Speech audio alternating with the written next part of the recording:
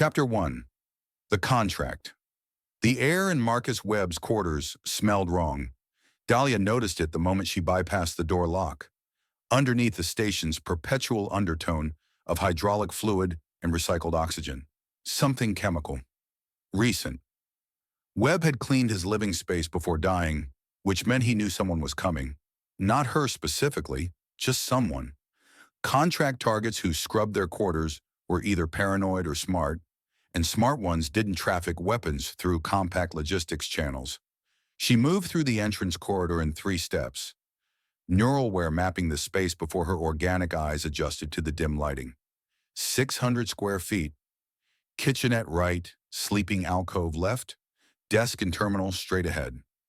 One window, reinforced composite, overlooking Station 7 Alpha's civilian manufacturing sector 12 decks below. No one outside, no one inside except Webb, whose biosignature registered from the alcove. Heart rate elevated but steady. Awake. Waiting. Dahlia checked her weapon. M7A3 PDDW suppressor already attached, safety off. The gun was older than most soldiers serving in the compact Navy. So was she. 127 years since Vladivostok. 96 years since they made her into something that didn't quite qualify as human anymore. Webb stepped from the alcove. He wore civilian clothes, cheap synthetics, working class. His hands were empty and visible. Mid-50s, soft around the middle, graying hair cut regulation short despite being off-duty. Captain's insignia tattooed on his right forearm. Old service tradition. His eyes tracked her with the dull recognition of prey that knows the predator's already won. "You're Revenant." Not a question. She didn't answer. The M7A3's targeting assist synced with her neural interface, painting optimal shot placement across her vision. Center mass, through the sternum, into the heart. Clean. Quiet. The suppressor would reduce muzzle report to a cough. In civilian residential sections, with the constant machinery hum of station life support, no one would notice. "Who hired you?" Webb asked. His voice shook. The chemical smell was sweat, fear processed through augmented olfactory sensors. Enhanced sense of smell was supposed to help identify explosives. Mostly it just meant she smelled everyone's terror. "Does it matter?" "Probably not." He tried to smile. Failed. "They'll just send someone else." Can I sit down?" She gestured with the PDW. Webb sank onto the edge of his rack, hands still visible, resting on his knees. The biosignature in her HUD showed his heart rate climbing. 140, 150. Stress response. Adrenaline flooding his system. He was going to do something stupid or say something important. Dahlia calculated odds. 60-40 in favor of stupid. "You know what I do?" Webb's hands trembled. "Logistics. Supply chain coordination. I requisition toilet paper and protein rations. That's it. 16 years in the Navy, and my biggest accomplishment is optimizing waste disposal schedules for Kepler 442b colony. Then someone wasted money hiring me. I found something." The words tumbled out fast, desperate. "Procurement irregularities. Old requisition orders from before Sonderov were burned. Someone ordered weapons, lots of weapons, but the delivery signatures don't match any authorized compact operations. I thought it was just corruption. Admirals skimming off contracts. I filed a report." Dahlia's finger rested on the trigger. 2 pounds of pressure. Less than a second, but she didn't pull. Not yet. Webb interpreted her silence as interest. Wrong, but it kept him talking. "The requisitions were for Krupp Dynamics munitions, but the energy signatures from Sonderauer, the ones that proved Vreth attacked us, those were Vreth weapons. Everyone knows that. First contact gone wrong. 4,000 colonists dead. Except," he reached slowly toward his desk terminal, "except I found the original forensic data before it was classified. The energy signatures match KD manufacturing specs. Not Vreth, human." "Hands," Dahlia said. Webb froze, half extended toward the terminal. "I'm just showing you. On your knees." He dropped, fast. This close, she could see sweat beading on his forehead, the pulse hammering in his neck. He was telling the truth, or believed he was telling the truth, which amounted to the same thing for her purposes. The contract was simple: terminate Webb, extract any data storage devices, report completion, payment on confirmation. But Sonder Ife, the name alone shifted something in her processing architecture. First contact with the Vreth, humanity's only confirmed encounter with alien sapiens. The massacre that started the Cold War, that justified 18 years of military buildup and compact expansion in the Crucible Initiative's endless genetic optimization programs. The reason the Solaran Compact existed at all: collective human security against external threats. They killed Sonder, Webb said. His voice broke. Compact killed its own people and blamed aliens. I have proof. Procurement records, communications logs, weapons specifications. Dahlia pulled the trigger. The suppressed PDW coughed twice. Center mass. Webb jerked, toppled sideways. Blood spread across cheap station carpeting in a pattern her neural automatically analyzed for splatter dynamics. Unnecessary data. She was already moving, checking corners, confirming the kill. Webb wasn't dead. He lay on his back, breathing in shallow gas. The rounds had punched through his sternum, but his augmented cardiovascular system, standard for compact officers, was keeping him alive. Barely. Maybe 2 minutes before shock or blood loss finished it. His hand moved, weak, trembling, reaching not for his wounds but for something in his jacket pocket, a neural interface data key, old military hardware. His fingers closed around it. He looked at Dahlia with dying eyes. Please, he whispered. Blood flecked his lips. They killed Sonder. All those people. Please. She should have put another round through his skull. Clean termination. Instead, she knelt, pulled the data key from his grip, and slotted it into the port behind her left ear. Reflex. Muscle memory from 96 years of intelligence work where data extraction was protocol. The connection handshook. Webb's dying brain initiated a neural transfer. Encrypted files flooded her interface, gigabytes of compressed data, military-grade encryption wrapping every packet. Her implant accepted the dump automatically, storing everything in isolated memory partition. Webb's hand found hers. His grip was surprisingly strong for a man bleeding out. Emil Tanaka, he said. Find Tanaka, he knows. First contact, it was peaceful. They killed him too. His eyes lost focus. The hand went slack. Biosignature flatlined. Dahlia stood, already moving. Extract data storage devices. She pulled Webb's desk terminal, his personal data pad, a backup drive from his kitchenette drawer. 30 seconds. Professional. Clean. Station alarms screamed. Not gradual escalation. Not standard security patrol. Full alert klaxon, the sound reserved for hull breaches or active shooters. Red emergency lighting flooded the corridor outside Webb's quarters. Her neural interface picked up encrypted compact security channels, multiple teams converging on her position. Response time, 4 minutes since termination. Impossible. Even if someone had heard the shots, even if they'd immediately identified her location, 4 minutes was too fast for standard security. Someone knew she was here before she pulled the trigger. Dahlia accessed station schematics through her interface. Maintenance tunnels ran behind the civilian residential sections, access panels every 50 meters, designed for emergency hull repairs. She blew the door control with her PDW, charged into the corridor, and ran. 3 contacts ahead. Compact naval security, armored, carrying K-90 coil guns. They spotted her, raised weapons. She dropped, slid beneath their firing arc. Coil gun penetrators shrieked past, punching through bulkheads. The nearest guard tried to track her, but she was already inside his guard, M7A3 against his helmet. Fired once. The suppressor was a joke against armor. The round ricocheted. She reversed her grip, used the PDW's stock to hammer his knee joint. Armor had gaps. He went down screaming. The second guard swung his coil gun like a club. She ducked, felt the weapon whistle past her skull. Close. Too close. Her augmented reflexes were good but not perfect. Not anymore. Not after a century of accumulated neural scarring. She drove her elbow into his solar plexus, where armor plates met flexible joint covering. He doubled over. She took his coil gun, reversed it, and fired a 3-round burst into the third guard's center mass. The penetrators punched through composite plate like it was paper. The second guard was reaching for his sidearm. Dahlia broke his wrist, took the pistol, shot him in the face. The visor cracked. He stopped moving.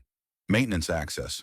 She pried open the panel, squeezed through into the tunnel network behind Station 7 Alpha's pressurized sections. The tunnels were tight, meant for EVA work, not running, but they'd get her away from the security response. Her neural interface mapped a route toward the civilian docking spokes, where her shuttle waited. 2 kilometers through cramped access ways. Doable. Behind her, more boots on deck plating. They were coming fast. She ran. The tunnel smelled like ozone and old lubricant. Emergency lighting at intervals, red and insufficient. Her augmented vision compensated, shifting into enhanced low-light mode. The world took on strange colors, heat signatures, electromagnetic fields, the faint radiation from badly shielded power conduits. Her neural interface chimed. Alert. Decryption process initiated. Dahlia stumbled, caught herself against the tunnel wall. She hadn't authorized decryption. Webb's transferred files were supposed to be locked until she could access them through secure systems. But her interface was running decryption protocols automatically. Military-grade algorithms working through the encryption. Not her algorithms, someone else's. Embedded in Webb's data transfer. His dying gift, not just the files, but the tools to open them. Fragments resolved across her vision. Procurement Order 7743A, Krupp Dynamics Munitions. Delivery coordinates, Sonder Wharf Colony Defense Grid. Authorization, redacted, Admiral-level clearance. Forensic analysis, Sonder for incident. Energy signature, match KD weapons platform, 97% confidence. Secondary analysis, biological markers, breath physiology, fabricated.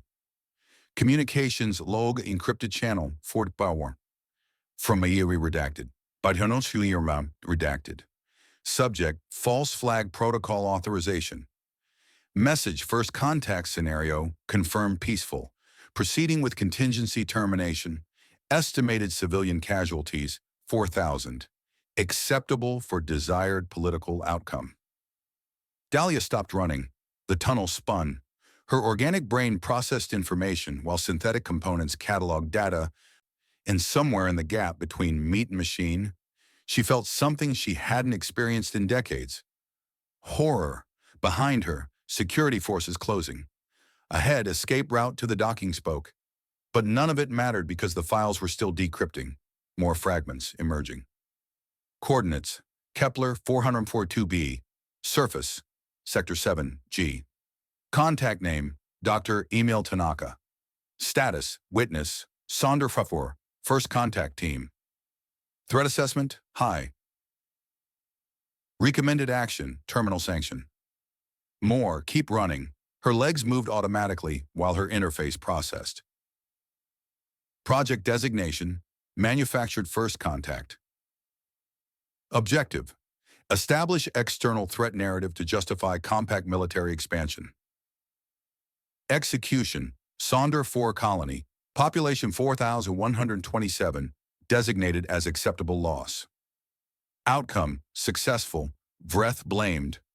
Cold War initiated, political consolidation achieved. The decryption finished, one final file unlocked, a single sentence unencrypted, waiting in her neural buffer like a bomb. Sonder 4 massacre, compact Black Ops operation. Vreth contact was peaceful. We killed our own. Dahlia stood in the maintenance tunnel, breathing recycled air, while behind her compact security forces hunted her through Station 7 Alpha. She'd spent 96 years killing people. Some deserved it. Most were just inconvenient to someone with money. She'd never questioned the contracts, never needed to. Revenant didn't have politics or morality. Revenant was a weapon pointed at targets by whoever paid best. But Marcus Webb, nervous logistics officer who'd stumbled onto a conspiracy and died for it, had just handed her proof that the entire foundation of compact military doctrine was a lie. First contact wasn't a massacre, it was a murder. and she was holding the evidence that could burn down everything.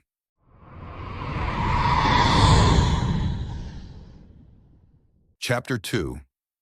The Hunter. The briefing room aboard UNCV. Adequate weight smelled like burnt coffee and anxiety. Commander Adeyemi stood at the holotable, watching his team filter in. 4 operators, best the Crucible response unit had, which meant they'd survived assignments that killed better soldiers. Lieutenant Neka Obi came first, already reviewing tactical data on her wrist display.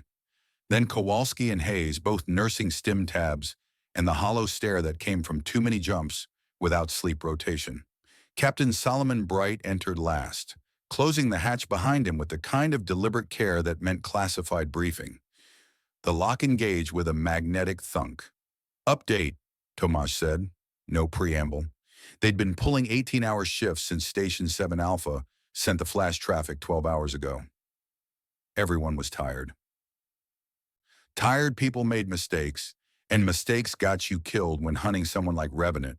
Obi swiped her display, projecting nav data above the holotable. Target departed Station 7 Alpha at 0347 station time. Single occupant shuttle, civilian registry, filed flight plan for Kepler 402b. Traffic control tried to deny clearance. She blew the docking clamp and punched through their patrol cordon. Casualties? 3 security personnel. Non-fatal. She wasn't trying to kill them. Just get clear. Obi pulled up medical reports. Precision shots, knees, shoulders. Combat medics stabilized them within minutes. Hayes grunted. Professional courtesy. She could have gone lethal. She did go lethal, Solomon said quietly from the back of the room. Captain Marcus Webb, single shot, close range, dead before he hit the deck. Tomasz studied the tactical projection. Kepler 402b sat 3 days out at maximum burn. Revenant's shuttle would make it in 5, maybe 6 if she was conserving fuel. What do we know about Webb? Logistics officer, Obi said. 22 years service, mostly supply chain management and procurement. No combat deployments. Clean record until 6 months ago, when naval intelligence flagged irregularities in his financial transactions. What kind of irregularities? The kind that looked like weapons trafficking through compact channels. Obi's expression was carefully neutral.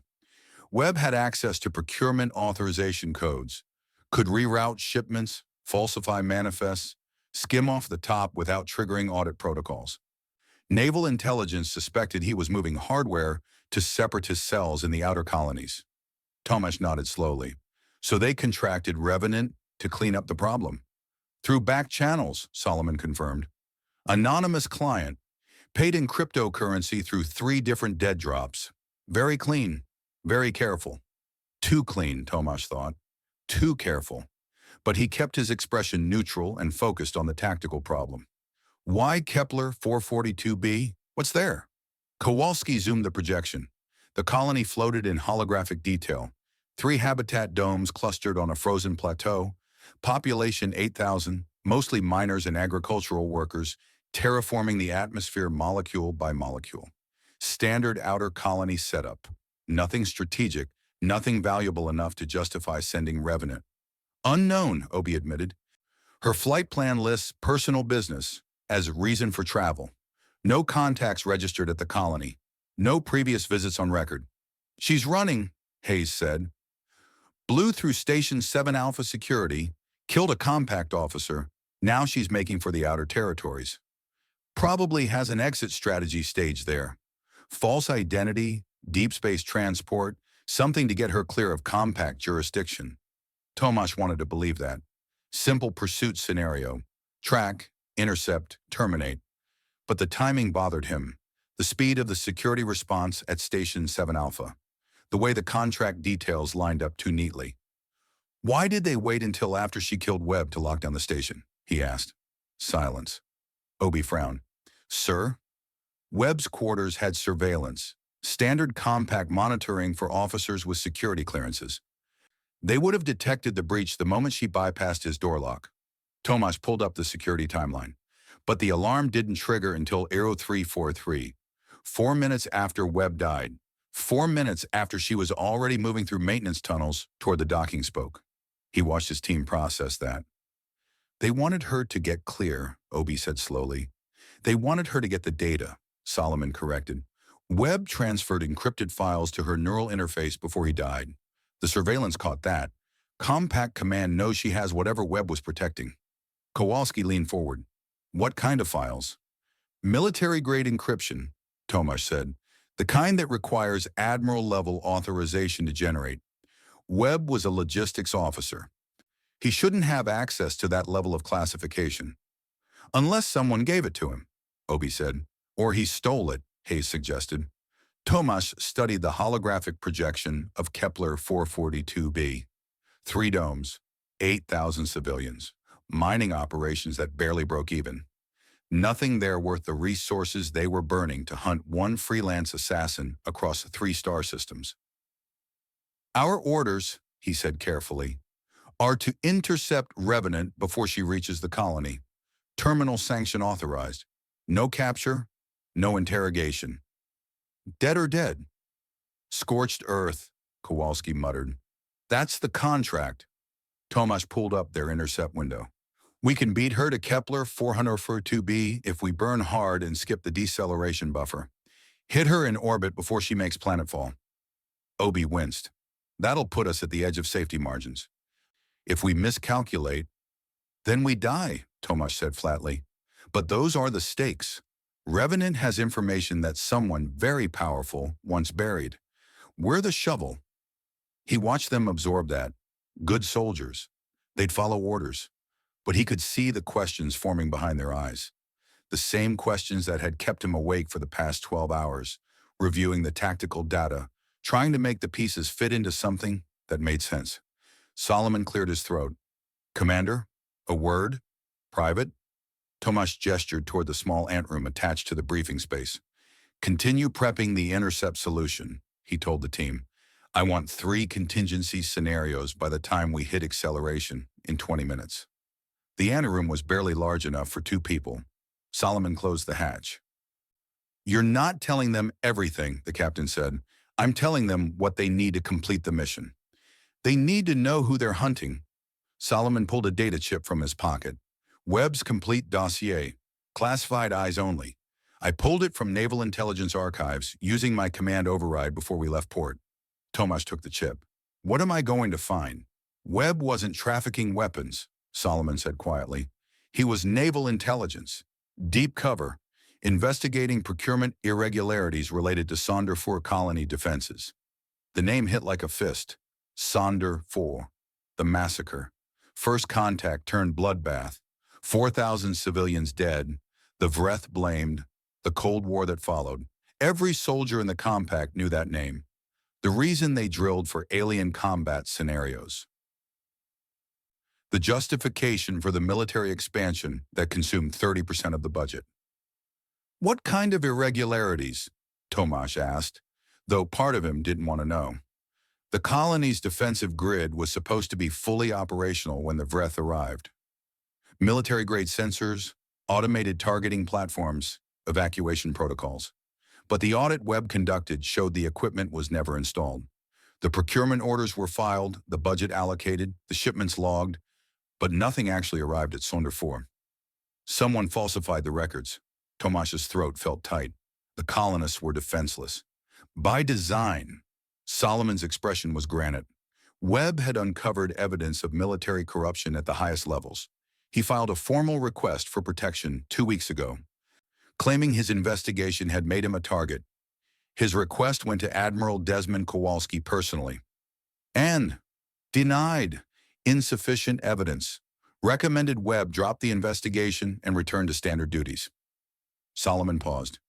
3 days later, someone put a contract on him through the IES network. Anonymous client.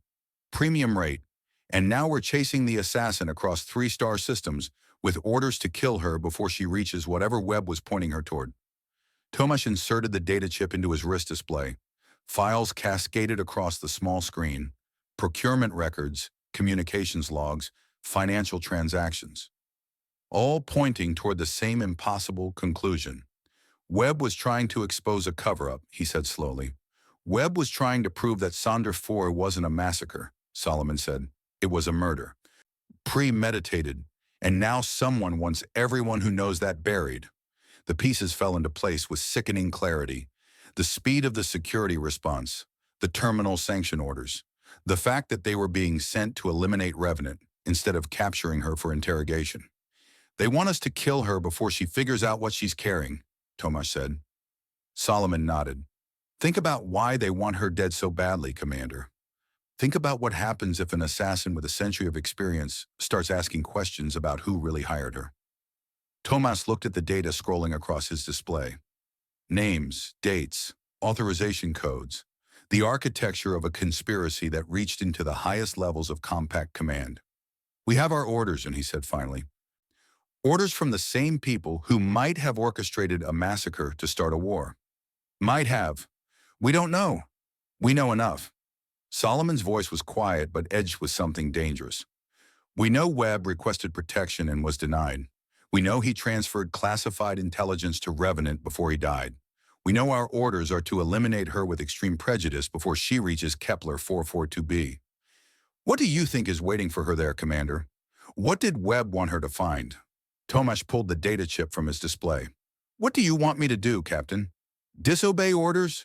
Turn this ship around? We're Crucible Response. We execute missions. We don't question policy. We're also human beings with functioning brains and operational eyes, Solomon said. And I'm asking you to look at what's in front of you and decide if you're comfortable being the executioner for people who might have killed 4,000 colonists to justify a war. The hatch opened. Obi stuck her head in.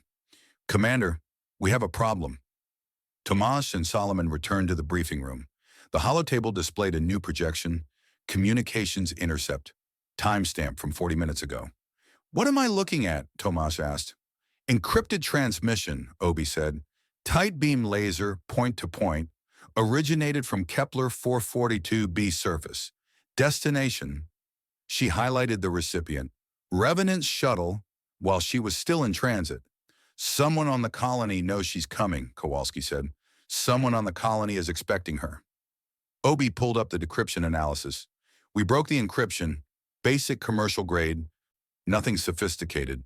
The message is 3 words. She displayed it on the holotable. 3 words in plain text. Don't trust Sunrise. Tomasz stared at the message. Meaningless. Cryptic. Unless you knew what it meant, and then his wrist display vibrated. Incoming priority transmission. Command override. He accepted the connection. Admiral Desmond Kowalski's face appeared on the screen. The same Admiral Kowalski who had denied Webb's request for protection. Commander Adeyemi, the Admiral said, update on your intercept timeline. 19 minutes to acceleration burn, sir. We'll reach Kepler 442b orbit in 73 hours. Too slow. New orders? You are authorized to use enhanced propulsion protocols. Reach the colony in 48 hours. Revenant does not make planetfall. Understood? Enhanced propulsion meant burning their reactor past safety margins. Meant risking catastrophic failure. Meant this was urgent enough to sacrifice a ship and crew to stop one assassin. Understood, sir, Tomasz said. The connection terminated. Tomasz looked at his team. At Solomon, who met his eyes with an expression that said everything without words. At Obi, Kowalski, Hayes. Good soldiers waiting for orders. He thought about Webb, dying in his quarters, transferring files to an assassin because he had no one else to trust. Thought about 4,000 colonists on Sonder 4, defenseless because someone stole their protection and sold it for profit. Thought about the message on the holotable. Don't trust Sunrise. Execute the burn, he said.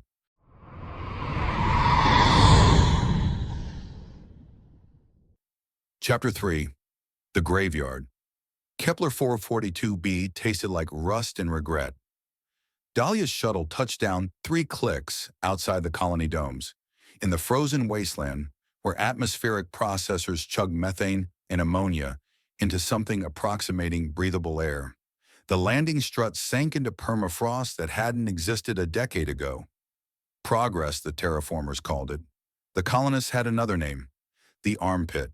She killed the engines and sat in the pilot's seat, waiting for her headache to recede. The neural interface had been glitching for the past 6 hours. Brief moments where her vision doubled, where the shuttle's control systems overlapped with fragments of Webb's decrypted files, where she lost track of whether she was piloting or drowning in data. The episodes lasted seconds, long enough to be dangerous. Long enough that she'd nearly botched the landing approach when coordinates for Sonder 4 had flashed across her optics mid-descent. Her wrist display showed local time, Aero 20, 4 hours until sunrise. 4 hours before the colony's day shift started and traffic patterns made her shuttle conspicuous.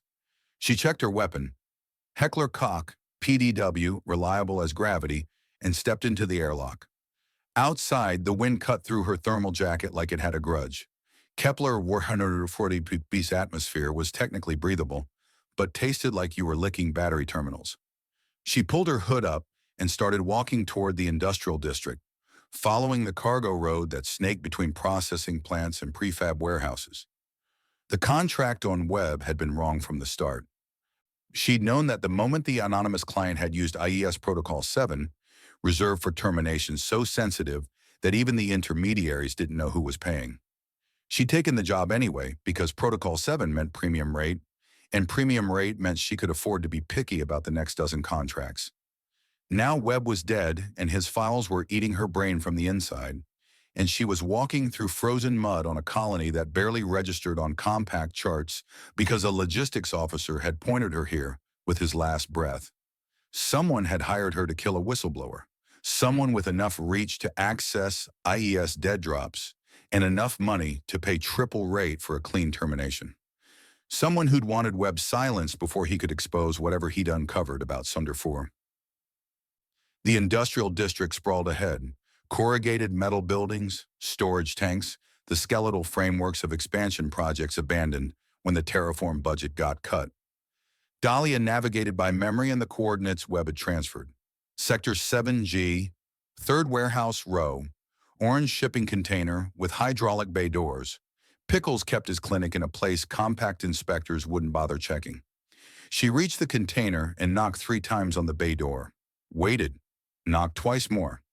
The sequence Pickles had used for the past 8 years, back when she'd first met him on Ross 128, and he'd rebuilt her shoulder after a botched extraction, went kinetic.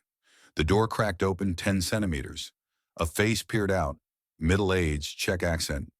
Perpetually exhausted expression that came from performing illegal augmentation surgery in places where the local government considered medical standards a suggestion. "Revenant," Pickles said. "You look like shit." "Need your help. I'm retired." "You said that last time. Last time you weren't being hunted by compact response teams." He started to close the door. Dahlia wedged her boot in the gap. "Triple rate," she said. "Cash. Untraceable." Pickles studied her through the gap. "What kind of work?" "Neural extraction, data analysis, maybe stabilization if my interface keeps glitching." "Glitching how?"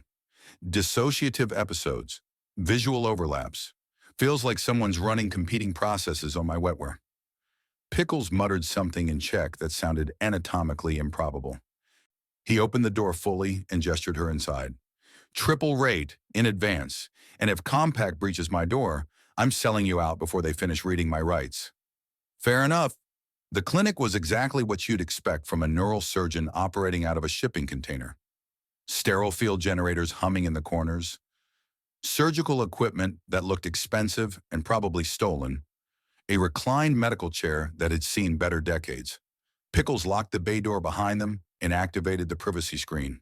The air shimmered as the EM dampening field engaged. "Sit," he said, gesturing to the chair. Dahlia sat. The headache pulsed behind her eyes like something trying to crack her skull from the inside. Pickles pulled a diagnostic scanner from his equipment rack. "Tell me what happened. Start with why you're glitching and end with why you're paying triple rate to fix it."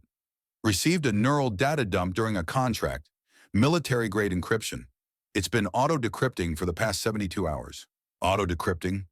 Pickles paused. "Someone forced a data transfer into your interface without proper handshake protocols?" "Target was dying. Didn't have time for proper protocols. Dying targets don't usually transfer classified intelligence to their assassins." Pickles activated the scanner. Blue light washed across her face as it mapped her neural architecture. Who was the target? Compact Logistics Officer, Marcus Webb.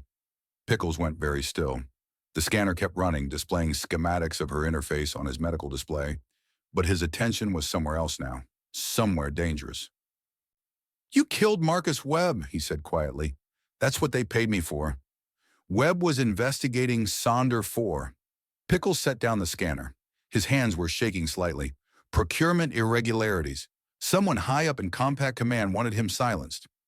Dahlia watched him process the implications. How do you know that? Because Webb contacted me 3 months ago, sent an encrypted message asking if I'd be willing to extract data from a Compact officer's neural interface if that officer needed to disappear. I told him no. I don't touch politics. Politics gets you executed. Pickles picked up the scanner again, but his movements were mechanical now, distracted. He transferred the files to you because you were the only person in the room he could trust. He didn't trust me. He was dying and desperate. Same thing. Pickles studied the diagnostic readout. The encryption is fragmenting your interface protocols. Your neural architecture is trying to process data it's not authorized to access, so it's creating feedback loops. If I don't stabilize this, you'll have a catastrophic cascade within 48 hours. Can you extract the data? Probably. Can I do it without triggering the cascade? Less certain. He pulled out a secondary display, cycling through surgical options. And if I extract this data, if I see what Webb died protecting, I become a target. You understand that? You're already a target the moment you open that door. Wonderful. I'll add it to my list of poor life choices. Pickles prepped his surgical tools. Lie back. This will take 3 hours minimum. Maybe longer if the encryption has deeper layers than I'm seeing. Dahlia reclined in the chair.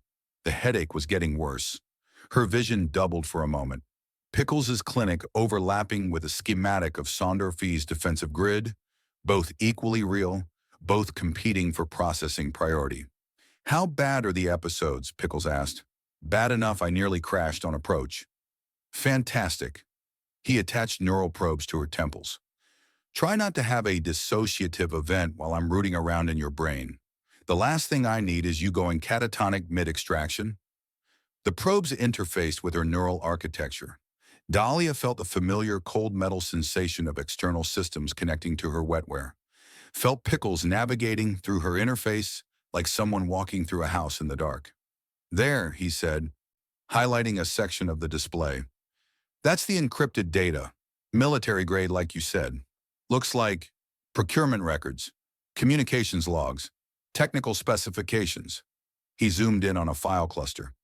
This is Compact Naval Intelligence Classification, Admiral-level access. Webb shouldn't have had this. He stole it. More likely someone gave it to him, someone who wanted this information to surface. Pickles initiated the extraction protocol. Going to pull it into isolated storage. Once it's out of your interface, the cascade risk drops significantly. Dahlia watched the progress bar crawl across the display. Extraction would take time. Time she didn't have if Commander Adeyemi's response team was already burning toward Kepler 432b. Webb said something before he died, she said, about Sonder 4. About the Compact orchestrating the massacre. Pickles didn't look up from his work. Conspiracy theories are popular in the outer colonies. Doesn't make them true. This wasn't a theory, he transferred proof. Proof that 4,000 colonists were murdered by their own government to start a war? Pickles' hands moved across the surgical interface with practiced efficiency. That's the kind of proof that gets entire families disappeared, Revenant. That's the kind of proof I don't want anywhere near my clinic. The extraction hit 60%. Pickles opened a secondary analysis window, scanning the decrypted files as they transferred from her interface to his isolated storage. His expression shifted from concentration to confusion to something that looked like horror. He stopped moving. What? Dahlia asked. Pickles pulled up a file. Technical specifications, energy signature analysis, metallurgical composition reports.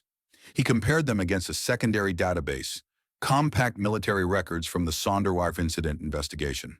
The weapons that destroyed Sonder before, he said slowly. The ones compact investigators identified as Vreth technology. The energy signatures, the exotic materials, the bioorganic integration, all confirmed as alien manufacture. That's what Webb was investigating, the procurement irregularities. There were no irregularities. Pickles highlighted a section of the technical report. The weapons were manufactured by Krupp Dynamics, human corporation, compact military contractor, based out of Luna Orbital Station 3. He pulled up metallurgical analysis. The exotic materials weren't exotic. They were rare earth composites produced in compact foundries. The bioorganic integration was synthetic analog, designed to mimic Vareth technology based on intercepted communications data. Dahlia sat up. The neural probes pulled tight against her temples. You're saying the weapons were faked? I'm saying the weapons were human-made and deliberately disguised to look like Vareth manufacture. Pickles pulled up procurement orders. Krupp Dynamics fabricated them under a black budget contract. Authorization code traces back to... He stopped. Read the name twice. Admiral Desmond Kowalski, Compact Naval Intelligence. The pieces assembled themselves with mechanical precision. The Sonder 4 massacre wasn't first contact gone wrong. It was theater. Someone had built fake Vreth weapons, deployed them against a defenseless colony, then blamed the aliens for humanity's own atrocity. 4,000 people murdered to justify a war that served someone's political agenda. Webb wasn't trafficking weapons, Dahlia said. He uncovered this. He found proof the massacre was staged. Pickles pulled up the final file in Webb's data dump, a communications log, encrypted channel, high-level clearance, dated 2 weeks before Sonder 4 burned. From Adeyemi Kowalski, D. 2, redacted. Subject, Phase 2 authorization. Message, first contact scenario confirmed peaceful. Vreth delegation unarmed, offering technology exchange, proceeding with termination protocol. Estimated civilian casualties, 4 out of 127. Acceptable for desired political consolidation. Weapons deployment authorized. Timeline, 72 hours. Dahlia stared at the message, read it again. Felt something cold settle in her chest that had nothing to do with her glitching interface and everything to do with the fact that she'd spent 96 years killing people for money and had somehow still managed to be surprised by human depravity. You need to get this to someone, Pickles said. Media, independent investigators, someone who can... The proximity alarm screamed. Pickles spun toward his security display. 4 contacts, moving fast through the industrial district. Combat signatures, powered armor, military-grade weapons, coordinated tactical approach. Compact response team, he said. They tracked you here. Dahlia pulled the neural probes from her temples. Her interface was still unstable, but functional enough for combat. She drew her PDW and checked the charge. How long until they breach? Pickles was already purging his systems, wiping surgical logs, erasing evidence of the extraction. 2 minutes if they're professional, less if they brought breaching charges. Back door? Maintenance tunnel, leads to the waste processing plant. He gestured toward a panel in the floor. But if they're smart, they've already covered it. The security display showed the response team splitting into assault positions. Textbook room clearance.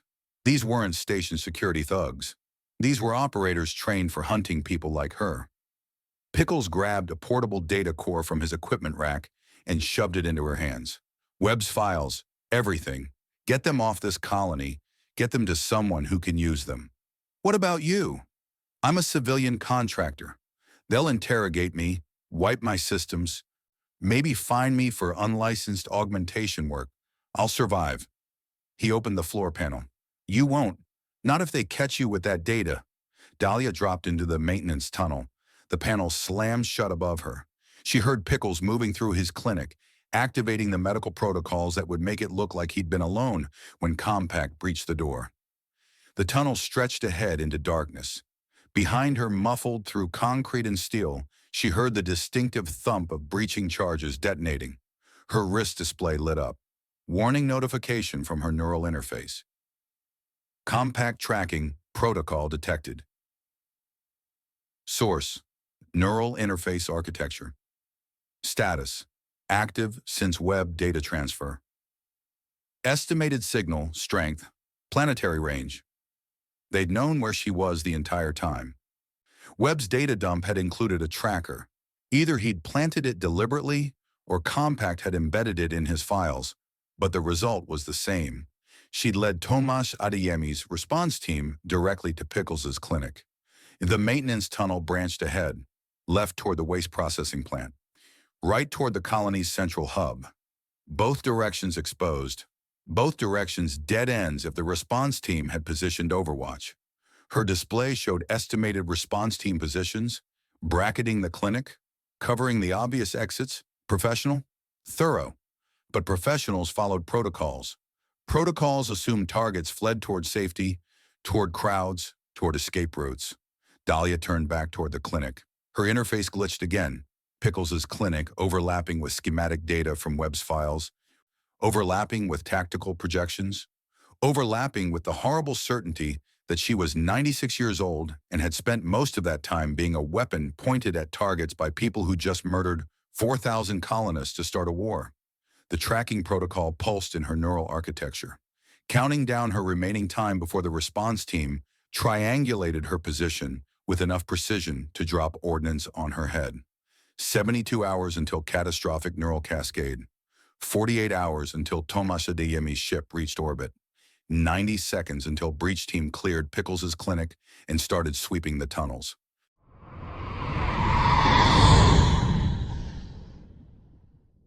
Chapter 4. First Contact. The breaching charge blew the clinic door into fragments. Tomasz went through third, behind Neka and Hayes, scanning corners over his rifle sight. Smoke. Chemical tang of explosive. Emergency lights strobing red across surgical equipment and medical displays. Clear left, Neka called. Right side clear, from Hayes. Sergeant Carly Borey moved into position with his K-90 coil gun, covering the interior corridors. The weapon was designed for ship-to-ship boarding actions. Overkill for a civilian clinic. But Revenant wasn't civilian, and Command had authorized maximum force. Tomasz checked his tactical display.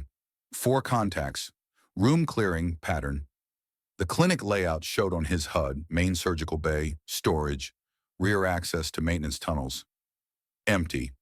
Intel said she was here, Kowalski muttered over comms. Intel tracks her neural interface, Tomasz said. Position updates every 12 seconds. He checked the feed. The tracking dot pulsed on his display, showing Revenant's location with impossible precision. Not triangulated, not estimated, exact coordinates down to the meter.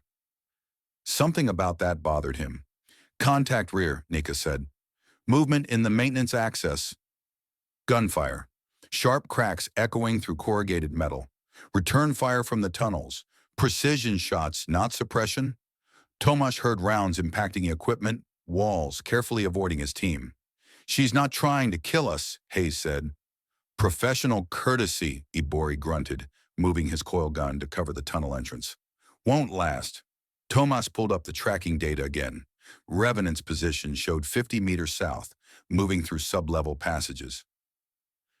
But the update frequency was wrong.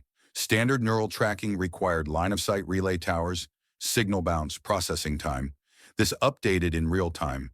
Continuous telemetry. Like someone had direct access to her augmentation. Like someone was watching through her eyes. Fire Team 2, bound forward, he ordered.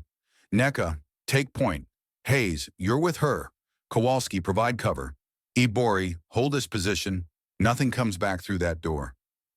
Neka moved into the tunnels. Tomasz followed at second position, weapon up, scanning the industrial corridor.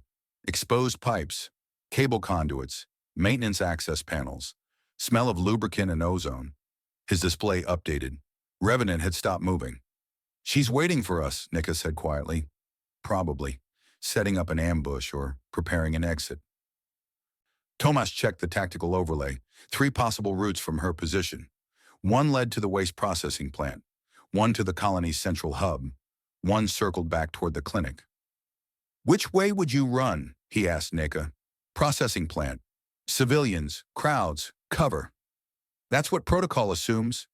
Tomasz studied the map. She's been doing this for 96 years. She doesn't follow protocols. Movement ahead. Shadow in the corridor. Tomash's rifle snapped up. Revenant came around the corner fast and low, PDW tracking targets, firing 3 rounds that punched through Aneka's shoulder armor and knocked her back without penetrating. Non-lethal. Precision shooting that disabled without killing. Hayes returned fire. Rounds sparked off the corridor walls. Revenant rolled behind a support column, moved again before Tomash could acquire her, came up firing from a new angle. Her movements were augmented.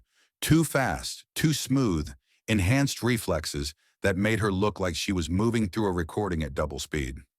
She's running combat AUGs, Hayes said, pressing against cover. Military grade. We can't match that speed. Tomash's tactical display showed Revenant's exact position. Behind the support column, 15 meters. He could call Adeyemi forward, have him put a coil gun round through the column and everything behind it. Lethal force authorized. Mission parameters clear. But Webb's files were on Solomon's data chip. Webb's investigation. Webb's request for protection, denied by the same Admiral Kowalski who'd ordered this assault. Suppressing fire, Tomash ordered. Keep her pinned. Hayes opened up. Rounds hammered the support column. Revenant moved again. Impossibly fast transition to new cover, firing twice as she crossed the gap. Both rounds hit Hayes in the leg joints, precision shots that buckled his knees without penetrating armor. Fuck! Hayes went down hard. Neka was back up, firing one-handed, her left arm hanging useless. She's targeting mobility, trying to slow us down, not kill us. Why? Kowalski asked over comms. Because dead compact soldiers meant escalation, Tomash thought. Meant orbital strikes, planetary lockdown, resources that made extraction impossible. Revenant was trying to get clear without starting a war. His display updated. Revenant's position shifted 3 meters left, then 2 meters back. The updates came faster than should be possible. Continuous tracking, real-time data, precision that felt wrong. Command, Tomash said into his comm. Requesting clarification on neural tracking protocol. How are we getting real-time telemetry on target's interface? Static. Then, classified methodology, Commander. Continue engagement. Not an answer, an evasion. Tomash checked the data feed again. The tracking wasn't coming from relay towers or signal triangulation. It was coming from Revenant's neural architecture itself. Someone had backdoor access to her augmentation. Someone was feeding them her exact position, her movements, maybe even her tactical planning. Someone had turned her into a transmitter without her knowledge. She doesn't know we can track her this precisely, he said. Sir, Neka asked, the neural protocol. It's not standard tracking. It's direct interface access, real-time telemetry. She thinks she's evading us, but we're watching her through her own implants. Silence on the comm. Then Kowalski. How is that possible? Webb's data transfer, the files he'd dumped into Revenant's interface before he died. Compact had embedded a tracking protocol in the data. Either Webb had done it as insurance, or someone else had planted it, knowing she'd take the contract. Either way, she was compromised, and she didn't know it. Fire team advance, Tomash ordered. Bound by pairs. Adeyemi, move up with the coil gun. We corner her. We end this. They moved through the maintenance tunnels, industrial corridor giving way to the clinic's sublevel, ceiling lower, walls closer, fighting space compressed to knife range. Tomash's boots splashed through condensation runoff. His weapon light cut through shadows. Ahead, Malkrish, Neka and Hayes moved in tandem despite Hayes limping, despite Neka's useless arm. The tracking display showed Revenant 30 meters ahead. Stationary. Waiting. It's a kill box, Neka said. Probably. Tomash studied the corridor. Support columns, exposed utilities, emergency systems panel on the wall, medical facility backup protocols, decontamination systems, fire suppression. She's by the emergency panel, he said. Kowalski, get me building schematics. What systems run through that junction? His display updated with facility data, water, power, atmospheric control, and medical sterilization, Kowalski said. High-intensity UV, aerosolized disinfectant, used for decontamination after surgery. Tomash stopped moving. Fall back, now. Too late. Revenant triggered the system. UV lights blazed across the spectrum, retina burning intensity, wavelengths designed to kill bacteria and viruses and anything else organic. Tomash's visor polarized automatically, but he was already blind, his team shouting over comms, weapons firing wild as the corridor filled with aerosolized chemicals that burned his throat and made his eyes water. Movement in the smoke. Fast, augmented speed. Revenant came through the chemical fog like a ghost, PDW firing, knee, shoulder, helmet, shots that rang off armor and knocked Kowalski flat. She moved past him without finishing the kill, heading for the sub-level exit. Tomasz swung his rifle toward the movement, squeezed the trigger. Miss. She was already gone, rolling behind cover, transitioning to new position. His display tracked her. 20 meters, 18, 15. Moving toward them instead of away, tactical decision that made no sense unless she wanted something from the clinic. Data, evidence, something worth the risk of engaging compact response instead of running. Tomasz blinked tears from his eyes. The UV lights shut down. Smoke drifted. He could see shapes now. His team scattered.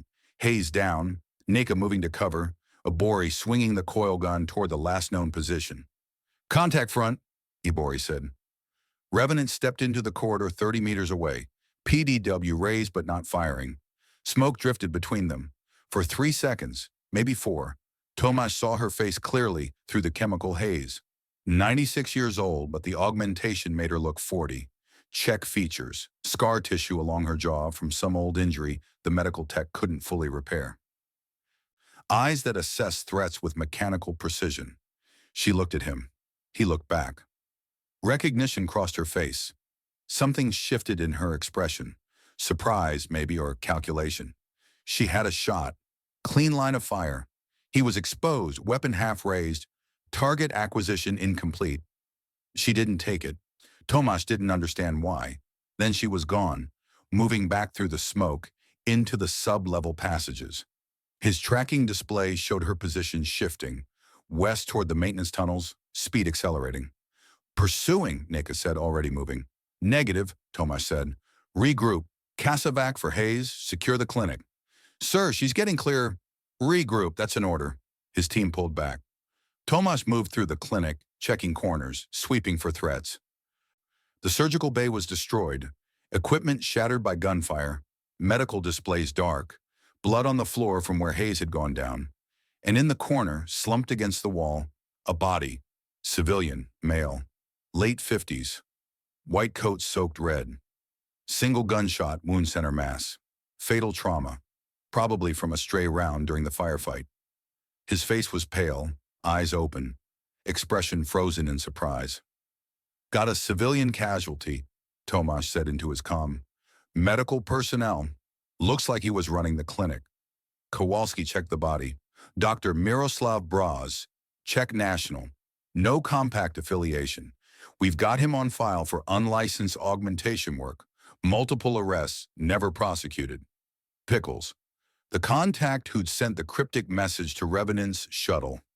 Don't trust Sunrise. Now dead from a round that could have come from either side. Tomasz moved to the surgical terminal. Smashed. Pickles had destroyed it before dying, or Revenant had shot it during extraction. Either way, the data was gone. Except, Kowalski pulled fragments from the terminal's backup storage. Partial recovery, looks like weapons procurement records, technical specifications, energy signature analysis. Related to what? Sonder Fee. Kowalski's voice was quiet. Pickles was analyzing the massacre, comparing compact investigative data to something else. Can't tell what. The files are corrupted. Tomasz studied the fragments. Procurement orders, authorization codes, names he recognized from compact military contracts, and a note in Pickles' handwriting, scrawled on a data pad next to the terminal. Katie Weapons Platform, human manufacture, falsified as Vreth technology. What does that mean? Nika asked. Tomasz didn't answer. He was thinking about Webb's investigation, about Admiral Kowalski denying protection, about 4,000 colonists dying at Sonder 4 while someone falsified evidence to blame the Vreth. about orders that came from people who might have orchestrated a massacre. His comm buzzed. Incoming transmission. Command override. He accepted. Commander Adeyemi, Admiral Kowalski's voice. Sitrep. Target escaped through maintenance tunnels. 1 civilian casualty. 3 team members with non-critical injuries. Clinic is secure, but data terminal is destroyed. Acceptable losses. New orders. Colonial Security is sending reinforcement. Galisa 667 QRF. 40 operators, full combat load. They'll establish perimeter and sweep the industrial district. Your team will coordinate. Sir, Galisa QRF, Tomasz interrupted. Those are garrison troops. We don't need 40 operators for one target. New threat assessment. Revenant may have local support network. We're establishing lockdown protocols. Understood, sir. The transmission ended. Tomasz checked his tactical display. QRF inbound, ETA 6 minutes. 40 operators. Full combat load. For one assassin who just fought them to a standstill without killing anyone. Overkill, unless. Neka, he said, pull Colonial Security's response protocols for the industrial district. I want to know who authorized the QRF deployment. On it. Tomasz moved back through the clinic. Hayes was sitting up, checking his leg armor.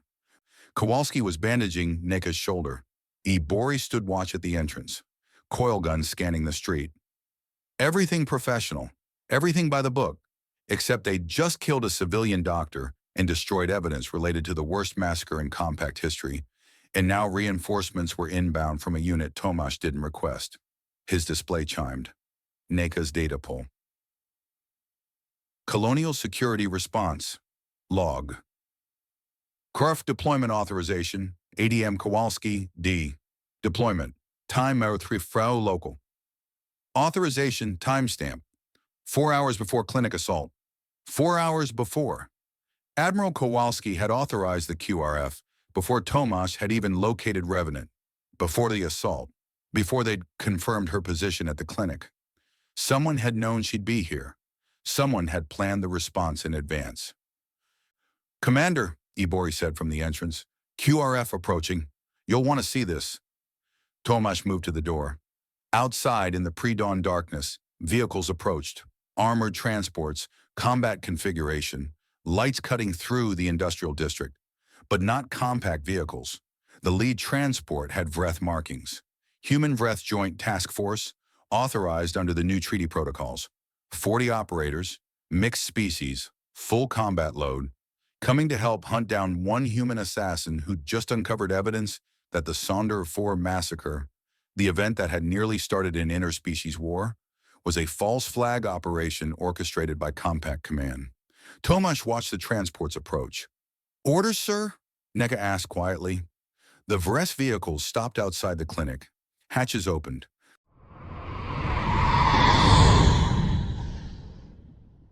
Chapter 5. The Scapegoat. Emil Tanaka woke up on his floor at 600 because the recycling system was making that grinding noise again. 18 years in the gutters, and he still couldn't sleep through it. His apartment smelled like synthetic alcohol and old regret. Single room, 2 meters by 3, subsidized housing for colonists who'd failed at whatever brought them to Kepler 442b in the first place. Failed terraformers, failed miners, failed xenolinguists who translated First Contact as peaceful when compact investigators said it was a threat. 4,000 people died because Emil had been wrong about the Vreth. That's what the official report said. That's what Admiral Kowalski had told him during the debriefing on Station 7 Alpha, 3 weeks after Sonder 4 burned. Emil's translations were inaccurate. His communication protocols flawed. His assessment of Vreth intentions compromised by naive optimism and insufficient xenological training. The massacre was his fault. Emil rolled over and found the bottle he'd been working on last night, still half full. Good enough. He drank until the grinding noise in the recycling system matched the grinding noise in his skull, and both faded into background static. Someone knocked on his door. He ignored it. Probably building maintenance complaining about the smell again. Or maybe Compact Welfare Services checking if he was still breathing, still cashing his survivor's stipend. 18 years of stipend payments. Enough to keep him in subsidized housing and synthetic alcohol but not enough to leave Kepler 402b, blood money keeping him quiet. The knock came again, harder. "Go away," Emil said.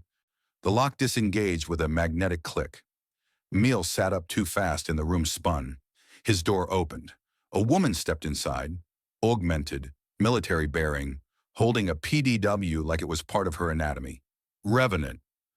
Emil had seen the tactical alerts scrolling across the colony's emergency broadcast system. Wanted assassin. Extremely dangerous. Do not approach. Colonial security establishing perimeter. Compact response team deployed. And here she was in his apartment, closing the door behind her with one hand while keeping the weapon trained on him with the other.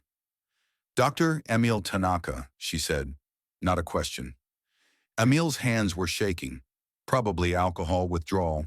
Probably terror. Hard to tell the difference anymore. "You're here to kill me." "Not yet." She scanned the apartment with the kind of tactical assessment that meant she'd already mapped exits, cover points, threat vectors. "Webb gave me your name. Said you were at Sonder 4. Said you knew what really happened." Webb, Marcus Webb. The name triggered something in Emil's memory. Procurement officer, naval intelligence, someone who'd contacted him 6 months ago through encrypted channels asking questions about Sonder 4's defensive installations. Emil had told Webb to stop asking questions. Questions about Sonder 4 got people killed. "Webb's dead," Revenant said. "Compact contracted me to terminate him. He transferred data to my neural interface before he died. Proof that Sonder 4 was a false flag operation. Proof the Vreth were peaceful. Proof Compact manufactured the evidence and blamed you to cover their tracks." The bottle slipped from Emil's hand, hit the floor.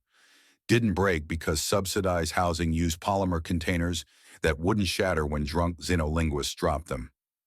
"That's not possible," he said. "It's not just possible, it's documented." Revenant pulled a data core from her jacket. Weapons procurement records, communications logs, technical specifications for the ordnance that destroyed Sonder 4. All manufactured by Krupp Dynamics under authorization from Admiral Desmond Kowalski. Emil stared at the data core. 18 years. 18 years of believing he'd failed. Believing his translations were wrong. Believing 4,000 people died because he'd misunderstood Vreth intentions. "The first contact was peaceful," Revenant said. "You know that. You were there. Tell me what happened." Emil's throat was too tight to speak. He reached for the bottle, but his hands wouldn't stop shaking. "Tell me," Revenant repeated. So he did. 3 months preliminary contact, Emil said. His voice sounded wrong, like someone else was speaking through his mouth. "We'd detected Vreth signals 18 months prior. Mathematical sequences, prime numbers, basic universal concepts, standard xenological first contact protocols. I led the translation team, 6 linguists, 4 xenologists, 2 communication specialists." Revenant sat down across from him. Weapon lowered but not holstered. What did they want? Technology exchange, cultural dialogue, peaceful coexistence. Emil found himself laughing, though nothing was funny. They were herbivores, social species. Their ship was unarmed. We confirmed that with every scan we had. They approached Sonder 4 slowly, broadcasting peaceful intent in 17 different communication modes. We spent 3 months establishing mutual understanding, basic vocabulary, conceptual frameworks. By the end, I could hold rudimentary conversations with their delegation leader. "What did you talk about?" "Music." Emil closed his eyes. He could still see the Vreth delegation leader. 6-limbed, bioluminescent skin patterns that shifted with emotional state. Communication through harmonics that human vocal cords couldn't replicate. Their species expresses complex ideas through tonal variation. Music is their written language. I spent weeks learning to parse their compositions. The delegation leader taught me a piece about, I don't know the exact translation. Joy. Hope. Something optimistic about first contact between species. Revenant's expression was neutral, but she'd stopped scanning the room. Listening. 3 days before the massacre, I left for a supply run, Emil continued. Routine resupply mission to Station 7 Alpha. 6-day round trip. We were planning formal diplomatic talks when I returned. Treaty negotiations, technology exchange protocols, the whole framework for human-Vreth relations. The Vreth delegation was excited. I could hear it in their harmonics. They'd traveled 18 light years to meet us. He could still hear those harmonics. 18 years later, they haunted his sleep when the alcohol let him sleep at all. When I got back, everyone was dead. Emil's hands had stopped shaking. Shock, probably. Or maybe he'd gone numb to everything except the memory. The colony was ash. The Vreth ship was destroyed. Debris field in high orbit. Compact investigators were already on site. They had evidence. Weapon fragments. Energy signatures. Biological markers. All Vreth technology. All proof that the first contact had gone wrong. That the Vreth had attacked without provocation. That I'd misunderstood their intentions. Admiral Kowalski led the investigation, Revenant said. How did you know? His name is on the weapons procurement orders, his authorization code, his signature on the communications logs ordering the false flag operation. Revenant held up the data core. Someone faked Vreth weapons and used them to massacre Sonder 4. Someone blamed you to make the conspiracy permanent. You were the scapegoat. Emil felt something crack inside his chest. 18 years of guilt. 18 years of self-medication and survivor's trauma, and the horrible certainty that he'd failed everyone who trusted him. All of it a lie. Why? He asked. Why kill 4,000 people? Why start a war with a peaceful species? Political consolidation, military expansion. The compact needed an external threat to justify increased defense budgets and centralized authority. Revenant's expression was flat, professional, but he could hear something underneath. Anger, maybe, or disgust. They murdered a colony to make themselves necessary. Emil stood up. The room didn't spin. For the first time in 18 years, his hands were steady. Show me the data. Revenant inserted the core into her wrist display. Files cascaded across a holographic projection, procurement records, authorization codes, technical specifications. Emil recognized names, dates, requisition orders for Sonder 4's defensive installations that had never been installed, budget allocations that had been diverted, the architecture of a conspiracy that had used his colony as kindling for political ambitions. This requisition, he said, highlighting a procurement order, March 2107, that's for the sensor grid that was supposed to detect incoming threats. I filed 3 complaints when the equipment never arrived. Compact procurement told me there were shipping delays. The equipment was never shipped. Revenant pulled up the logistics chain. The order was filed, the budget allocated, then diverted to a Black Ops account under Admiral Kowalski's authorization. Sonder 4's defensive grid was never installed because someone wanted the colony defenseless. Emil cross-referenced the data with his fragmentary memories of Sonder 4's final weeks.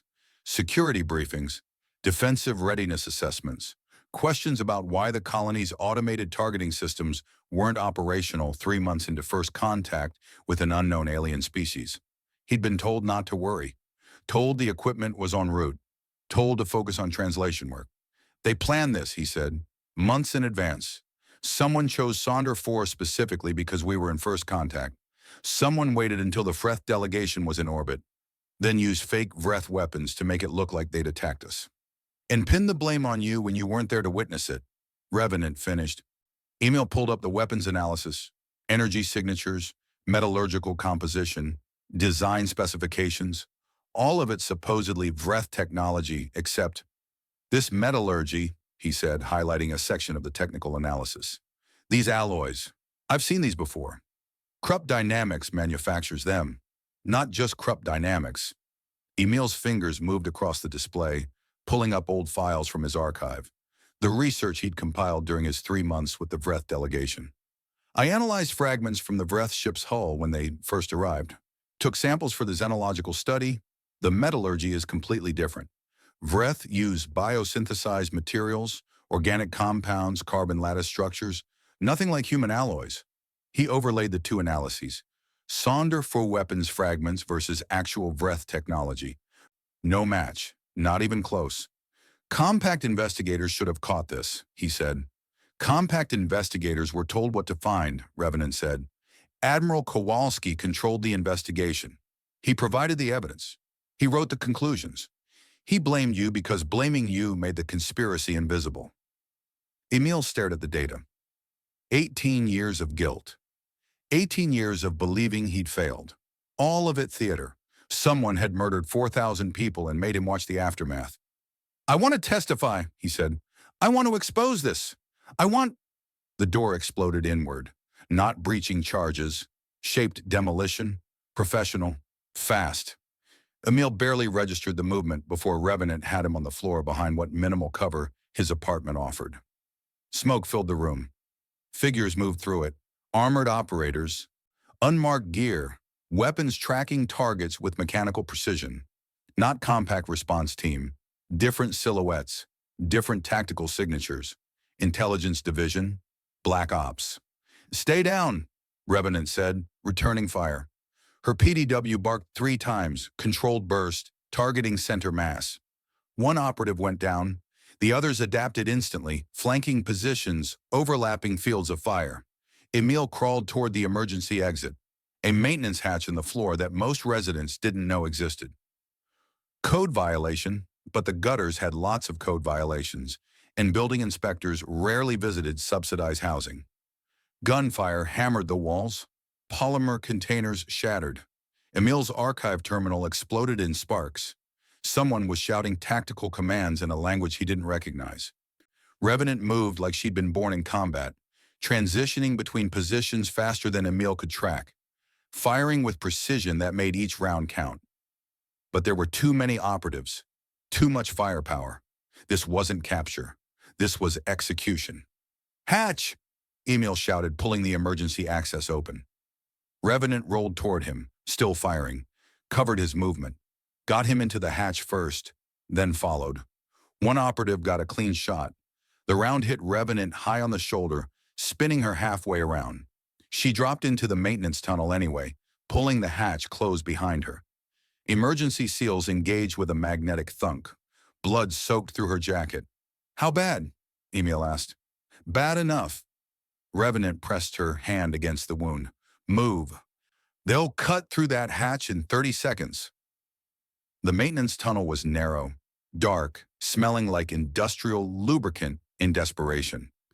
Emil led the way because he'd lived in the gutters long enough to know every code violation, every unofficial exit, every route that building inspectors didn't document. Behind them, the hatch groaned under cutting torches. Where does this lead? Revenant asked. Her voice was tight with pain. Sub-level access. Connects to the colony's utility infrastructure. Emil navigated by memory and the faint glow of safety lighting. We can reach the central hub, get lost in crowds. They're not compact response team, Revenant said. They're intelligence division. They don't care about crowds or collateral damage. They'll burn the entire sector to find us. Then what? The maintenance tunnel opened into a larger passage. Colony infrastructure, power conduits, water recycling, atmospheric processing. And at the far end, a maintenance airlock leading to the surface. Also at the far end, 12 more operatives in unmarked armor, weapons raised, blocking the only exit. Emil stopped moving. Revenant raised her PDW one-handed, the other still pressed against her bleeding shoulder. 12 weapons tracked them in the darkness.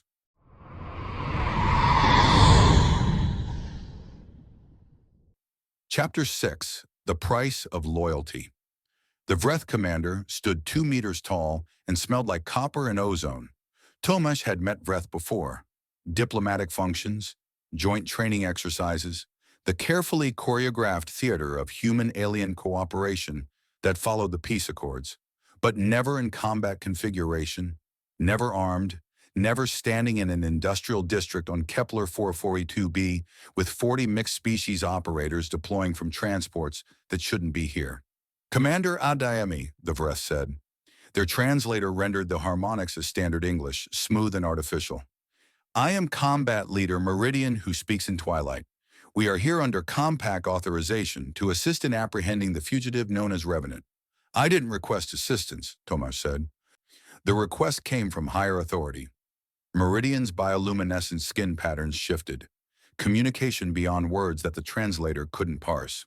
Admiral Kowalski authorized our deployment 6 hours ago. We are to establish perimeter security while your team conducts tactical operations. 6 hours ago, before Tomasz had even located Revenant at the clinic, before the assault, before Pickles died. Someone had planned this. Someone had known. Understood, Tomasz said, because arguing with a combat leader in front of his team would undermine command authority, and command authority was all that kept operations from collapsing into chaos. My team needs medical evacuation for wounded personnel. Can your transports assist? Already coordinated with Colonial Security, Meridian gestured toward the transports with one of their 6 limbs. Casevac is inbound. Your wounded will receive treatment at the colony's medical facility. Professional, efficient, everything by protocol, except the Vreth shouldn't be here. The Joint Task Force protocols were designed for strategic operations, not hunting individual targets. Someone had escalated this beyond reason, beyond necessity. Tomasz retreated into the clinic. Neka was bandaging Hayes while Kowalski and Ibora secured the perimeter. Solomon stood near Pickles' body, studying the destroyed data terminal. We need to talk, Tomasz said quietly. Solomon looked up. Ready room, 5 minutes. Tomasz nodded, checked on his team. Hayes would walk. Neka's shoulder was stabilized. Kowalski and Ibori were functional. Good enough. He signaled Ibori to take command of the CASVAC coordination and headed for the transport they'd staged 2 blocks away. UNCV. Adequate Orrery was still in orbit, but they'd established a tactical command post in a requisition warehouse. Portable systems, encrypted comms, enough infrastructure to coordinate ground operations without relying on Colonial Security's compromised networks. The ready room was a shipping container with climate control and privacy screening. Solomon entered 3 minutes later, locked the door behind him. Intelligence Division deployed a kill team to Emil Tanaka's residence. Tomasz said, no preamble, no context. Solomon already knew. How do you know? Colonial Security monitors. I pulled the logs while we were evacuating the clinic. 12 operatives in unmarked armor hit the Gutters residential sector 47 minutes ago. No coordination with our operation. No notification to response command. They went straight for Emil's location and initiated terminal protocols. Solomon's expression was carved from stone. Did they get him? Unknown. Security feeds went dark 18 minutes ago. Someone cut the monitoring system. Tomasz pulled up the data on his wrist display. But here's what's interesting. Intelligence Division requested the feed blackout 4 hours before they deployed. They knew exactly when and where they'd be operating. They knew because someone told them, Solomon said. Someone high enough to authorize Vreth deployment, Intelligence Division operations, and deliberate compartmentalization of our response team. Tomasz had been thinking the same thing, hadn't wanted to voice it because voicing it made it real, made it sedition, made it the kind of thought that got officers court-martialed or disappeared. Admiral Kowalski, he said, or someone operating with his authority. Solomon leaned against the container wall. We were sent to hunt Revenant. Intelligence Division was sent to eliminate Emil Tanaka and anyone with him. 2 operations, same target area, deliberately isolated from each other. That's not coordination failure. That's intentional. Why? Because someone doesn't trust us to follow termination orders. Solomon's voice was flat, professional, delivering tactical assessment like he was discussing ammunition loads. You have a reputation, Commander. Minimizing casualties, bringing targets in alive when possible. That moral flexibility makes you unreliable for wet work. Tomasz wanted to argue. Wanted to say that following rules of engagement and avoiding unnecessary deaths wasn't moral flexibility. It was professional competence. But he'd seen the data, seen the weapons procurement records from Pickles' terminal, seen the fragments pointing towards Sonder 4. Webb was naval intelligence, he said, investigating procurement corruption. Someone put a contract on him to silence the investigation. Revenant was the weapon. Now Intelligence Division is cleaning up witnesses. Emil Tanaka being the primary witness to Sonderfuhr's first contact. Solomon pulled up his own data display. I've been cross-referencing Webb's procurement records with the official Sonder 4 investigation. Equipment that was requisitioned but never delivered. Defense systems that should have been operational but weren't. Someone stripped that colony's protective infrastructure before the Vreth arrived, making them defenseless, making them a target. Solomon highlighted a procurement order. This is for the sensor grid that should have detected incoming threats. Filed 3 months before first contact. Never installed. The budget was diverted to a Black Ops account with Admiral Kowalski's authorization code. Tomasz studied the data. 3 months. Someone had planned Sonder 4's vulnerability 3 months in advance. Someone had known first contact was coming and had chosen to leave 4,000 colonists defenseless. The massacre was deliberate, he said. The massacre was theater. Solomon pulled up weapons analysis from Pickle's terminal fragments. The ordnance that destroyed Sonder 4 was identified as Vreth technology, bioorganic integration, exotic materials, energy signatures consistent with intercepted Vreth communications. All of it fabricated by Krupp Dynamics under compact contract. Someone faked alien weapons to murder a human colony. Someone manufactured a war. Solomon closed the data display. Think about what happened after Sonder 4. Military expansion. Defense budget increases. Centralized compact authority. Emergency protocols that suspended colonial autonomy. All justified by the external threat of hostile first contact. Tomasz's mouth tasted like copper, like blood, like the moment after combat when you realized you'd killed someone and couldn't undo it. We're hunting the wrong target, he said. We're hunting the target we were ordered to hunt. Solomon's expression was carefully neutral. The question is whether we continue following those orders, now that we know what they are. Military discipline said yes. Chain of command said yes. 73 years of compact stability said yes. But 4,000 dead colonists said something else. Revenant didn't kill Webb because she's a mercenary, Tomasz said slowly, thinking through the implications. She killed Webb because someone hired her to eliminate a naval intelligence officer investigating the Sonder I-4 conspiracy. Webb transferred the evidence to her before he died. Now she's trying to expose it, which makes her the most dangerous person in compact space. Solomon pulled up tactical projections. Because if that data becomes public, if independent investigators confirm the Sonder 4 massacre was a false flag operation, the compact collapses. The military command structure that authorized the massacre faces war crimes tribunals. The political framework built on Vreth threat narrative loses all legitimacy. So they're burning everyone connected to it. Tomasz checked his tactical feed. Intelligence division still had the gutter sector locked down. No confirmation on casualties, no status updates, just silence. Emil Tanaka, Marcus Webb, Pickles, anyone who knows the truth. And eventually us, Solomon said quietly. We've seen the data. We know too much. Once this operation concludes, someone will decide we're a liability. We're a compact response. We follow orders. We don't ask questions. But even as Tomasz said it, he knew it sounded hollow. We followed orders at the clinic, Solomon said. We killed a civilian doctor, destroyed evidence, drove Revenant deeper underground where intelligence division can execute her without witnesses. We're already complicit. Footsteps outside the container. Tomasz's hand moved toward his sidearm automatically, then stopped when he recognized the boot pattern.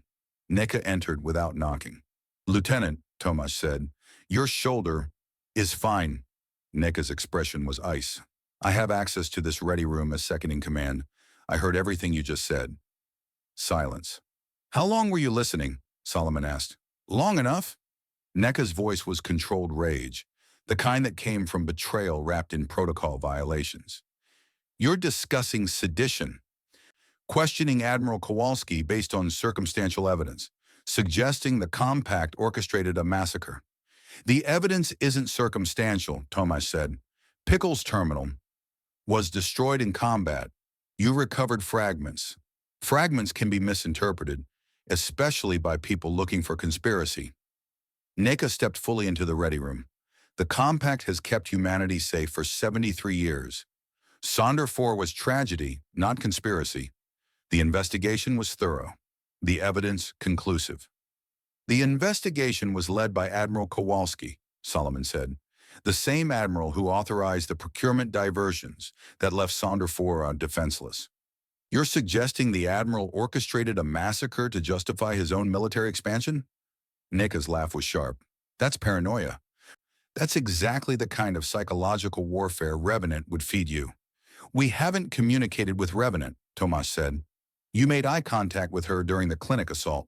She had a clean shot and didn't take it. Neka pulled up the tactical footage, thermal imaging showing the moment in the smoke-filled corridor when Revenant and Tomas had seen each other. She spared you. Why? Because she's cultivating you as an asset, feeding you disinformation through evidence planted at sites she knows you'll search, turning you against command. Tomas hadn't considered that, hadn't wanted to consider it, but it made tactical sense. Revenant was 96 years old with a century of operational experience. Psychological warfare was textbook. The procurement records are authentic, Solomon said. I verified the authorization codes against naval intelligence databases, which you accessed using your command override, violating operational security protocols. Nika's voice was knife-edge precise. Captain Bright, you've been influencing Commander Adeyemi since the mission began, feeding him classified data, suggesting conspiracy, undermining his trust in command. I've been showing him evidence. You've been manipulating him. Nika turned to Tomas. Sir, I'm formally requesting that Captain Bright be relieved for cause. His judgment is compromised. His influence on this operation is detrimental. And if you won't make that call, I will. You don't have authority. I have authority as second in command to report command incompetence to response command. Nika pulled a data chip from her pocket. I've been documenting irregularities since Station 7 Alpha. Unauthorized data access, operational decisions based on unverified intelligence, private conferences that exclude command staff. This is a formal report under Compact Military Code Article 7. Article 7. Failure to maintain operational discipline during active combat operations. Career-ending charges if they stuck. Court-martial territory. Lieutenant, Tomas said carefully, stand down. I will not stand down while you commit sedition. Neka's hand moved toward her sidearm, not drawing, just resting on it. You're either with the compact or against it, Commander. Choose. Tomas could see it playing out. Neka filing charges. Response command reviewing the evidence. His team fractured, their operation compromised. The entire mission collapsing while Intelligence Division eliminated witnesses and buried evidence.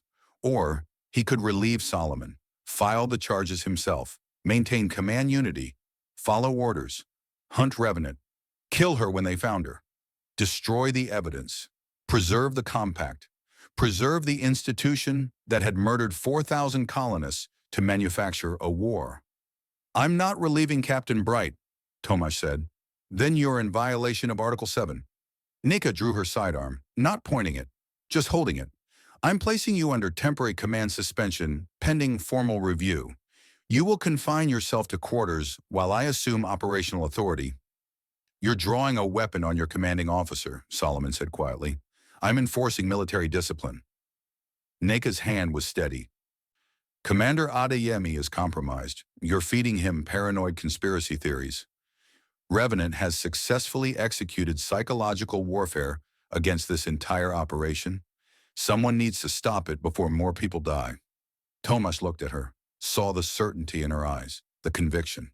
She believed it, believed the compact was righteous, believed the orders were just, believed questioning authority was the same as betrayal. Maybe she was right. Maybe he'd been compromised. Maybe Revenant had manipulated him. Maybe the evidence was fabricated. Or maybe 4,000 colonists died because someone wanted a war, and everyone who knew the truth was being systematically eliminated. His hand moved to his sidearm. Not drawing. Not yet. Lieutenant Obi, he said, lower your weapon. I can't do that. Sir, that's an order. An order I'm refusing under Article 7 authority. Neka's trigger finger rested outside the guard. Professional, controlled. Please don't make this worse, Commander. Tomas could back down, could accept suspension, could let Neka take command while response command sorted it out. Could watch Intelligence Division eliminate Emil Tanaka. Could watch Revenant get executed without trial. Could watch evidence get buried. Or his fingers closed on his sidearm grip. Neka saw the movement. Her weapon came up. Solomon moved, but Neka had position and training and the absolute certainty that she was right. Tomasz drew anyway.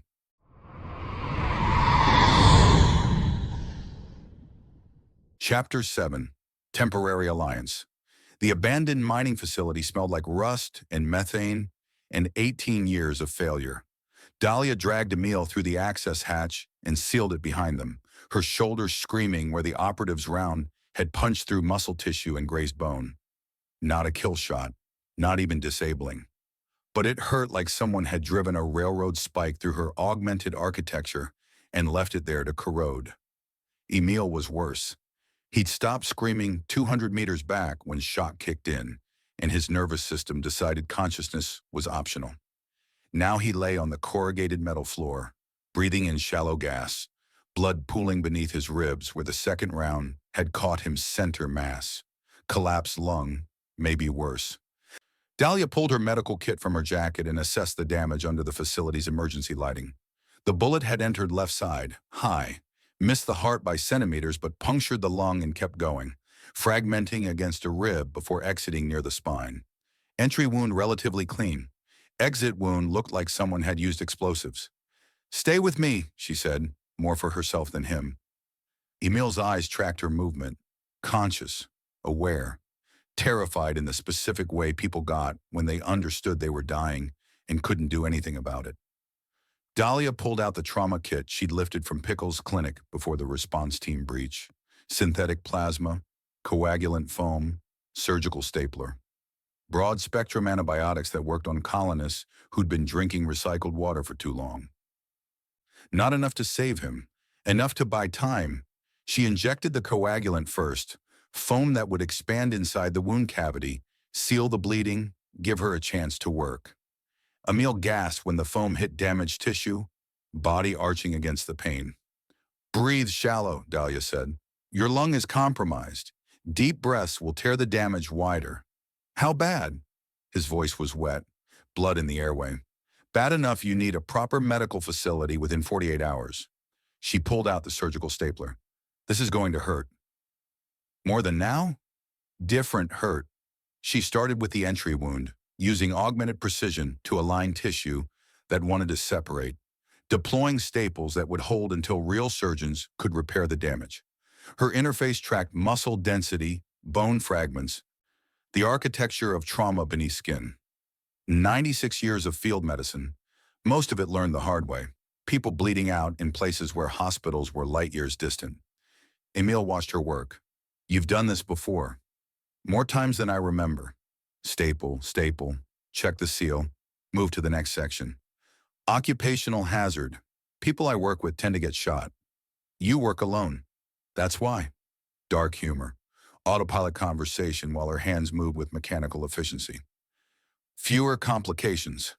She finished the entry wound and rolled him onto his side to access the exit. Worst damage here. The bullet had tumbled on impact, creating a wound channel that looked like something had excavated his back with mining equipment. Dahlia packed it with coagulant foam, waited for the expansion to stabilize, then started stapling from the edges inward. Emil made a sound that wasn't quite screaming. "Almost done," Dahlia lied. Outside, wind howled across Kepler 422b's frozen surface. The mining facility had been abandoned 3 years ago when the seam played out and the company decided extraction costs exceeded profit margins. Standard colonial economics: exploit until depletion, then move to the next deposit. The workers had left everything behind except what they could carry: emergency shelters, equipment, medical supplies that were expired but functional. Dahlia finished the exit wound and injected synthetic plasma to replace what Emil had lost. Not enough. He'd need transfusion, but it would stabilize his blood pressure enough to keep him conscious. "There," she said. "You're not dying in the next 6 hours. Just the ones after. Depends on whether I can get you to a medical facility that won't report you to compact intelligence." Dahlia cleaned her hands with antiseptic wipes. Her shoulder throbbed. She'd need to treat her own wound before infection set in, but Emil was the priority. He had information. He had testimony. He was the only surviving witness to Sonder 4's peaceful first contact. She needed him alive more than she needed her shoulder functional. Emil stared at the ceiling. His breathing was shallow but steady. The foam had sealed the lung puncture enough to maintain basic respiration. Hideo would have laughed at this. Hideo, my partner, at Sonder 4. Emil's voice was distant, processing pain through memory. Not just colleague, partner. We were planning to marry after the first contact protocols concluded. Compact regulations required 6-month waiting period for xenological personnel during active operations. We were going to file the paperwork when I returned from the supply run. Dahlia listened while she monitored his vitals. Pulse elevated but stable. Breathing shallow. Blood pressure low but improving. Hideo was the primary translator, Emil continued. Better ear for breath harmonics than I had. Could parse their emotional subtext through tonal variation. The Vreth delegation leader loved talking to him. They'd spend hours discussing musical theory, cultural evolution, the mathematics of aesthetic experience across species barriers. What happened to him? Official report says he was killed in the initial Vreth attack. Plasma strike from their orbital platform targeted the communication center where he was working. Emil closed his eyes. But now I'm thinking he was targeted specifically because we both knew first contact was peaceful. We both could testify the Vreth never showed aggression. Dahlia's interface chimed. Encrypted communication intercept. She'd been monitoring compact channels since escaping the gutters, using intelligence division protocols from when she'd worked contract operations for them years ago. Most traffic was routine, logistics, personnel movements, standard military bureaucracy. This was different. Priority communication, eyes only. From Adeyemi Kowalski D to do LT N. Subject, Command Fitness Assessment. Dahlia opened the full message. Lieutenant Obi, your formal complaint regarding Commander Adeyemi and Captain Bright has been reviewed. While we appreciate your diligence in reporting irregularities, we cannot substantiate charges of sedition based on the evidence provided. However, your concerns regarding operational security are noted. You will continue as second in command under Commander Adeyemi's authority. If additional evidence emerges suggesting compromise, you are authorized to assume temporary command under Article 7 protocols. Your loyalty to the compact is commendable. Maintain operational focus. The fugitive Revenant remains the priority target. Admiral Desmond Kowalski. Compact Naval Intelligence. Dahlia read it twice. Neka Obi, Tomash's second in command, the one who'd taken the shoulder hit during the clinic assault. Someone had questioned her fitness, and Admiral Kowalski had personally intervened to keep her operational. That meant Neka was a true believer. Someone who'd report sedition, enforce discipline, follow orders without questioning their moral foundation. The kind of soldier who'd execute termination contracts because command said so. The most dangerous kind of pursuer. Revenant, Emil asked. Intelligence intercept. Compact response team has internal conflict. Someone questioned orders. Dahlia checked her own vitals. Blood loss from the shoulder wound was manageable, but she'd need to treat it soon. The commander who assaulted Pickle's clinic. He's asking questions about Sonder 4. Questions get people killed. Questions are getting everyone killed. Dahlia pulled her encrypted comm unit. Time to make the call she'd been avoiding since Station 7 Alpha. Time to contact the one person in the IES network who might help without immediately selling her location to the highest bidder.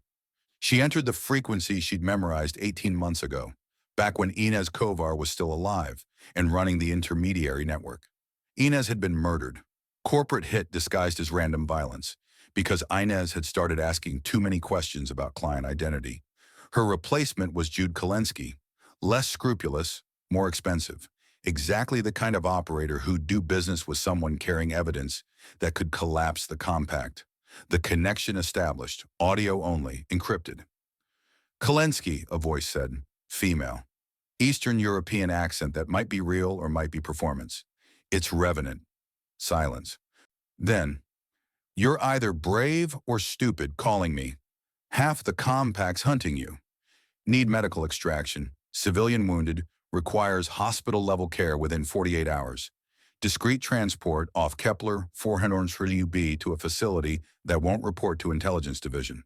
That's expensive. I'm good for it. Your accounts are frozen, Jude said. Compact seized your assets 6 hours ago. Suspected terrorism financing?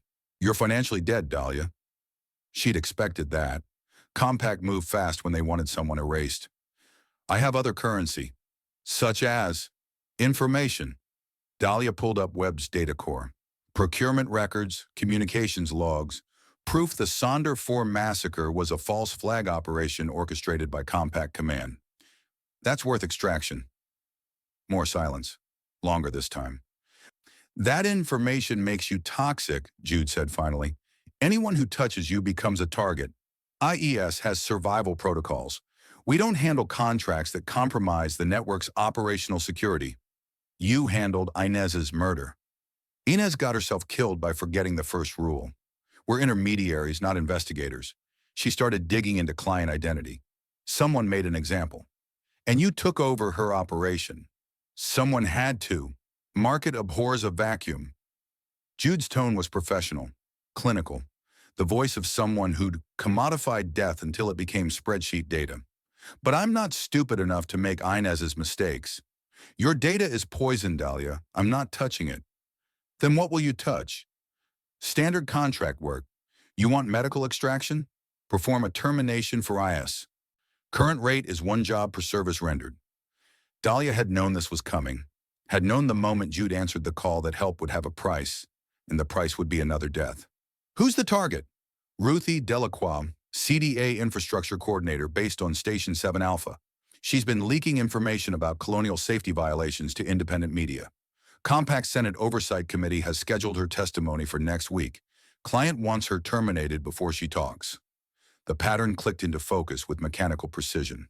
Webb investigating Sondura 4. Pickles analyzing the weapons data. Emile, the surviving witness. Now Ruthie Delacroix preparing to testify about safety violations that might connect to the same procurement corruption. Everyone who knew pieces of the conspiracy was being systematically eliminated. Who's the client? Dahlia asked. Anonymous. Paid through the usual channels. You know the rules. IES Protocol 7. Correct. Jude's voice was flat. Business is business, Dahlia. You want Emile Tanaka alive? This is the price. Terminate Delacroix, and I'll arrange medical extraction. Otherwise, your witness dies in that mining facility, and you die trying to save him. Dahlia looked at Emile, half-conscious, medicated, breathing in shallow gas that would fail within 2 days if he didn't receive proper treatment. She'd spent 96 years killing people for money. Some deserved it. Most were just inconvenient to someone with power. She'd never questioned the contracts because questioning contracts meant choosing sides. And choosing sides meant becoming the kind of person who thought they could change things. But Webb had chosen her, had died transferring data to an assassin because he'd run out of people to trust, had pointed her toward Emile and Kepler 442b and the truth that the Sonder 4 massacre was murder dressed as first contact gone wrong. Now Jude Kalensky was offering the same choice. Kill another whistleblower or watch Emile bleed out in an abandoned mining facility while Compact Intelligence Division hunted them across frozen wastelands. When? Dahlia asked. 48 hours. Delacroix is scheduled to transfer from Station 7 Alpha to the Senate Oversight Facility on Luna. Hit her during the transfer. I'll have extraction coordinates for your witness once you confirm termination. Understood. Good hunting. Revenant. The connection terminated. Dahlia sat in the abandoned mining facility, listening to wind howl across metal structures that nobody maintained anymore. Her shoulder throbbed. Emile's breathing was shallow. Somewhere above them, compact response teams were coordinating search patterns. Intelligence Division was deploying kill teams, and Admiral Kowalski was orchestrating the systematic elimination of everyone who knew the truth. And she'd just agreed to help them. Her comm unit chimed again. Different frequency, unencrypted, broadcast signal from Colonial Security. Attention all Colonial residents. Curfew in effect. Industrial and residential sectors. Fugitive manhunt in progress. Report suspicious activity to Colonial Security. Reward, 50,000 compact credits. 50,000 credits. Enough to buy a decade of comfortable retirement on an inner colony. Someone would report them. Someone always did when the bounty got high enough. Emil opened his eyes. What did they say? Medical extraction is available, but it has conditions. What kind? The kind I'm good at. Dahlia checked his vitals again. Pulse steady, blood pressure stabilizing. He'd lived long enough to get the answer he needed. I need you to tell me everything Hideo knew about Sonder 4. Everything the Vreth delegation shared. Everything that made first contact peaceful. Why? Because someone's willing to kill you to keep that information buried, which means it's valuable, which means I need to know what I'm protecting. Emil was quiet for a long time. Outside, the wind shifted direction, carrying with it the smell of atmospheric processing and frozen methane. Kepler 442b's surface was hostile to human life without infrastructure. 30 minutes of exposure would kill through hypothermia. An hour would freeze, flesh solid. They had shelter. For now. Hideo hid something, Emil said finally, on Station 7 Alpha, before he died. He sent me an encrypted message during the attack, barely coherent, just fragments. He said he'd uploaded backup data to a secure server, evidence of the first contact protocols, recordings of conversations with the Vreth delegation, proof we'd established peaceful communication. Where? I don't know. The message was incomplete. He was dying when he sent it. Emil's voice cracked. But he included coordinates. Station 7 Alpha, Section 14, subsystem architecture. Somewhere in the data infrastructure. He wanted me to find it if anything happened to him. Dahlia pulled up her interface. Station 7 Alpha. Where Webb had died, where she'd killed him, where Ruthie Delacroix was preparing to transfer to Luna for Senate testimony. Everything circled back to the same location. I need those coordinates, she said. They're in my personal archive, encrypted. I haven't accessed them in 18 years. Emil looked at her. Why now? Because Hideo was right. If anything happened to him, someone needed to find that data. Dahlia helped him sit up, ignoring the way his face went gray with pain. Send me the coordinates. I'm going back to Station 7 Alpha. That's suicide. Compact response teams, intelligence division. They'll be waiting. They're already waiting. But they're waiting for Revenant the assassin, not for someone who's there to recover evidence. Dahlia pulled her comm unit. Jude wants me to terminate Ruthie Delacroix. Fine, I'll take the contract. But I'm also recovering Hideo's data before intelligence division finds it. And then we expose everything. Webb's procurement records, your testimony, Hideo's first contact evidence, all of it. Enough proof that even the compact can't bury it. Emil stared at her. You're not an investigator. You're an assassin. I'm whatever people pay me to be. Dahlia stood testing her shoulder. The pain was manageable. Her augmentation would compensate. Right now, someone's paying me to kill a whistleblower. But they're not paying me to ignore evidence. They're not paying me to protect their conspiracy.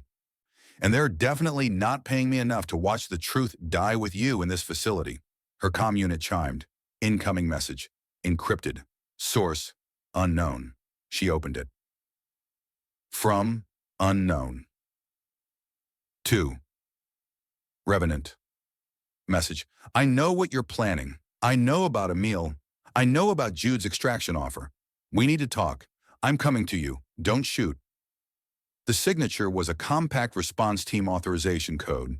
Captain Solomon Bright, Tomash's second-in-command, the one who'd questioned orders, the one who'd shown Tomash Webb's classified files, approaching alone, unarmed, defecting.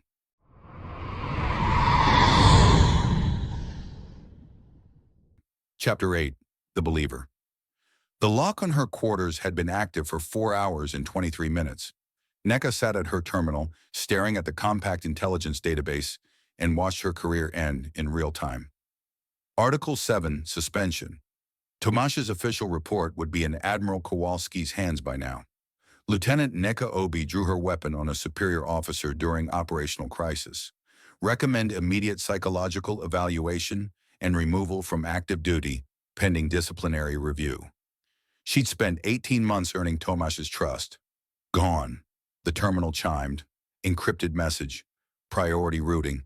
She shouldn't have security clearance anymore. Solomon should have revoked it the moment she'd pulled her sidearm.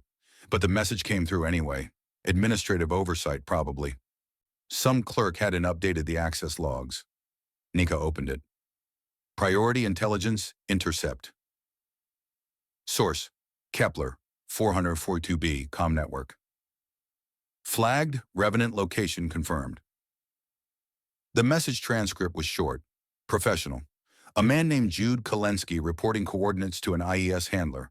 Abandoned mining facility, Grid 47 Delta. Revenant and Dr. Emil Tanaka, both alive. Medical extraction requested. Contract terms, 1 termination. Target Ruthie Delacroix. Payment on completion. Nika read it twice. They knew where Revenant was. Right now, coordinates, timetable, everything. And no one had told her. Of course they hadn't. She was confined to quarters. Suspended. The team would be mobilizing without her. Tomasz probably already had Hayes and Chen gearing up for insertion, coordinating with Intelligence Division for orbital support. They'd get there first. They'd secure Revenant. They'd recover whatever lies Emil Tanaka was feeding her about Sonderfall. And Nika would be here, locked in her quarters like a child who couldn't be trusted. She pulled up the facility schematics. Grid 47 Delta, abandoned since 2174 when the methane seam collapsed and killed 6 miners. 3 access points, minimal power, no surveillance. Perfect for someone who needed to disappear. The terminal showed response team status. Stand down. Await further orders. Tomasz hadn't mobilized them. He was letting Revenant go. Nika's hands shook. She gripped the desk edge, felt the composite material dig into her palms. Tomasz had turned traitor. Solomon too, probably. He'd been the one feeding Tomasz classified files, poisoning him with conspiracy theories. And now they were protecting an assassin who'd killed Webb, who'd killed God knew how many others, because she'd told them some story about Sonderfall being a false flag. The Compact didn't murder colonies. The Compact protected humanity. That was the whole point.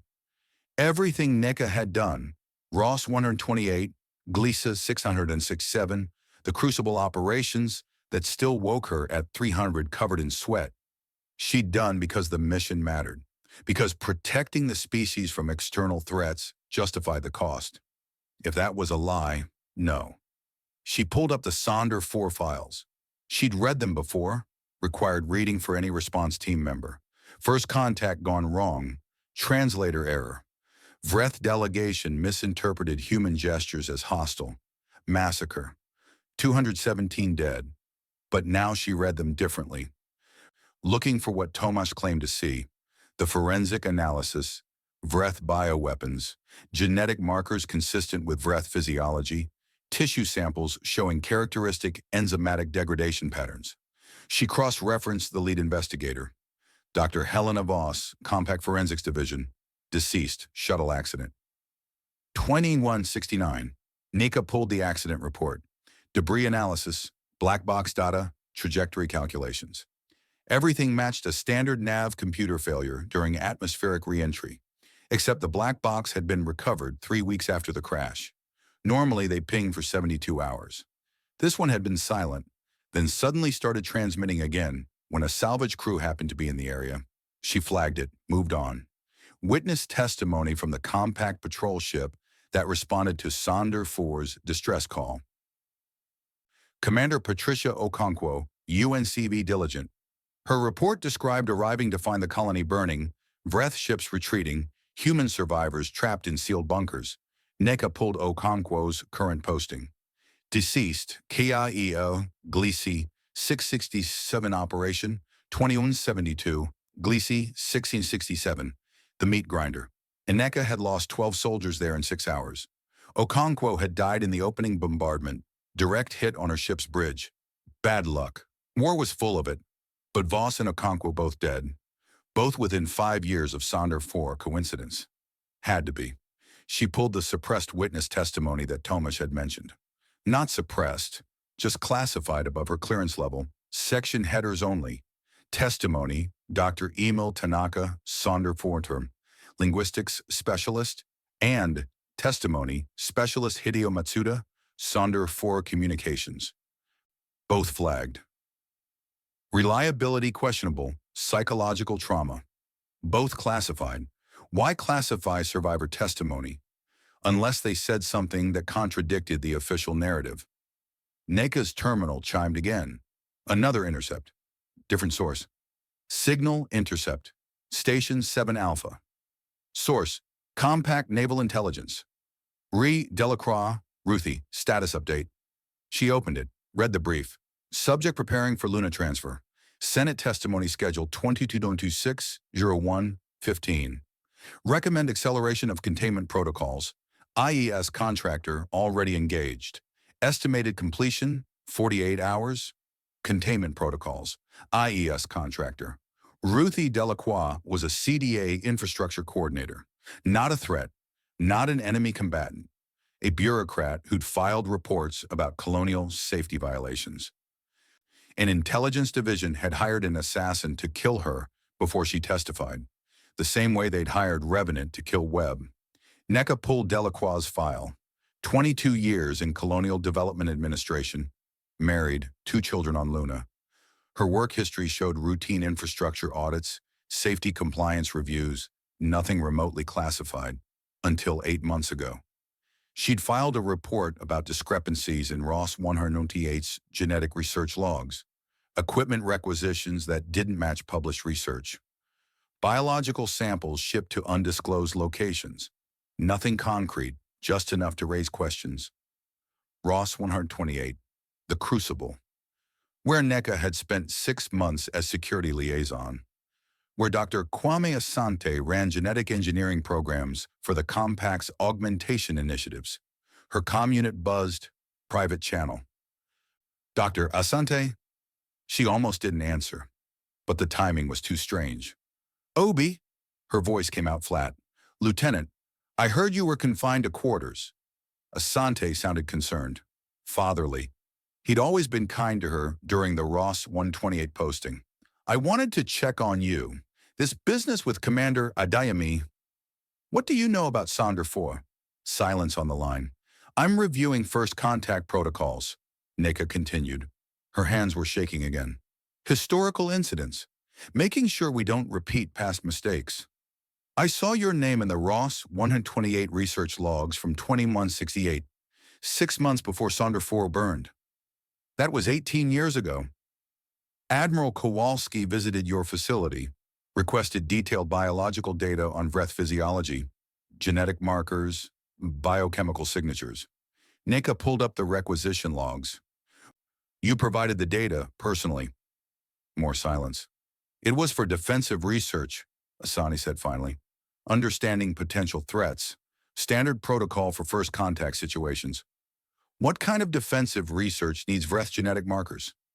Lieutenant, I don't appreciate the insinuation.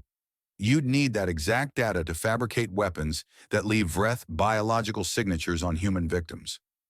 The words came out before NECA could stop them. You'd need it to fake evidence of a Vreth massacre. Asante didn't respond. NECA stood, paced her quarters. The walls felt like they were closing in. Dr. Asante, tell me I'm wrong. Tell me that data was for defensive research and nothing else. Tell me Admiral Kowalski used it appropriately. I don't know what he used it for. Asante's voice had gone quiet, defeated. I provided the data. He thanked me. 6 months later, Sonder 4 happened. When I saw the forensic reports, the Vreth biosignatures, the enzymatic patterns, I recognized them. They matched the research parameters I'd given Kowalski. Exactly. The deck seemed to tilt. You've known for 18 years. I've suspected for 18 years. There's a difference. Asante exhaled. I told myself it was coincidence, that Kowalski had used my data for exactly what he said. Defense, understanding the enemy. And when Sonder 4 burned, the evidence just happened to match because that's what Wraith weapons actually do. Because the official story was true. But you didn't believe it. I wanted to believe it. I needed to believe it. His voice cracked. Lieutenant, I've spent 18 years designing augmentations for response teams, genetic modifications to make soldiers faster, stronger, more resilient. Everything I do is predicated on the assumption that we're the good guys, that the compact protects humanity from existential threats.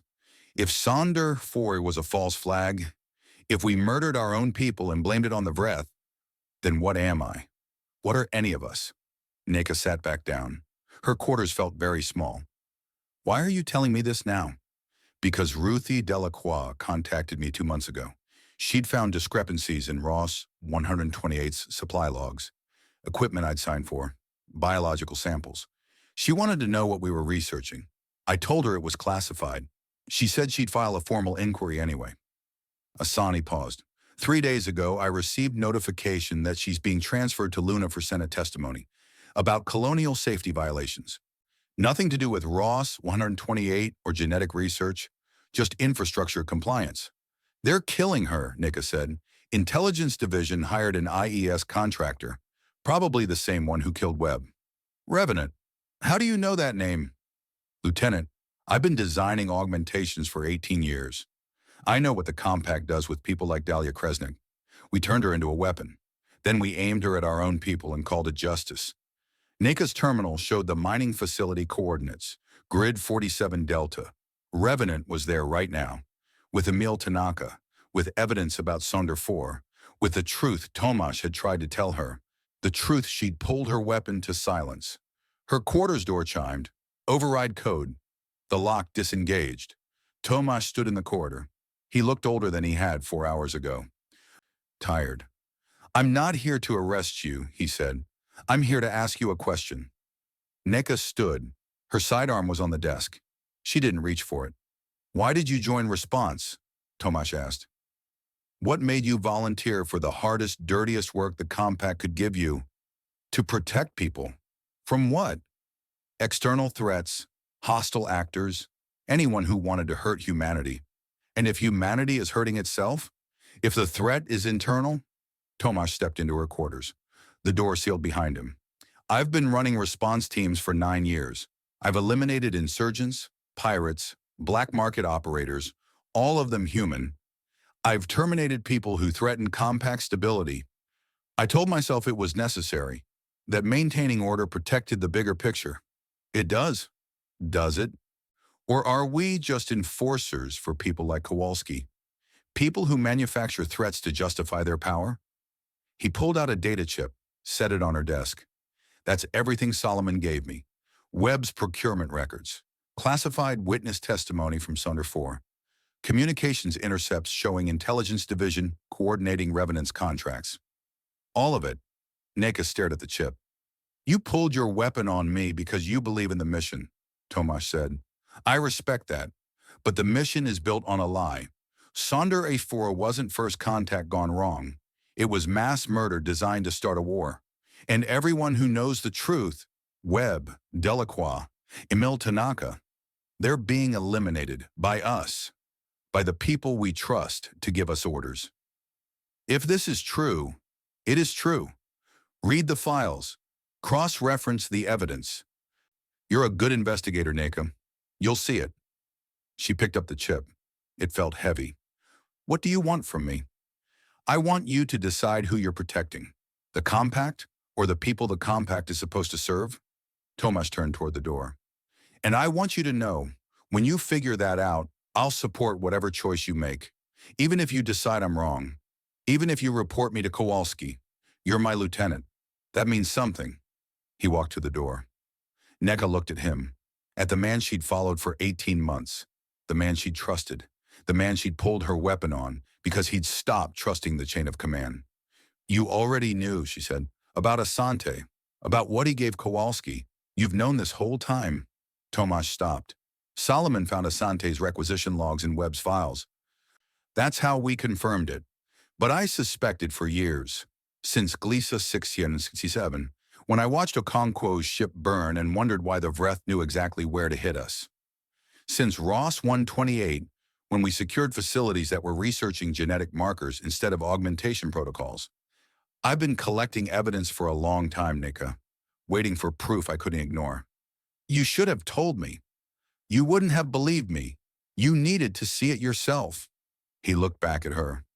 Now you have. The door opened. Tomasz walked out. Neka stood alone in her quarters, holding the data chip, watching the man she'd followed disappear down the corridor. She inserted the chip into her terminal, started reading. 2 hours later, she knew the truth, and the truth was unforgivable.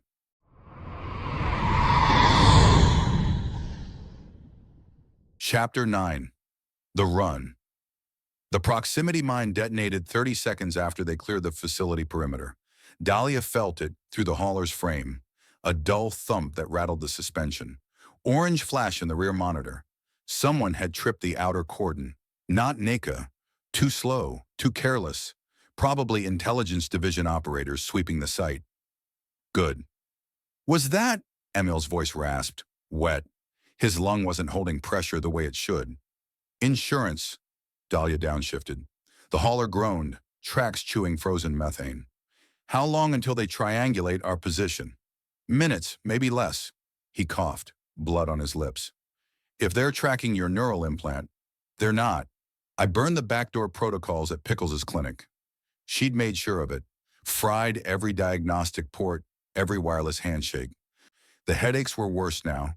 Her interface kept dropping packets. Small price. They'll find the hauler's heat signature eventually, but we'll be gone by then. The spaceport was 40 kilometers northeast. Open tundra, no cover. The hauler's top speed was 60 kph on flat ground. They had 90 minutes. Maybe. Emil shifted in the passenger seat. His breathing sounded like tearing fabric. Stop moving. I'm fine. You're hemorrhaging. Your O2 sat is at 86%. In 12 hours, you'll be dead. Dahlia checked the scanners. Clear, for now. Jude's extraction is our only option. And the price? Ruthie Delacroix? I'll handle it. That's not an answer. It wasn't. Dahlia didn't have answers anymore. Just trajectories, probabilities, the math of survival. The hauler hit a pressure ridge. Suspension compressed. Emil made a sound he tried to swallow. Tell me about the Vreth language, Dahlia said. You've got nothing else to do. He looked at her. Gray skin, dilated pupils, shock setting in. Why? Because if I'm going to expose the truth, I should at least know who we murdered for it. She repeated his words from the facility. You said Hideo taught you. Show me. Emil was quiet for 30 seconds. Then he started talking. The Vreth don't use sound the way we do. Their primary communication is bioluminescent, chromatophores in their dermal layer that produce patterns, light-based semiotics. He coughed, wiped his mouth. But they can vocalize, low-frequency pulses, subsonic. We built translation matrices that converted their patterns into phonetic approximations. Show me one. What? A word, a phrase.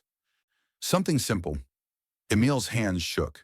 He held them up, made a gesture, fingers splayed, palms rotating. This would be light pattern Blue 7 Delta in the notation system Hideo and I developed. Approximate meaning, recognition of shared sapience. The greeting we used during first contact. His voice cracked. The last thing I said to them before they died was, "We see you." The hauler's scanner pinged. Contact. 30 kilometers behind. Closing fast. Dahlia checked the feed. Single vessel, compact shuttle, not a full response team deployment. Someone moving ahead of the main force? NECA. Had to be. 4th generation crucible augmentation. Fanatical loyalty. Coming alone because she needed to prove something. We've got company. Emil looked at the scanner. How long? 15 minutes. Maybe 10 if she's pushing her engines. Dahlia pulled up the terrain map. The spaceport was still 28 kilometers out. No way they'd make it. She'll intercept us before we reach the facility. Can we outrun her? In a maintenance hauler? No. Dahlia checked her weapons. Sidearm, combat knife. The rifle she'd taken from the intelligence division operative at Emil's apartment. 12 rounds left. But I can slow her down. You mean kill her? If necessary. She's Tomasz's lieutenant. You worked with her. 9 years ago. Different person. Different war. Dahlia opened the hauler's equipment locker. portable cutting torch, emergency beacon, thermal charges for cracking ice, nothing useful. Neka's a believer. She thinks the compact protects humanity. When believers get proof they're wrong, they double down. Get more dangerous. Or they break. Not her type. She'll come in hard, no hesitation. I need to be ready. The scanner updated. 10 kilometers. Closing at 200 kph. Dahlia pulled the hauler into a shallow depression between two pressure ridges. Cut the engine. Grabbed her rifle. What are you doing? Buying time. Stay in the hauler. If I don't come back, trigger the emergency beacon. Jude will extract you. Probably. Dahlia, teach me another word. Quick. Emil stared at her, and then he made the gesture again. Different configuration. Fingers curled, palms down. Blue 2 gamma. Approximate meaning, compassion for the dying. He lowered his hands. It's what the Vreth elders said when we removed our helmets during first contact, when we showed them our faces. Dahlia nodded, climbed out of the hauler. The cold hit like a fist. Minus 40 Celsius. Kepler 442b's atmosphere was barely breathable. Nitrogen heavy, oxygen starved. Her augmentation compensated, increased hemoglobin production, enhanced alveolar gas exchange. She could operate for 6 hours before hypoxia became a problem. Emil had maybe 3. The shuttle appeared over the northern ridge. Type 9 compact interceptor, fast, maneuverable, armed. It landed 200 meters out. Single occupant. Neka climbed out in full Type 4 sealed environment armor. 4th-gen augmentation meant she didn't need it. But protocol was protocol. She carried a K-90 penetrator rifle, anti-material weapon, designed to punch through vehicle armor, overkill for soft targets. Dahlia stayed behind the hauler, sighted her rifle on Nika's center mass. Revenant, Nika's voice crackled over the open channel. I'm not here to arrest you. Then why are you here? To talk. Dahlia didn't lower her weapon. About what? Sonder Afi, first contact. Everything Thomas told me. Neka took 3 steps forward, stopped. I read Webb's files. I talked to Dr. Asante. I know what Admiral Kowalski did. And I need to hear it from someone who was there. From Dr. Tanaka. Neka's helmet turned toward the hauler. Is he alive? Barely. I'm not going to shoot him. Or you. I just need to know the truth. Why? So you can report back to Kowalski? Confirm the conspiracy? No. So I can decide what to do next. Neka lowered her rifle. Hands visible, non-threatening. I've spent 18 months following orders. Doing what I was told because I believed it protected people. But if Sonder 4 was a false flag, if we've been killing whistleblowers to cover up mass murder, then everything I've done is built on a lie. Dahlia kept her weapon raised. That's your crisis, not mine. It should be. Your crucible too. 3rd generation. They made you into a weapon the same way they made me. Neka took another step. We're both tools, Dahlia. Difference is, I'm trying to figure out who's holding the handle. The hauler door opened. Emil climbed out, leaned against the frame. His face was gray. Lieutenant Obi, he said, voice thin. You want the truth about first contact? Neka nodded. Then listen. Emil took 3 breaths. Each one sounded like grinding metal. The Vreth delegation arrived at Sonder 4 on July 14, 2168. 3 ships, 12 individuals. They didn't have weapons. Didn't deploy military assets. They sent communication patterns. Bioluminescent sequences we'd been monitoring for 6 months. We responded with the translation protocols Hideo and I had developed. Another breath, blood on his teeth. First visual contact happened on July 16th. We met at the colony's primary greenhouse. Neutral ground, oxygen-rich environment suitable for both species. The Vreth Elder performed the Blue 7 Delta pattern. Recognition of shared sapience. I responded with the same. Then we removed our helmets. Why? Neka asked. Because the Vreth wanted to see our faces. They're a visual species. Facial recognition is how they build trust. So we showed them we were willing to be vulnerable. Emil coughed, wiped his mouth. The Elder performed Blue 2 Gamma. Compassion for the dying. They recognized that our lifespans are short compared to theirs. They were offering sympathy. Dahlia watched Neka's body language. Rigid. Helmet tracking Emil. Processing. We spent 3 days establishing communication frameworks, Emil continued. Trade protocols. Cultural exchange parameters. The Vreth wanted access to human mathematical models. We wanted their biotech. Their medical applications could have extended human lifespans by 30 years. It was peaceful, careful, two species learning to coexist. Then what happened? Neka's voice was quiet. I went on a supply run to Station 7 Alpha. Routine logistics. Hideo stayed behind to continue translations. Emil's hands shook. I got back 5 days later. The colony was burning. Bodies everywhere. Vreth bioweapon signatures on human victims. The compact investigators blamed me. Said I'd misinterpreted Vreth intentions, that my translation errors made them think we were hostile. But you hadn't. No, the translations were perfect. Hideo verified them. We logged every interaction, every communication sequence. The evidence was clear. First contact was peaceful. The Vreth weren't hostile. Emil looked at Neka. They were afraid of us, and we killed them for it. The wind picked up. Methane snow swirled across the tundra. Neka stood motionless for 10 seconds. Dr. Asante gave Admiral Kowalski the biological data 6 months before Sonder 4 burn, she said. Vreth genetic markers? Everything you'd need to fabricate weapons that left Vreth signatures on human victims. I know, Emil said. Hideo suspected it. That's why he hid the backup evidence. He knew they'd come for us. And they did. Yes. Neka lowered her head. When she looked up, her posture had changed, less rigid, broken. I've killed 17 people for the compact, she said. Insurgents, pirates, whistleblowers. I told myself it was necessary, that maintaining order protected the bigger picture. Her voice cracked. What if they were all lies? What if everyone I killed was just covering up the truth? Dahlia kept her rifle trained on Neka's center mass. That's the question, isn't it? What do I do now? You decide who you're protecting. Neka was quiet. Then the scanner pinged. Multiple contacts. 12 kilometers out. Closing fast. Response team. Full deployment. Tomasz. They're here, Dahlia said. You need to choose. Right now. Neka looked at the scanner. At Emil. At Dahlia. Then she raised her K-90, aimed it at the hauler's engine block. Get in the shuttle, she said. I'll hold them off. What? You heard me. My shuttle's faster. You'll make the spaceport before they intercept. Neka's finger moved to the trigger. Go! Dahlia didn't move. Why are you helping us? Because Emil Tanaka is the only living witness to peaceful first contact. If he dies, the truth dies with him.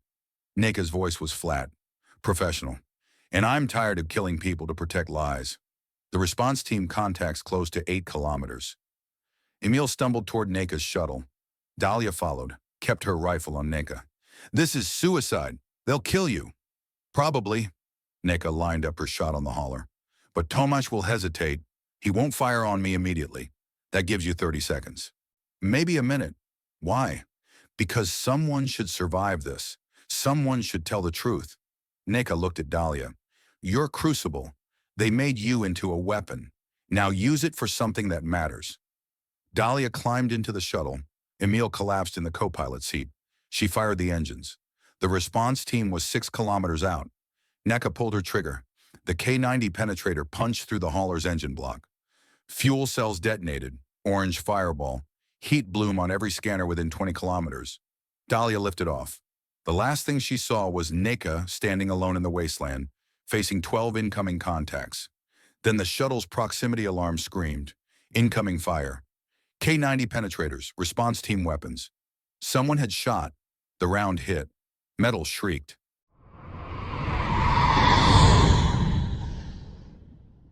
Chapter 10. The Hack. The shot came from Carl's rifle. Tomasz saw the muzzle flash, watched the K-90 round punch through Neka's shuttle as it lifted off. Metal screamed. The shuttle wobbled, lost altitude, kept climbing. Cease fire! Tomasz's voice cut through the comm. Ibori, stand down! Carl's weapon lowered. Sir, they were... I gave an order. The shuttle cleared the pressure ridge, disappeared north. Tomasz watched it go. feeling something heavy settle in his chest. Revenant was gone.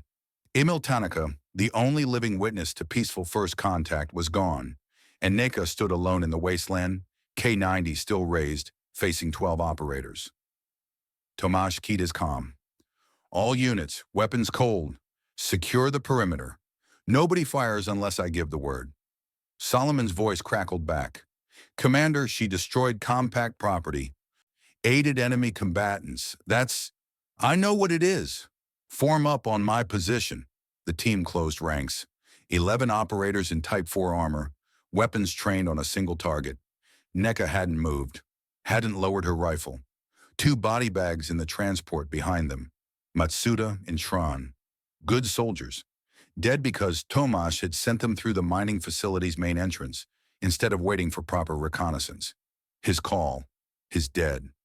He approached Neka. 50 meters. 40. She tracked him with her weapon.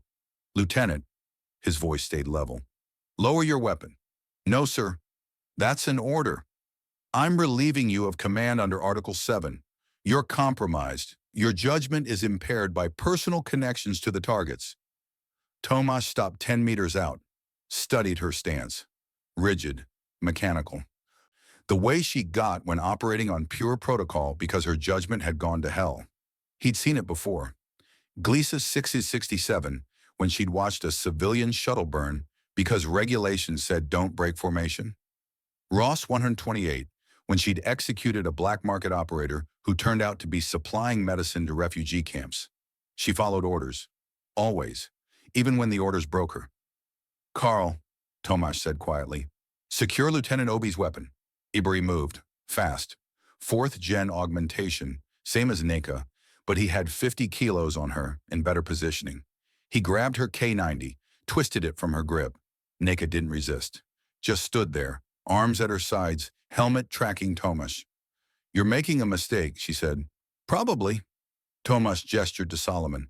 Get her in the transport. Medical eval. She's combat ineffective. Sir, Neka's voice cracked. Emil Tanaka told the truth. First contact was peaceful. The Vreth weren't hostile.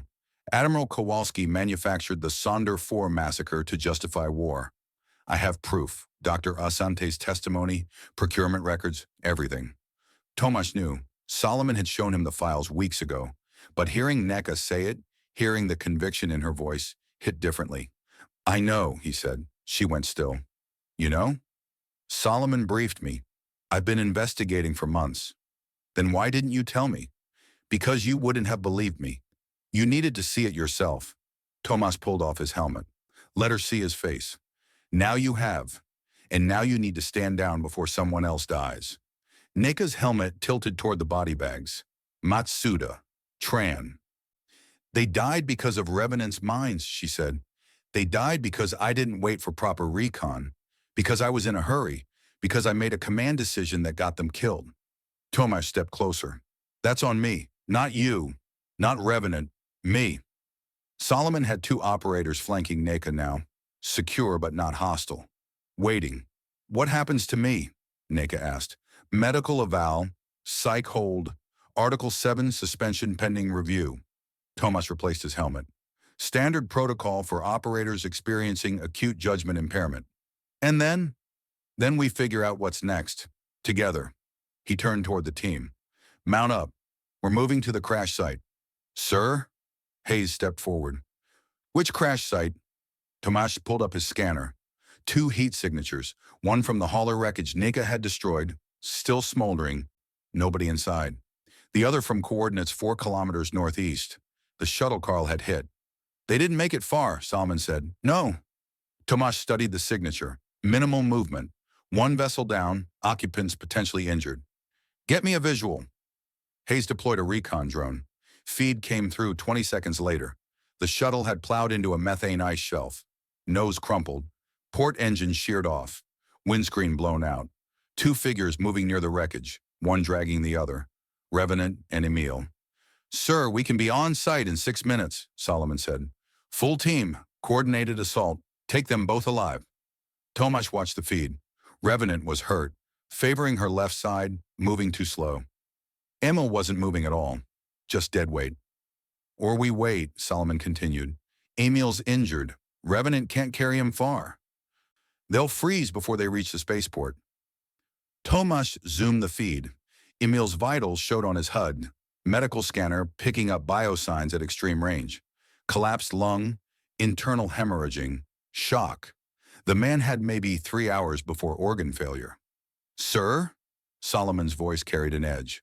Orders. Tomasz thought about Sonderor. 217 dead. 18 years of lies. Every response team operation since then, every termination, every classified mission, built on manufactured evidence. He thought about Matsuda and Tran in body bags, because he'd trusted intelligence division's intel about the mining facility.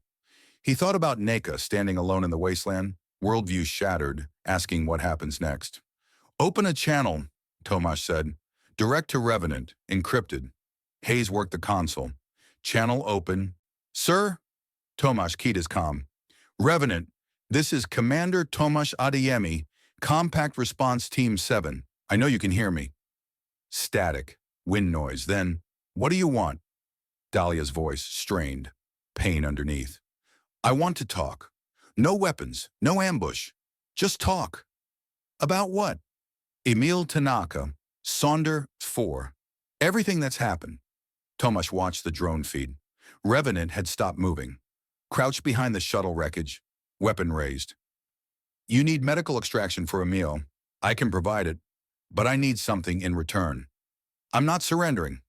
Not asking you to. I'm asking for testimony. Emil's story. Recorded, verified, transmitted to independent sources before compact intelligence can bury it. Tomasz glanced at Solomon. His second nodded. You get Emil to safety, I get the truth. Everyone wins. Silence for 10 seconds. You'll kill us the moment we're aboard your transport. I could kill you right now. Orbital strike, artillery, drone assault. You're 4 clicks from my position with a dying man in a crippled shuttle. Tomasz kept his voice level. If I wanted you dead, you'd be dead. I want the truth, and I want to stop lying to my team about what we're fighting for. More silence. Then, medical transport, neutral ground. No compact markings. Crew doesn't know who we are. Agreed, I'll arrange it. And afterward? Afterward, you disappear. Take Emil somewhere safe. Testify when you're ready. Tomasz paused. I can't promise the compact won't hunt you, but I can promise I won't be the one doing it. The drone feed showed Revenant lowering her weapon. She said something to Emil. He didn't respond. He's dying, Dahlia said. Lung collapse, internal bleeding, maybe 90 minutes before he codes. I can get a medical shuttle on site in 20, surgical bay, stasis pods, everything he needs. And the crew, private contractors, IES Medical Division. They don't ask questions. Another pause, longer this time. All right, Dahlia said, but if this is a trap, it's not. I'll kill everyone in that transport, including you. Understood. Tomasz cut the channel, looked at Solomon. Contact Jude Kalensky. Tell him we need immediate medical extraction. Coordinates to follow. Payment on delivery. Solomon's expression didn't change. Sir, Kalensky is IES. Independent Enforcement Solutions. They're not neutral. They're mercenaries. Which means they don't care about compact politics. They care about payment. We pay them. They extract a meal. Everybody goes home. And Revenant disappears like she's been doing for 9 years. Hayes cleared his throat. Sir, Admiral Kowalski's going to want answers. 2 dead operators, 1 defected lieutenant, and targets escaped. This is going to end careers. Probably. Tomasz pulled up the casualty report. Matsuda, Tran. Good soldiers who trusted him to make the right call. Write it up. Full disclosure. My decision, my responsibility. Sir, that's an order. Solomon worked his console. Kalensky's responding. Says he can have a medical shuttle on site in 18 minutes. Price is triple standard rate. Hazard surcharge. Pay it. From what fund? Operational discretionary. I'll explain it to Kowalski later. Sir, that fund doesn't have authorization for... I said pay it. Solomon nodded. Transmitted the payment codes. Tomasz watched the drone feed. Revenant had dragged Emil into the shuttle's cargo bay, sheltered from the wind. She was doing something with her med kit, probably trying to stabilize his vitals. 18 minutes. Emil had 90. Math worked. Barely. All units, fall back to primary transport, Tomasz ordered. We're standing down. Medical shuttle inbound for civilian extraction. No contact unless the target's engaged first. Carly Bori looked at him. Sir, we're just letting them go? We're getting Emil Tanaka medical attention, and we're getting his testimony about Sonder 4. That's the mission. Intelligence Division's mission was termination, not extraction. Intelligence Division isn't here. Tomasz met Carl's eyes. I am. This is my team. My call. Anyone have a problem with that? Nobody spoke. Good. Mount up. The team dispersed. Neka sat in the transport, helmet off, staring at nothing. Tomasz climbed in beside her. You made the right call, she said quietly. Maybe. We'll see. Emil Tanaka is the only living witness. If he dies, the truth dies with him. I know. She looked at him. You should have told me, months ago, when you first suspected. You're right, I should have. I could have helped. Or you could have reported me to Kowalski, had me arrested for sedition. Tomasz pulled off his gloves. His hands were shaking, adrenaline crash. I didn't know which way you'd go, so I kept you in the dark. That was wrong. Neka didn't respond. 17 minutes later, the medical shuttle arrived. IEU's corporate markings. Neutral gray hull. Professional crew in sterile white environment suits. Tomasz watched from the transport as the shuttle landed near Revenant's position. Watched as she emerged, dragging Emil. Watched as the medical team loaded him onto a gurney, stabilized his vitals, transferred him to the shuttle's surgical bay. Watched as Revenant climbed aboard. The shuttle sealed, engines powered up. Tomasz keyed his comm. Revenant, one more thing. What? Station 7 Alpha. Hideo's evidence. You're going after it. Pause. Yes. Good luck. The channel closed. The shuttle lifted off. Climbed through Kepler 442b's thin atmosphere. Disappeared into orbital space. Solomon stood beside Tomasz. Sir, there's a problem. What? The medical shuttle's transponder. I'm tracking it on long-range scanners. And? It's not heading for neutral space. It's on a direct course for Station 7 Alpha. Solomon pulled up the navigation plot. ETA, 6 hours. But there's another vessel already there. Compact Intelligence Division frigate. UNCV Resolute. Tomasz felt something cold settle in his gut. Admiral Kowalski's ship. Yes, sir. The medical shuttle disappeared from visual range. Tomasz watched the scanner track it. Watched its trajectory lock onto Station 7 Alpha, where Hideo's evidence was hidden, where Ruthie Delacroix was preparing to testify, where Kowalski's frigate waited. Sir? Solomon's voice was quiet. What did we just do? Tomasz didn't answer. The medical shuttle's beacon pulsed on his display. Clean. Professional. Exactly what he'd ordered. Except the shuttle wasn't IES. The crew wasn't neutral contractors. And Revenant had just walked into a trap. The Resolute is weapon systems powered up.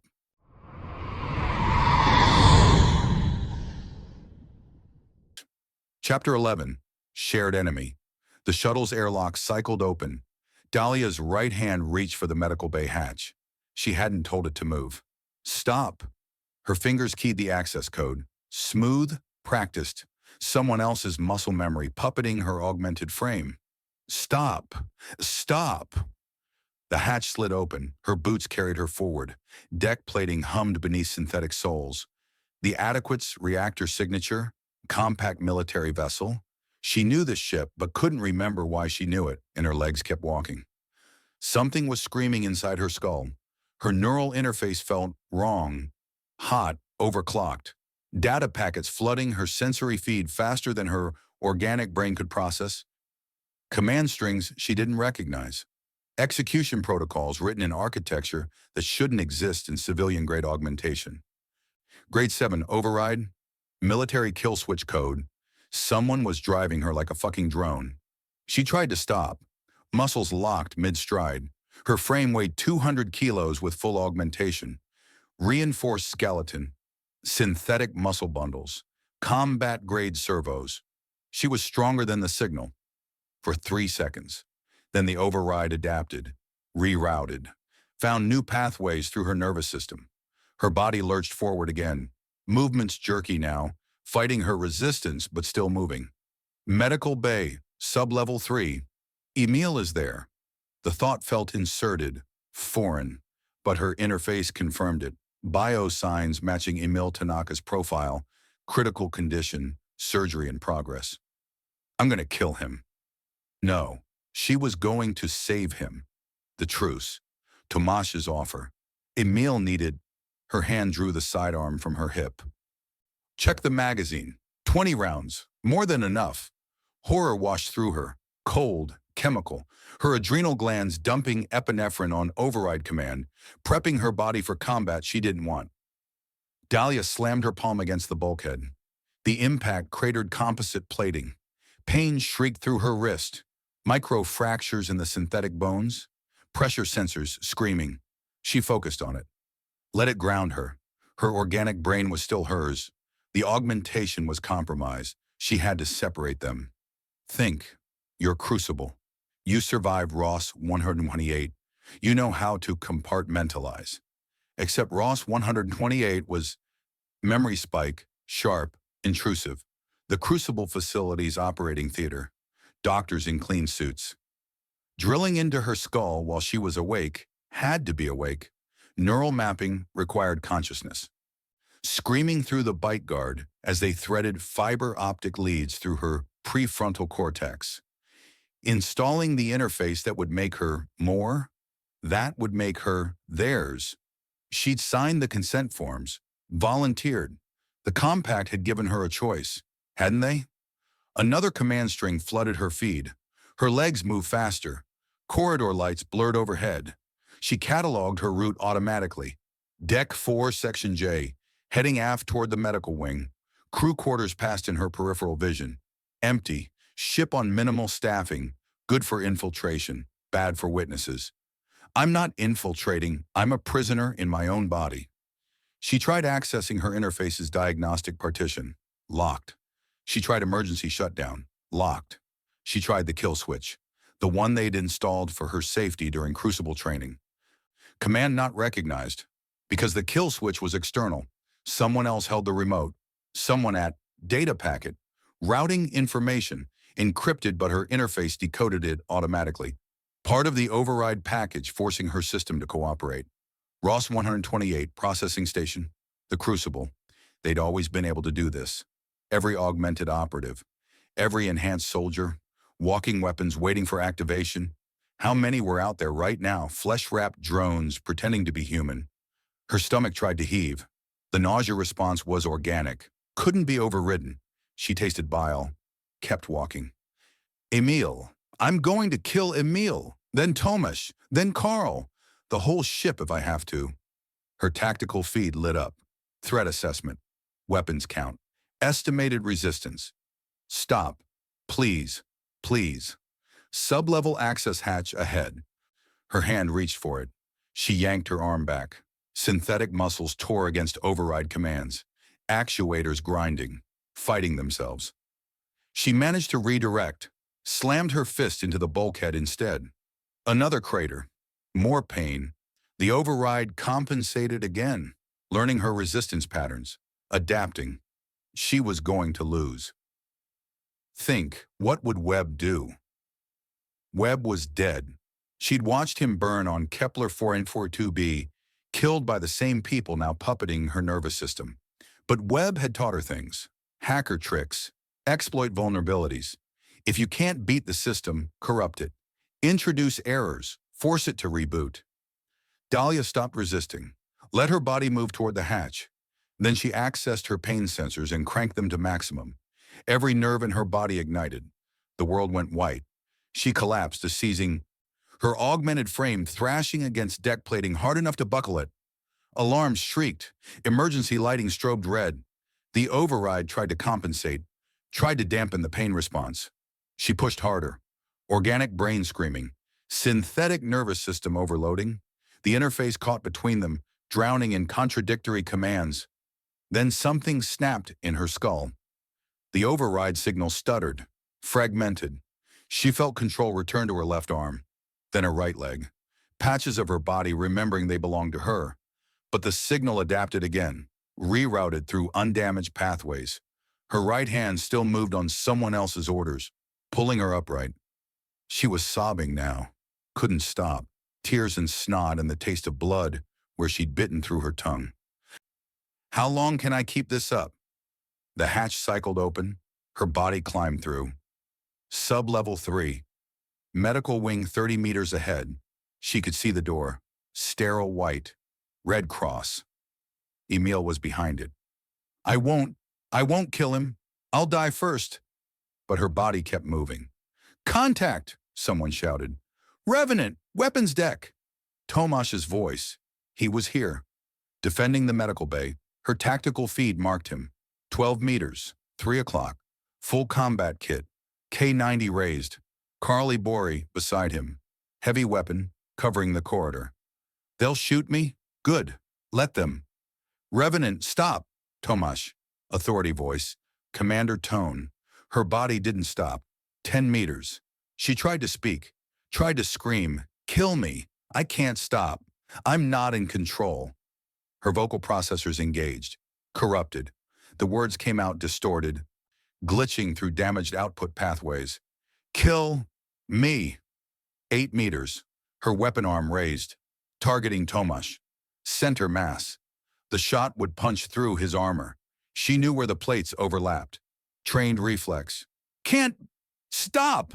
6 meters. Commander. Carl, weapon tracking her. Hold fire. Tomash, not moving, not shooting. Shoot me. Shoot me. 4 meters. Her finger tightened on the trigger. Tomash moved, not backward, toward her. Diving past her weapon arc into close quarters where her gun was useless. She tried to track him, but her combat reflexes fought the override, creating lag. He got inside her guard, grabbed her weapon arm. Twisted. The sidearm clattered away. She threw him. Augmented strength. He hit the bulkhead hard. Armor absorbed most of it. He rolled, came up gasping. Carl, the medical bay. EM generator. Sir, that's... Do it! Dahlia's body turned toward the medical bay hatch. Her interface registered EM radiation. High-frequency pulse. Used for sterilization. Intense enough to disrupt unshielded electronics. Intense enough to fry a neural interface. The pulse hit her like a hammer. Every circuit in her skull overloaded simultaneously. Smoke. Burning insulation. The smell of her own brain tissue cooking. She felt synapses dying. Pathways severing. The careful architecture of her augmentation melting into slag. The override signal died. So did everything else. She collapsed, seizing. Her body no longer knew which commands to follow. Organic and synthetic nervous systems decoupling, sending contradictory signals to muscles that spasmed and locked and tore themselves apart trying to obey. Someone was screaming. Her. She was screaming, then nothing. Consciousness returned in pieces, pain first, everywhere. Her skull felt cracked open, her spine was fire. Every augmented muscle burned like she'd run a marathon and then been beaten with pipes, voices muffled, through damaged audio processing. Stable, but the interface is 70% of the implant is slag. Lucky she's not brain dead. Dahlia opened her eyes. White ceiling, medical bay, sterile smell. The steady beep of monitors. Tomash stood over her, concerned, not aiming a weapon. That was something. Welcome back. His voice sounded flat. She realized her audio processing was damaged. No filters, no enhancement, just raw sound waves hitting damaged eardrums. She tried to speak. Her vocal processors coughed static, then died. She was breathing. That was organic. She forced her throat to work. Did I... Raw. Painful. Did I kill anyone? No. Relief. It felt massive. She let it wash through her. Emil? Alive. Surgery went well. He'll recover. She nodded. tried to sit up. Her body responded sluggishly. The synthetic muscles still worked. Reinforced skeleton, enhanced tissue, all the physical augmentation, but the neural interface that coordinated it all was gone. She felt disconnected, like wearing someone else's body. No, like wearing her body for the first time in years. How do you feel? Tomasz asked. She considered, ran a diagnostic, or tried to. Nothing. Her HUD was dead. Tactical overlay, gone. Threat assessment, offline. Data feeds, silent. Lighter, she said. Smaller, more real. It was terrifying. She'd lived with the interface for so long. Perfect memory. Enhanced processing. The ability to access information instantly, coordinate complex movements without conscious thought. She'd been more than human. Now she was just Dahlia. Can you access Webb's data? Tomasz asked quietly. The question hit her like a physical blow. Webb's encrypted package, everything he'd died to give her, procurement records, communication logs, evidence linking Kowalski to Sonder 4, proof of the conspiracy. She reached for it, tried to access the partition where she'd stored it. I can't. Gone. Not deleted, not corrupted. Gone. The interface memory was slag. Everything stored there. Every mission log, every tactical database, every piece of evidence Webb had extracted. Erased. Oh God, her voice broke. It's gone, all of it. Everything Webb. It's okay. We'll find another. No. She was crying now. Tears felt strange without the interface regulating her emotional responses. You don't understand. That was the only copy. Webb pulled it from compact, secure servers. It can't be recovered. It's gone. Tomasz went silent. Carl stepped into view. Big man, looked uncomfortable. Commander, the medical team needs to run more diagnostics. And there's something else. What? When we were scanning her interface damage, we found anomalies. Dahlia's blood went cold. What kind of anomalies? Tomasz asked. The medical officer appeared. Young woman. Nervous. She pulled up a hollow display. Neural mapping. Color-coded regions of Dahlia's brain. Interface connections highlighted in blue. Her interface wasn't just for communication and combat coordination, the officer said. There are editing protocols in her hippocampus, memory centers. Editing? Dahlia's voice was barely a whisper. Selectively overwriting experiential memory, not deleting. That would be detectable. Replacing. Changing the emotional context. Altering details. We found edit timestamps going back 5 years. The room spun. What are you saying? Tomasz asked. I'm saying someone's been rewriting her memories. Probably during standard Crucible maintenance cycles. She wouldn't know. The edits are seamless, integrated.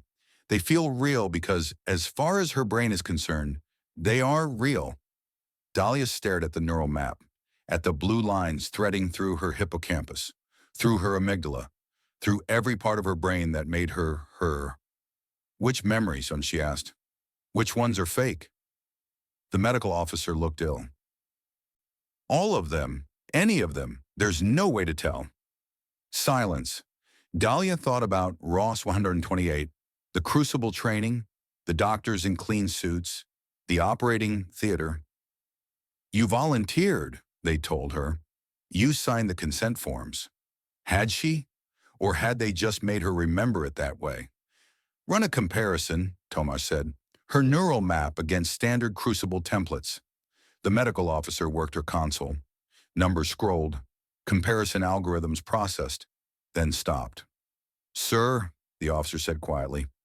Her neural architecture. It doesn't match any Crucible operative on record. What do you mean? I mean the augmentation pattern is wrong, the interface placement, the editing protocols. She's not Crucible standard. The officer pulled up another file. She matches a different program entirely. She threw the file onto the main display. Dahlia read it. Project Revenant. Subject, asset reclamation and repurpose. Target profile, Vreth First Contact survivors exhibiting hostility to compact interests. termination alternatives for high-value assets. Survivors, first contact survivors. She'd been at Sonder 4. No, Dahlia whispered. I was Crucible. I was always Crucible. I joined after what? She tried to remember. Reach for the memory of joining, of signing up, of choosing this life. Found nothing. Just empty space where a history should be. You were at Sonder 4, Tomas said. His voice was hollow. You survived first contact, and the compact took you, turned you into a weapon, made you forget. The medical officer pulled up another file. Casualty lists. Sonder 4 survivors, one name highlighted. Kresnik Dahlia, age 19, civilian mining contractor. Status, deceased, friendly fire incident, hostile assets elimination. Deceased, she died on Sonder 4. The compact had killed her there, and then brought her back as someone else.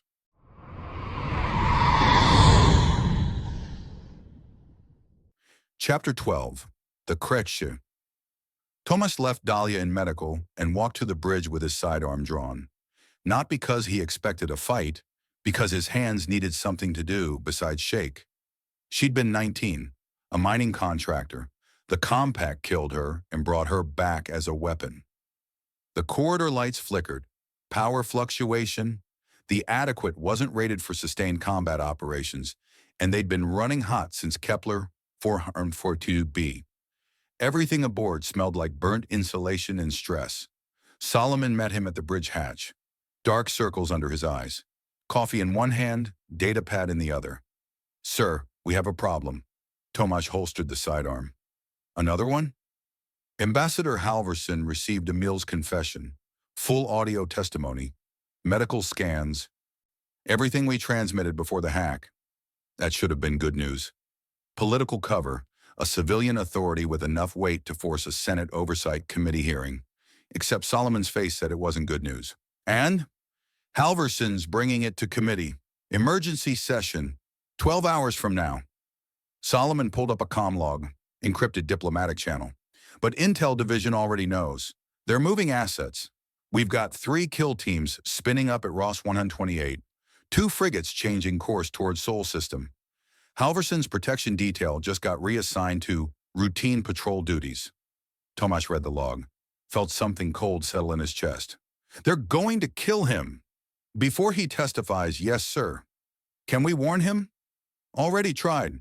His comm channels are being jammed by solar interference. Convenient.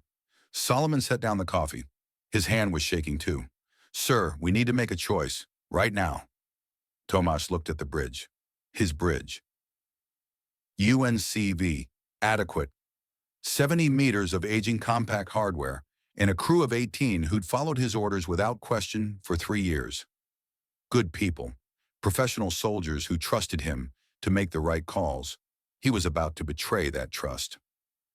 How long until Ross 128's kill teams reach firing range on Halverson?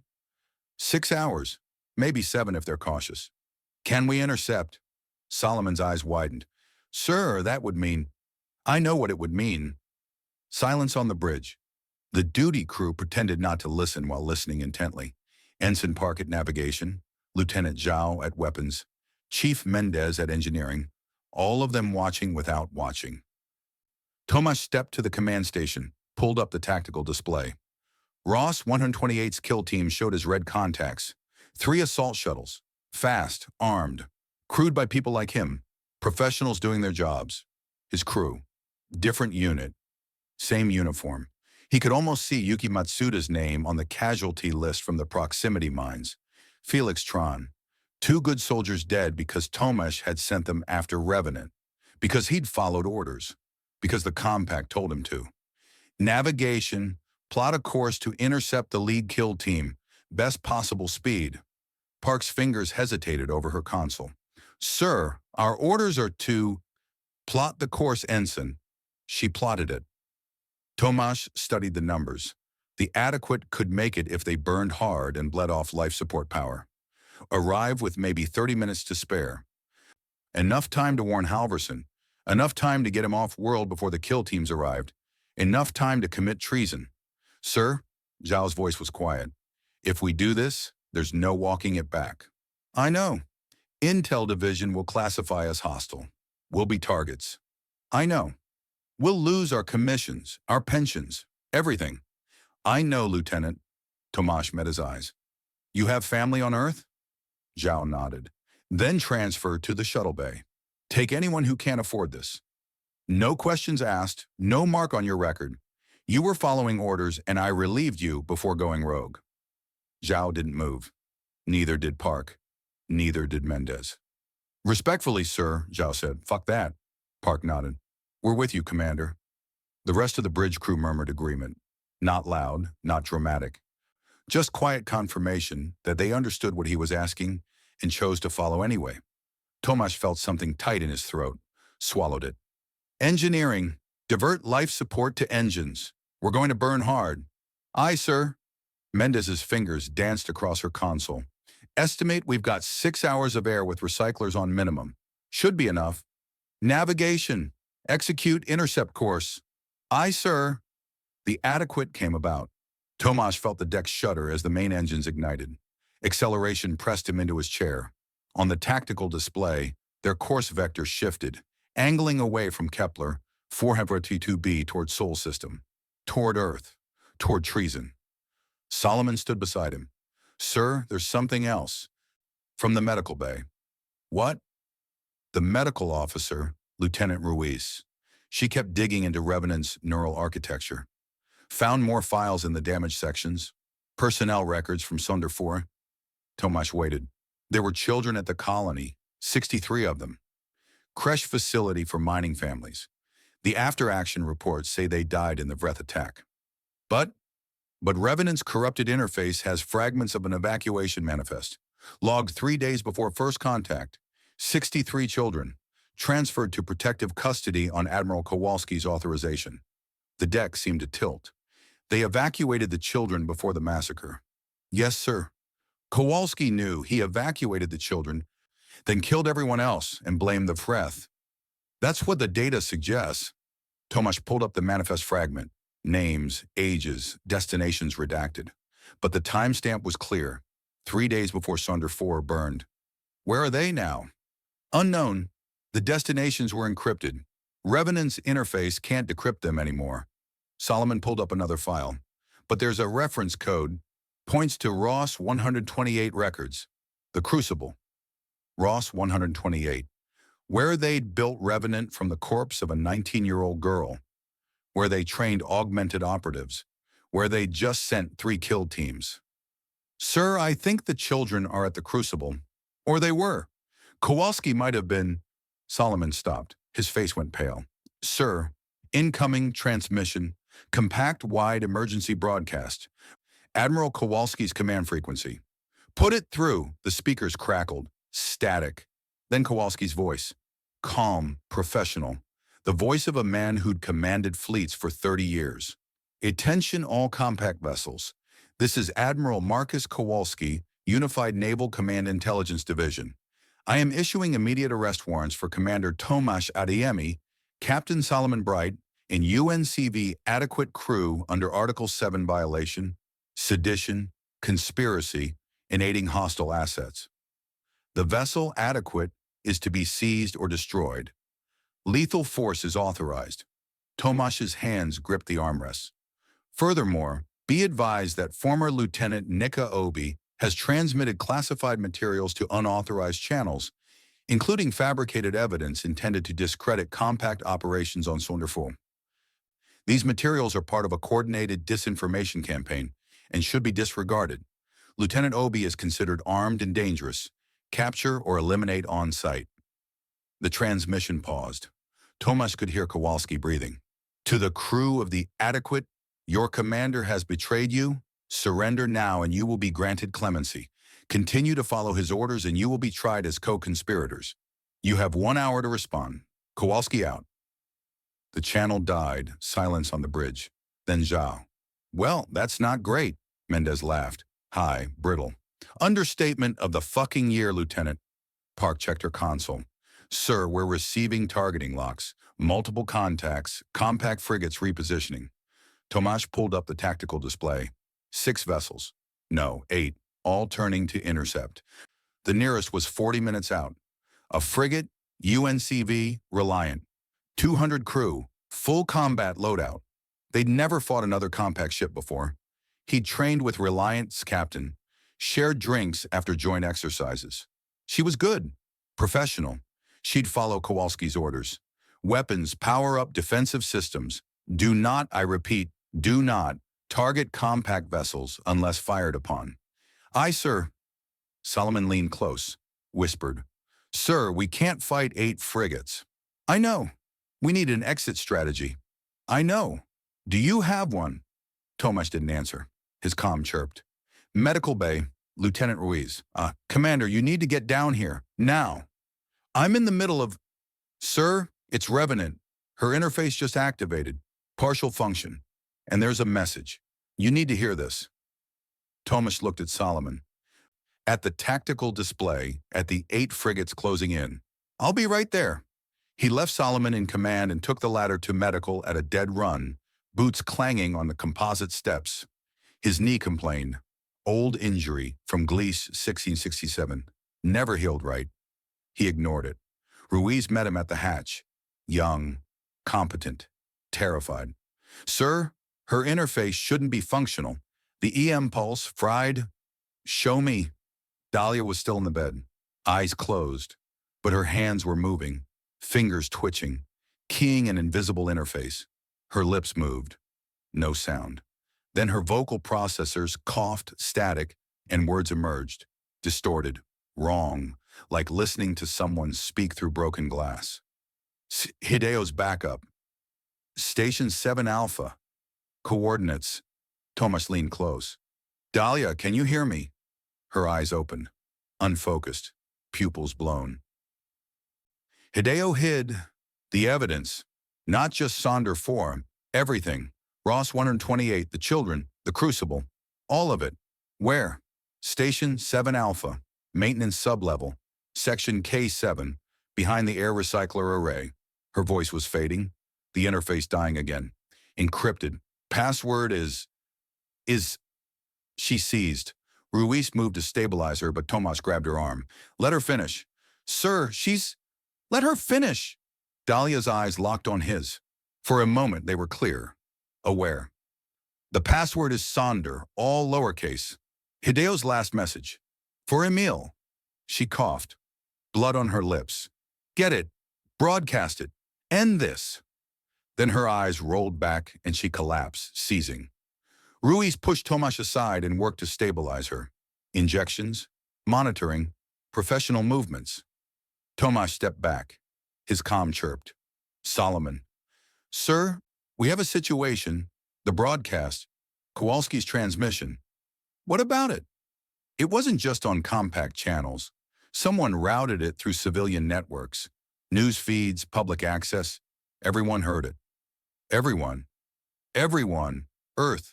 The colonies, all of it, and NECA's evidence package just hit the networks too. Full Sonder 4 files, the procurement data, Asante's confession, everything. Tomasz felt the deck tilt again. It's public? Yes, sir. Billions of people just heard Kowalski admit there was evidence against him. Heard him call it fabricated. Except they can see the files, they can verify, and they're asking questions. Questions.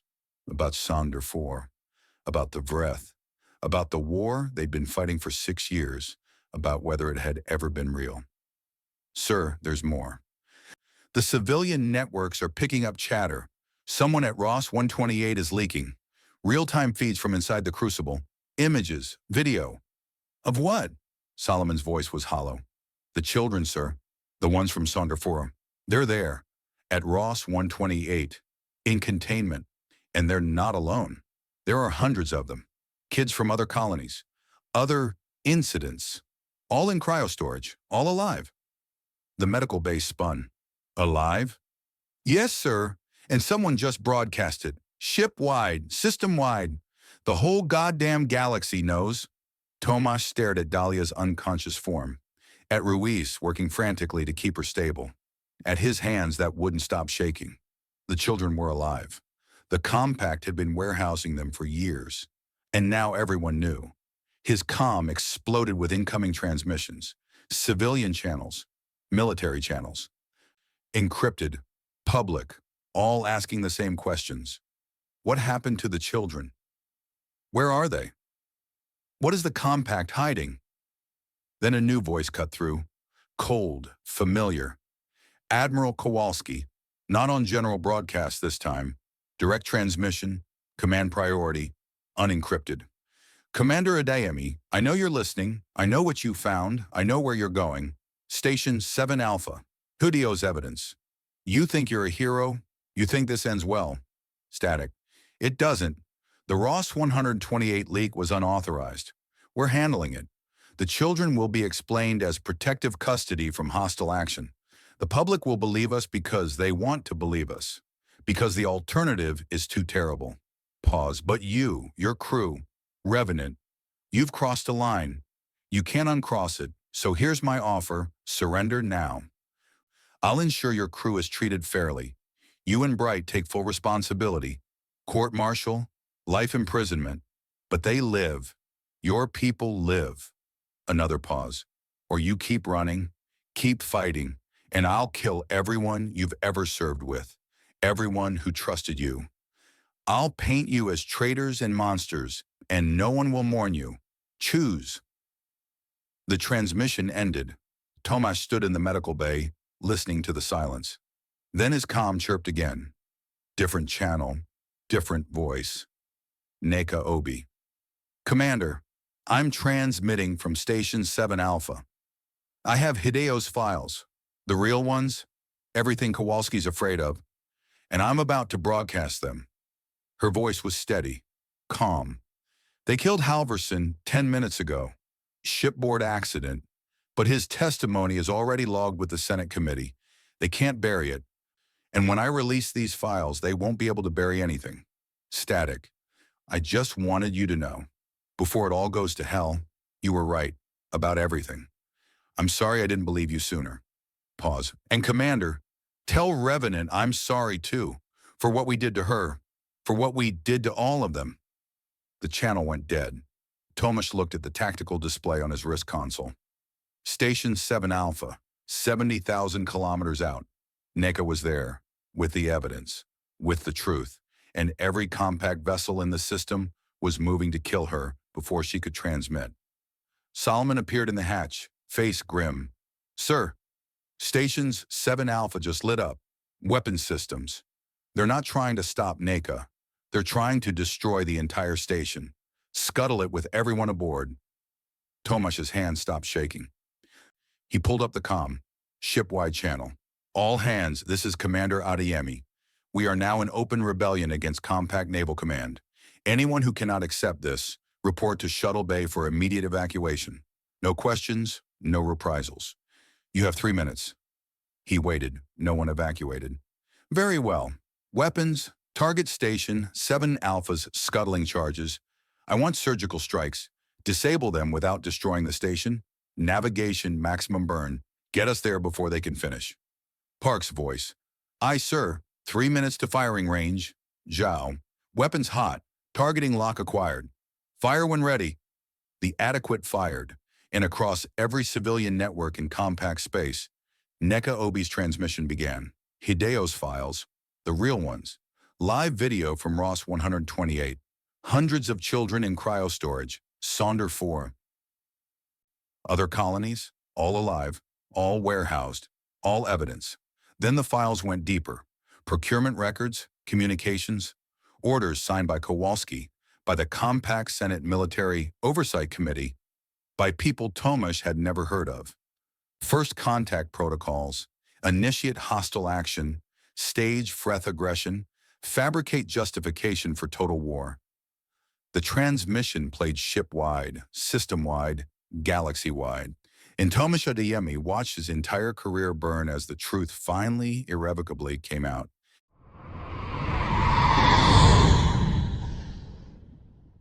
Chapter 13. The Asset. The dormitory smells like disinfectant and fear. Neka knows this smell, has known it her entire life without remembering where it came from. Now she stands in Section K7 of Ross 128's crash levels, and the smell wraps around her like a burial shroud. Suffocating, familiar, home. She shouldn't be here. Should be in holding on the adequate. Confined for evaluation after her defection on Kepler 442b. But Tomasz brought her anyway when they breached the Crucible. Needed her clearance codes, needed her knowledge of compact protocols, needed her to see this. Bunk beds line the walls in perfect rows. 40 beds, 8 to a wall, regulatory spacing, compact gray sheets folded with hospital corners. No personal items, no color. The children who lived here weren't allowed possessions. Weren't allowed to be children? Lieutenant? Tomasz's voice comes from somewhere behind her. Distant, wrong. Nika, talk to me. She can't. Her throat has closed because she remembers these beds. Remembers lying in one, third from the left, second row, and staring at the ceiling while instructors played subliminal conditioning tracks through the ventilation system. Your value is service. Your purpose is duty. Individual desire is weakness. She'd believed it, still believes it, somewhere deep where the conditioning has roots. I slept here. Her voice sounds hollow. Bed 17. I was 4 years old. Footsteps. Tomasz moves into her peripheral vision. Doesn't touch her. Smart man. You were raised at the Crucible? I don't remember, except she does. Fragments. A woman in a white coat explaining that Nika was special, chosen, genetically optimized for leadership and tactical thinking, that she should be grateful. They told us we volunteered, that our families signed the consent forms. Did they? She tries to remember her family, finds nothing, just empty space where parents should be, where siblings, grandparents, anyone should be. Just the Crucible, just this place. Her legs carry her deeper into the dormitory. Muscle memory, past the bunks to the communal bathroom. 12 shower stalls, no doors, no privacy because assets don't need privacy. To the far wall where someone has scrawled in what looks like blood. They took us to the graveyard below it, smaller. Help us. Nika's hand reaches out, touches the words. The blood is still tacky, recent. The graveyard, her voice cracks. That's what we called it.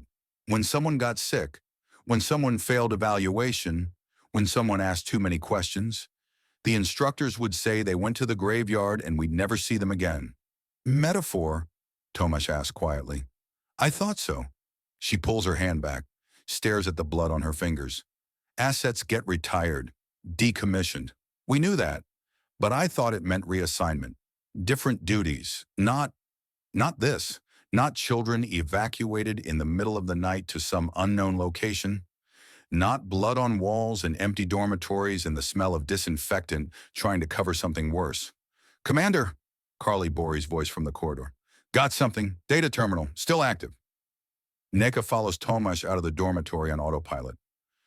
Down a corridor she remembers walking every morning at 0500 for physical training. Past classrooms where she learned tactical doctrine and compact history and nothing about art or music or anything that made life worth living. Past the medical bay. She stops. The doors open. Inside, exam tables. Surgical equipment. On the wall, a chart showing developmental milestones for fourth-generation assets, ages 4-18. Height, weight, augmentation integration, psychological conditioning markers. They modified us. She says it to no one. To herself. Not just training, physical modification, genetic, neural. Tomasz appears in the doorway, looks at the chart. His face goes gray. Jesus Christ, we're not human. The words come out flat. Clinical. Not entirely. Fourth-generation assets are genetically optimized from embryonic stage. Enhanced muscle development, increased cognitive capacity, reduced emotional volatility. She struggles for the word. We're products. You're human. Tomasz's voice is hard. Whatever they did to you doesn't change that. Does it? She looks at him. Do you know what they taught us? Our value is service. Our purpose is duty. Without that, were just failed experiments. Decommissioned assets. Her breath catches. I believe them. I still believe them.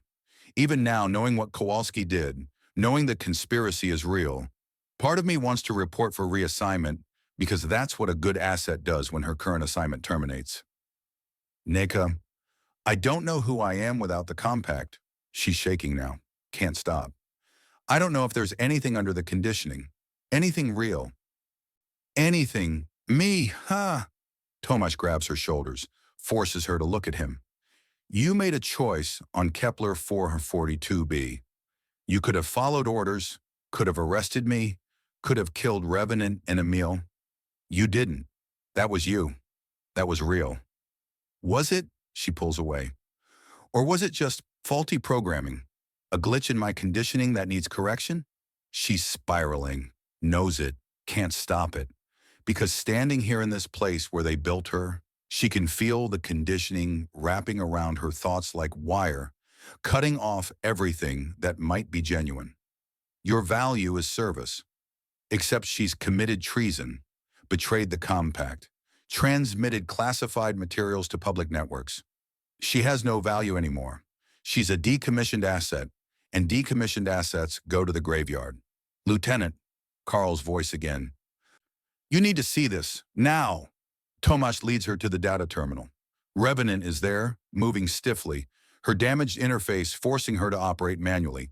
She's pulled up files, lots of them.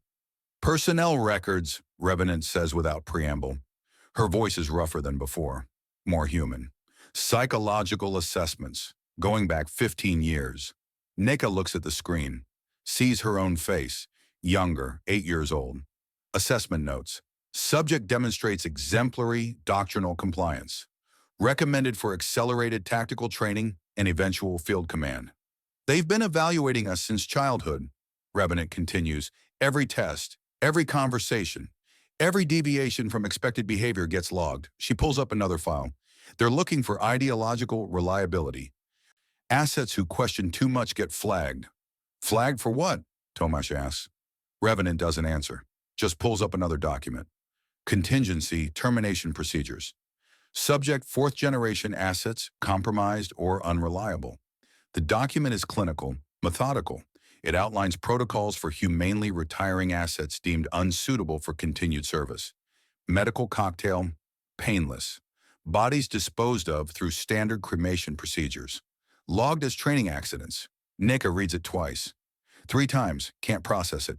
They built them from embryos, raised them, conditioned them, and when they stopped being useful, they killed them. How many? Her voice sounds distant. Wrong. Revenant's fingers move across the terminal.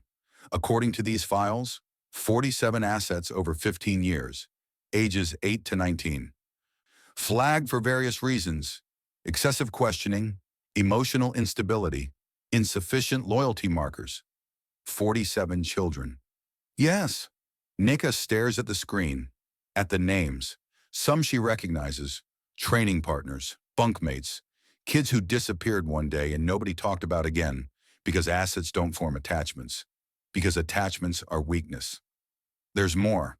Revenant pulls up another set of files. Recent assessments, current generation, 23 flagged assets across all cohorts. The screen fills with faces. Young faces, teenagers mostly, each with assessment notes detailing why they're unsuitable for continued service. Demonstrates concerning skepticism regarding compact doctrinal instruction. Exhibits dangerous independent thinking. Questions operational parameters beyond acceptable threshold. They're children, and they're marked for death because they ask questions. Site Gamma, Revenant says. That's where they were transferred. 3 days ago. All 23 of them. She looks at Tomasz. Site Gamma isn't in any official database. No coordinates, no command structure, nothing. A black site, Tomasz says quietly, or the graveyard. Nika scrolls through the files. Stops. A face she doesn't recognize but somehow knows. 17 years old. Dark skin, sharp features, eyes that look too much like her own. Name, Amara Obi. Genetic designation, derivative of donor line OB7, 4th-generation asset.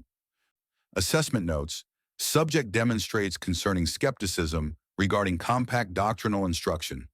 Recommended for remedial conditioning or asset retirement. Priority, high.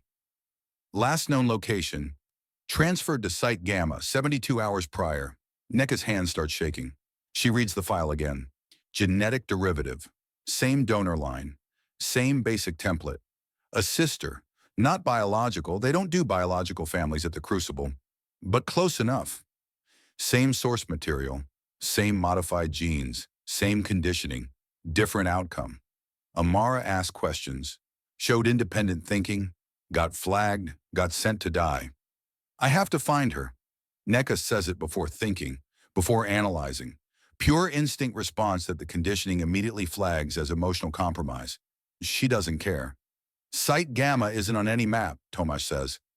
Then we make them tell us where it is. NECA pulls up the Crucible command network.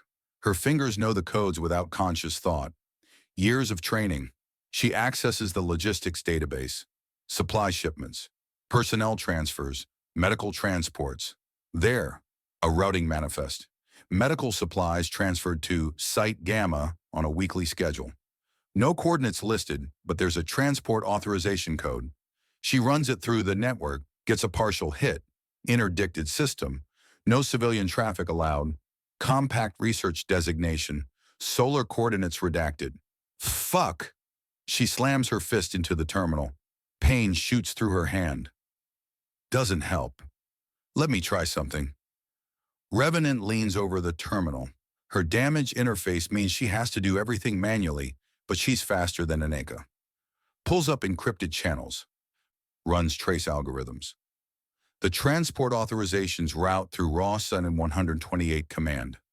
But the actual shipments originate from, she pauses, Admiral Kowalski's personal logistics network. Of course they do. Can you trace it? Tomasz asks. Maybe. The encryption is military grade, but with physical access to the Crucible network, I might be able to. Alarms. Loud. Urgent. Emergency lockdown protocols activating across the facility. Contact, Carl on the comm. Compact assault teams breaching outer hull. 3 ships, full combat loads. ETA 2 minutes. Tomasz curses. We need to move. Now. But NECA can't move. Can't leave. Because Amara is somewhere out there, marked for termination, and if they leave now, she'll never find her. Never save her. Never prove that assets are more than just decommissioned products waiting for disposal. Lieutenant, we have to go. Revenant is already downloading files, cramming everything she can into portable storage. Personnel records, assessment files, termination procedures, evidence, but not coordinates, not a way to find Site Gamma. NECA looks at the terminal, at the routing manifest, at the encrypted authorization codes that only someone with full Crucible command clearance could access. Someone like Admiral Kowalski, or someone with his command override codes. She pulls up her personal interface, the one the Compact installed when she was 8 years old, the one that's supposed to be encrypted, locked, accessible only to authorized personnel, the one she's about to hand over to a wanted fugitive and admitted traitor. Revenant, her voice is steady, surprising. I'm going to give you my command codes, full access, everything. Tomasz stares at her. NECA, that's treason, I know. She meets his eyes. I crossed that line on Kepler 442b. Might as well commit. Revenant looks up from the terminal. Your codes won't decrypt Kowalski's network.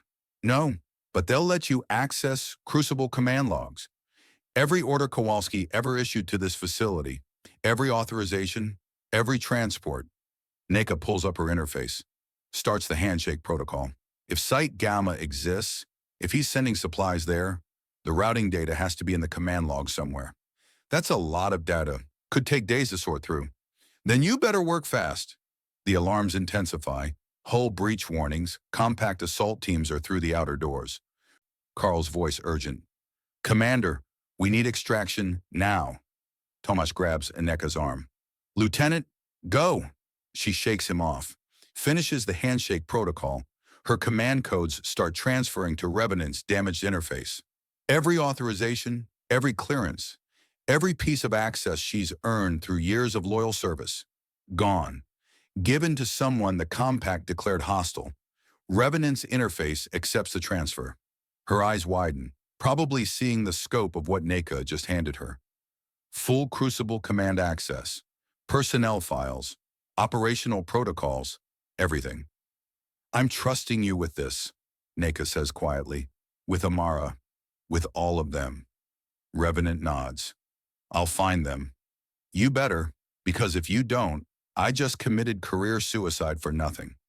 You already committed career suicide. This is just the paperwork. Despite everything, Neka almost laughs. Then the assault teams breach the inner corridor. Weapons fire. Carl returning fire. Tomas dragging her toward the emergency exit. She runs. But before she does, she looks back at Revenant, at the woman who was killed on Sonder 4 and rebuilt as a weapon, who's now the only person in the universe with full access to Neka's command codes, the only person who can find Amara, the only person she can trust. Revenant meets her eyes. Nods once. Don't make me regret this, Neka says.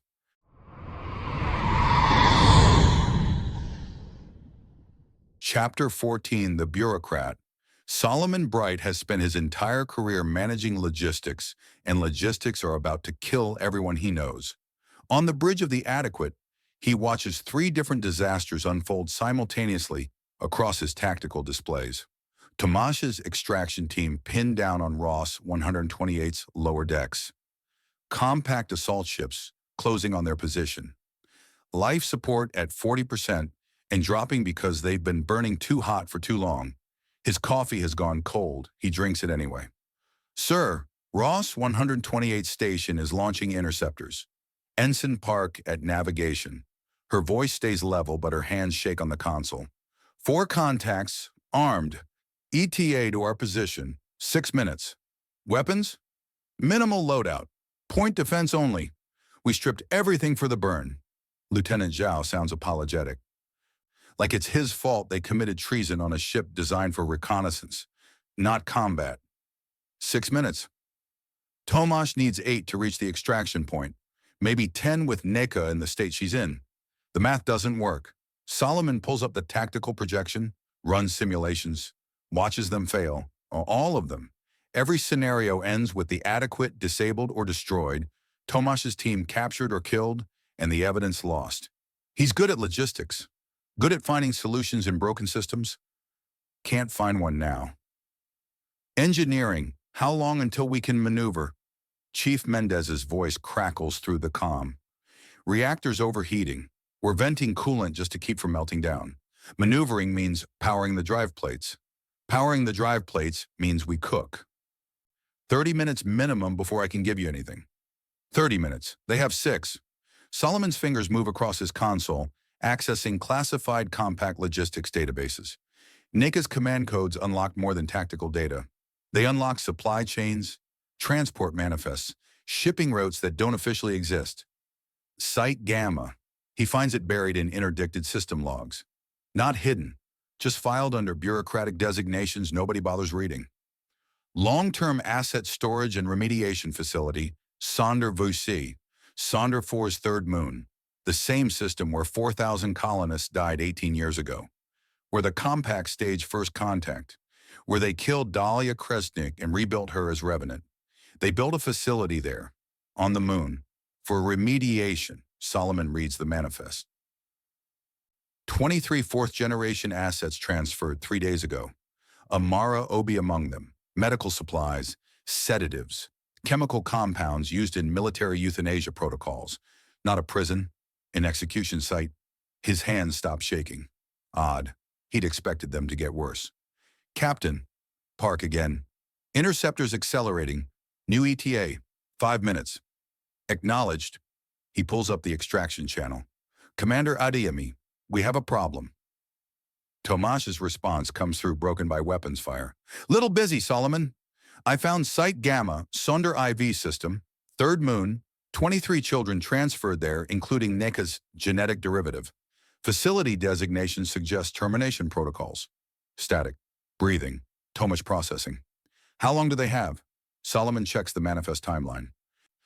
Remediation procedures initiate 72 hours post-transfer.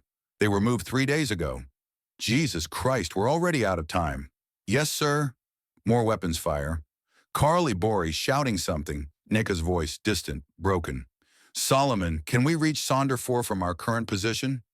Math. Solomon's good at math. Not without resupply. We burned our fuel reserves on the Ross 128 intercept. Even if we extract successfully, we don't have enough reaction mass to make the jump to Sonder 4 and back. Then we don't come back. Park looks at Solomon. Zhao, Mendez on the engineering channel, all of them hearing what Tomas just said. One-way trip, suicide mission, to rescue 23 children they've never met from a facility designed to kill them. Solomon should say no, should explain the tactical impossibility, should point out they're already facing court-martial and execution for treason. Adding desertion and unauthorized military action won't improve their situation. Should be the voice of reason, except he's staring at Amara Obi's personnel file.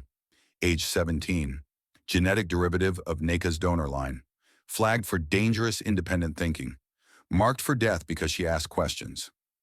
Understood, Commander. I'll plot the course. Park's hands move across her console without being told. Professional, committed. Zhao. We'll need to divert all remaining power to engines, including life support. Do it. Sir, that gives us maybe 4 hours of air. We don't reach Sonder 4 in 4 hours. I'm aware, Lieutenant. Do it anyway.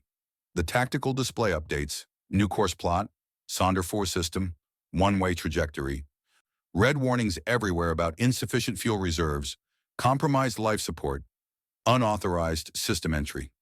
Solomon ignores them all. All hands, this is Captain Bright.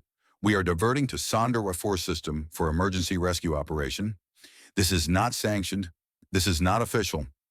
Anyone who cannot accept this should... Sir, Mendez cuts him off. With respect, shut the fuck up and let us do our jobs. Zhao nods. Park smiles. Solomon's throat goes tight.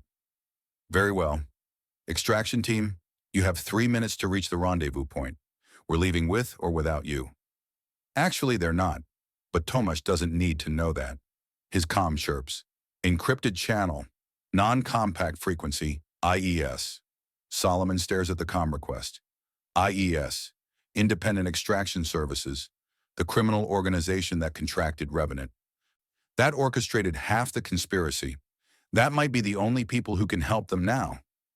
He accepts the channel. Captain Bright, male voice, professional, scared. My name is Jude Kolensky. I work for IES Logistics Coordination. I need to speak with you immediately. I'm listening. I provided the transport for the Sonder 4 operation, the children, Site Gamma, all of it. Words tumbling out fast, too fast. I know the facility's exact coordinates, security protocols, staffing roster, entry codes, everything. Solomon's fingers pause over his console. Why are you telling me this? Because IES leadership is purging anyone connected to Sonder 4. Inez Kovar was the first. 3 other coordinators have died in the past month. Shipboard accidents, equipment failures. One got spaced during a routine EVA malfunction. Jude's breathing is ragged. I'm next. I know I'm next. They're cleaning house. And you want what? Asylum? Protection? Sanctuary? Anything. I'll give you everything I know. Full facility layout, guard rotations, automated defense systems. How to disable them. How to get those children out. Pause. Please. I don't want to die for this. Solomon should refuse. Should tell him to take his chances. Should prioritize the mission over one scared logistics coordinator who helped murder 4,000 people. Except Jude has information they need.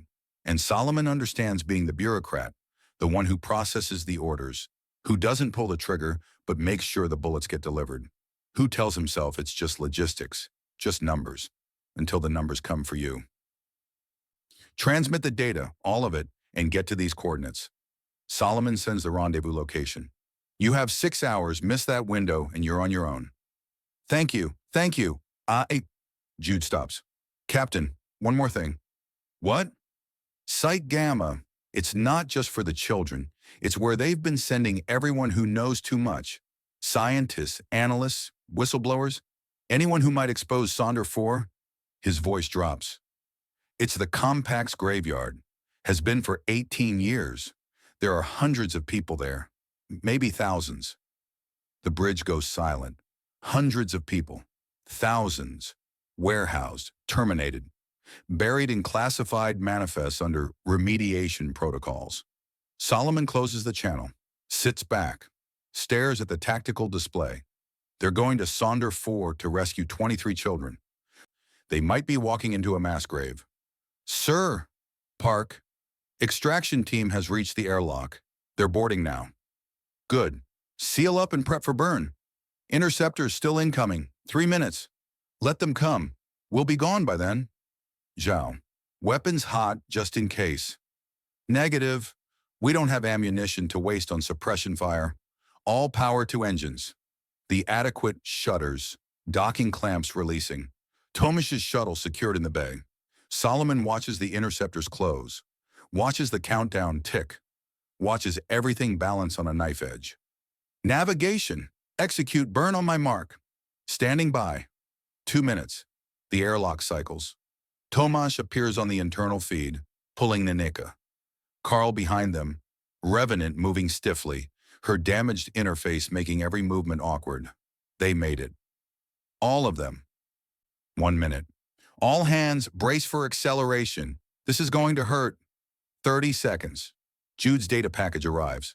Solomon routes it to tactical. Facility schematics fill his display. Guard rotations, security protocols, entry codes. Everything they need. Everything except a plan that doesn't end in everyone dying. Execute burn. Now. The adequate charge engines ignite. Maximum acceleration. The ship screams. Metal groaning. Systems redlining. Solomon's pressed into his chair hard enough to make breathing difficult. On the display, Ross 128 falls away. The interceptors try to pursue. Can't match their acceleration. They're clear. They made it. Zhao laughs, releases tension. Holy shit! We actually... Captain! Park's voice cracks. New contacts. Multiple signatures. Compact frigate. Reliant. Just dropped out of FTL. Directly in our escape vector. Solomon's display updates. 1 frigate. No. 3 frigates. 5. Admiral Kowalski's fleet. Waiting. Positioned exactly where they'd need to run. Like he'd known their escape route. Like he'd planned for it. They're targeting us, Zhao says. Weapons hot. Targeting solutions locked. Solomon stares at the display. At the 5 frigates blocking their path. At the adequate's fuel reserves. Barely enough to reach Sonder War. Nothing left for evasive maneuvers. At the countdown. Weapons range in 40 seconds. Engineering, can we jump to FTL? Not without a nav solution. We don't have time to plot. Can we jump blind? Mendez hesitates. We might survive. We might also jump into a star, or a planet, or deep space where nobody will ever find us. Odds? 60% we die immediately. 30% we die slowly. 10% we make it. Better than 0. Do it. Sir, without a destination, we could end up... Do it! The bridge lights flare red. Emergency systems. FTL drive spooling. Blind jump protocols engaging. On the display, the frigates open fire, and Solomon watches the weapons track toward them, closing fast, and knows with perfect bureaucratic certainty that they're about to find out if 10% is enough. The FTL drive shrieks, physics protesting, space-time bending wrong. Solomon's hands grip his console. His wedding ring digs into his finger. Divorced 3 years but never took it off. Metal against metal. Real. Solid. Something to hold while the universe tears itself apart. Jump in 5, Mendez's voice. 4, 3. The first weapon's impact hits, not direct. Glancing. The adequate's portside armor ablates. Superheated metal sprays. Red lights cascade across every display. Hull breach warnings. Fire suppression. Damage control team scrambling. 2. Another hit. Closer. The ship lurches. Solomon's teeth snap together. Tastes blood. 1. The world inverts. FTL jump without nav coordinates isn't like normal transition. Normal jumps calculate, compensate, ease you through the membrane between normal space and whatever hell physics lives in between stars. Blind jumps just shove. Solomon's stomach tries to climb out through his throat. His eyes water. Pressure in his skull like someone driving nails through his temples. The bridge lights die. Emergency systems kick in. Red emergency lighting strobes. Someone screaming. Park. Ensign Park at navigation. Her console exploded. Sparks, smoke. Her hands clutching her face, blood between her fingers. Medical to the bridge. Solomon's on his feet. Doesn't remember standing. Crosses to Park in 3 strides. Pulls her hands away from her face. Shrapnel. Console fragments embedded in her cheek. Her left eye swollen shut. Blood running down her neck into her uniform collar. I can't see, she says. Quiet. Too quiet. Shock setting in. Sir, I can't see. Zhao's already there. First aid kit. Starts applying pressure. Park's good. Young. Competent. Doesn't deserve this. Nobody does. Solomon's comm chirps. Engineering. Captain, we've got problems. Mendez. Calm. Always calm. Which means it's bad. The jump fried our nav systems. All of them. We're in FTL, but I have no idea where we're going. Could be Sunderfoy. Could be the Galactic core. We won't know until we drop out. Can you abort the jump? Not without risking complete drive failure. We're committed. Of course they are. Solomon checks the tactical display. Or tries to. Half his screens are dead. The ones still working show corrupted data. Sensor ghosts. FTL artifacts. Nothing reliable. How long until we drop out of FTL? Best guess? 2 hours, maybe 3. Depends on how badly the drive's damaged. And if we drop into a star? We'll know for about 3 seconds before we vaporize. Dark humor. Gallows comfort. Solomon almost laughs. His comm chirps again. Different channel. Internal. Tomash. Solomon, what the fuck just happened? Emergency FTL. Blind jump. Kowalski's fleet was waiting for us. Static. Tomash processing. Are we safe? We're alive. That's different from safe. Where are we headed? Unknown. Nav systems are fried. We're flying blind in more ways than one. More static. Solomon can hear voices in the background. Neka, Carl, Revenant's distorted vocal processors. Sir, Zhao from Park Station. We've got another problem. Life support just dropped to critical. The weapons hits compromised our recycling systems.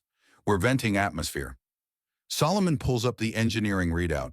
Watches the numbers. Air pressure dropping. Not fast, not catastrophic, just inevitable. How long? 2 hours, maybe less. The same time frame as their FTL jump. Perfect. They'll either drop out of FTL into normal space and maybe survive, or they'll suffocate first. 50-50 odds. Better than the weapons fire. Worse than Solomon wants to think about. Seal all non-essential compartments. Route everything to life support. Already on it, sir. Park moans. Zhao's got her stable, but she's in pain. Needs medical. Proper medical. Not field dressing in a dying ship. Solomon's hands are shaking again. He's good at logistics. Good at numbers. Good at finding solutions in broken systems. But there's no solution here. Just math. Cold. Merciless. They have 2 hours of air and 2 hours until FTL dropout, and no way to know if they'll arrive somewhere survivable. The ship groans. Metal stress.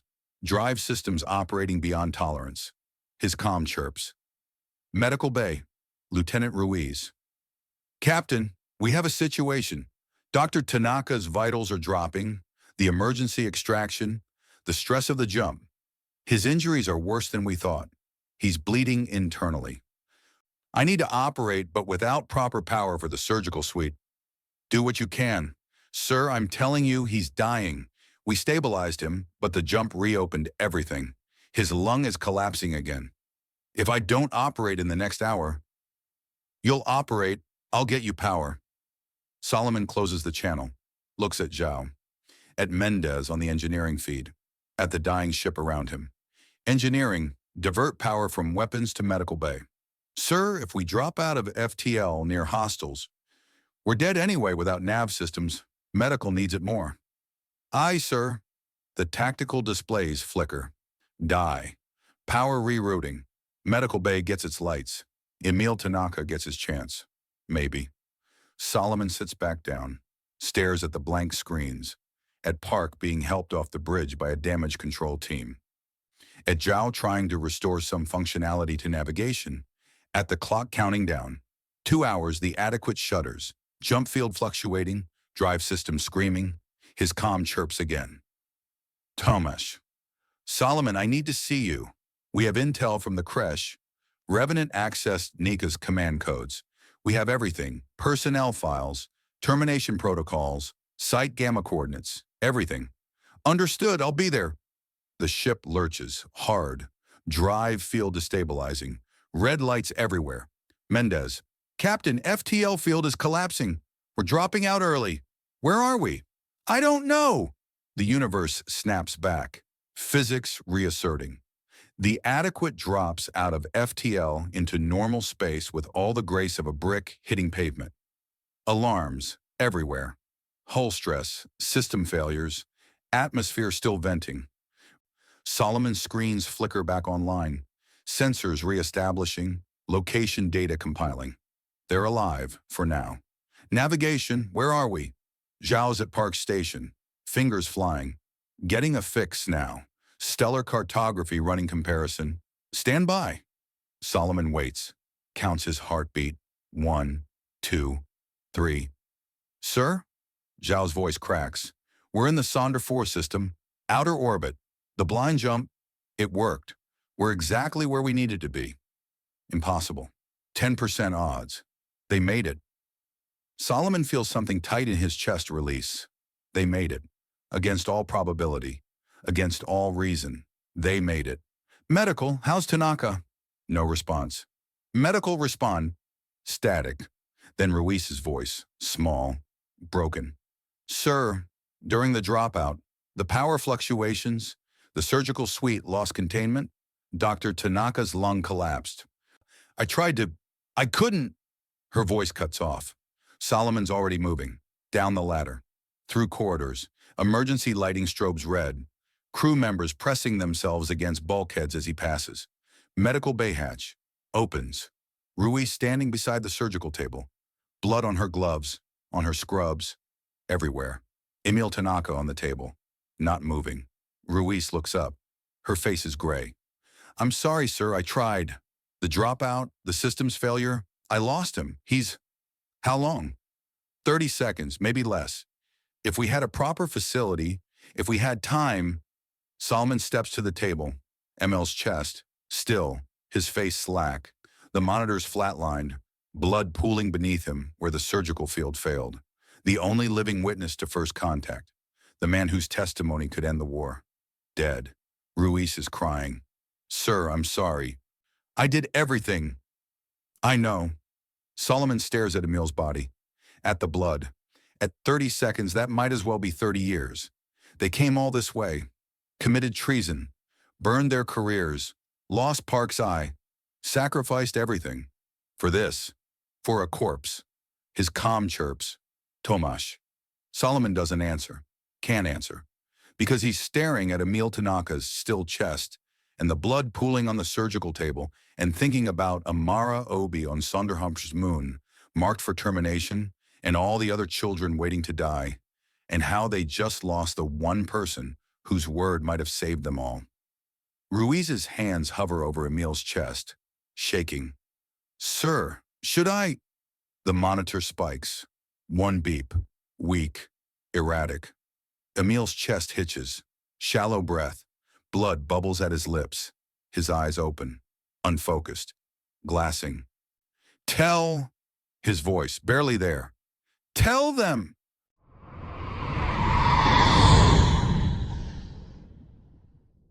Chapter 15. The Last Testimony. The extraction corridor smells like burnt composite and blood. Tomash counts his remaining ammunition by feel. 17 rounds. Maybe 18 if he's lucky. The K-90 feels light in his hands, wrong, like holding a promise he can't keep. Behind him, Revenant drags NECA forward. NECA's moving but not present, eyes unfocused, still trapped somewhere in the creche dormitories. Her lips move silently, counting. Tomasz recognizes it. Old crucible conditioning routine. Count to keep the mind occupied when everything else breaks down. Ahead, Karl Ibori holds the choke point. Big man, augmented like Revenant but different generation, older tech. His armor's already taken 3 hits. Chest plate cracked, left arm hanging wrong.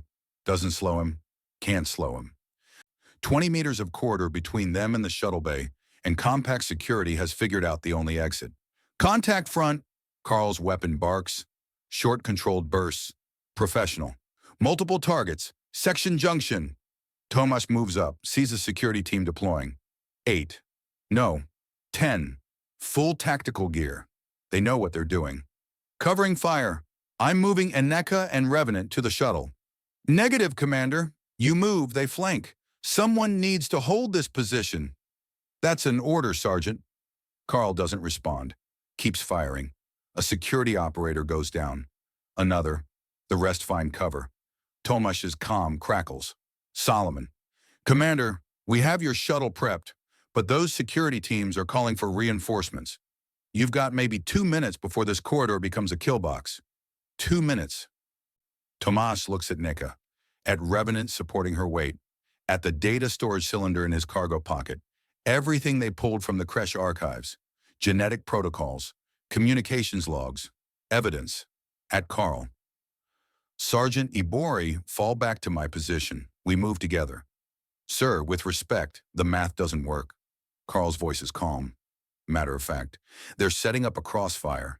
You need 30 seconds to reach the shuttle. I can give you that, but not if I fall back. Karl, it's been an honor, boss.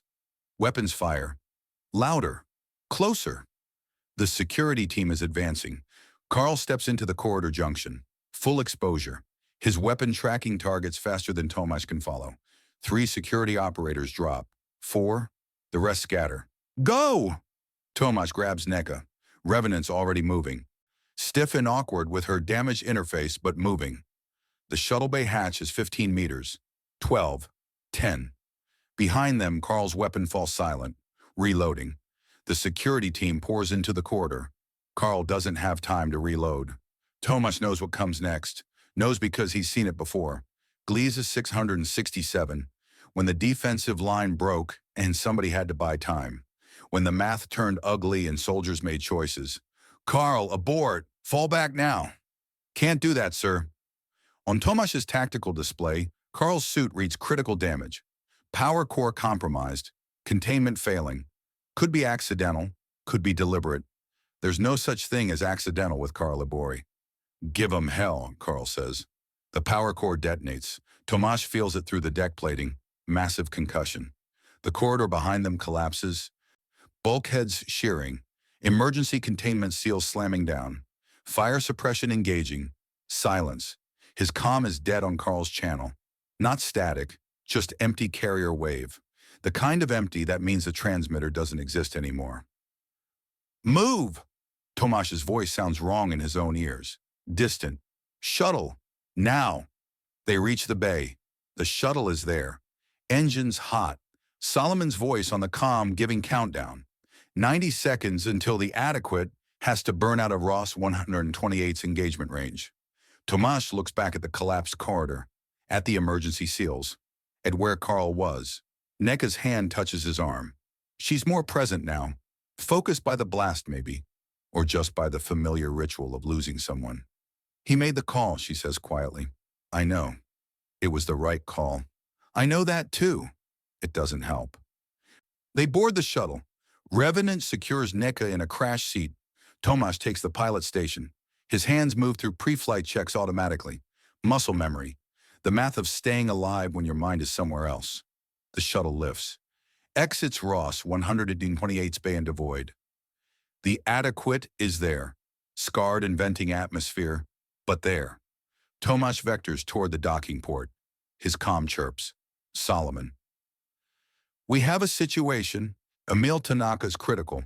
Medical tried to stabilize him during the blind jump, but static. He's alive, barely. Wants to talk to you. I'm docking in 30 seconds.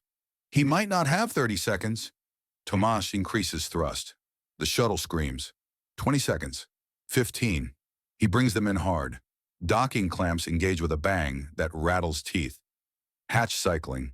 Tomasz is through before it fully opens. Medical bay. Down 2 levels. He takes the ladder without touching the rungs, just slides on the rails. Boots hit deck, runs. The medical bay hatch is open. Lieutenant Ruiz stands beside the surgical table. Blood on her gloves, on her scrubs, everywhere. Emil Tanaka on the table. Still breathing, barely.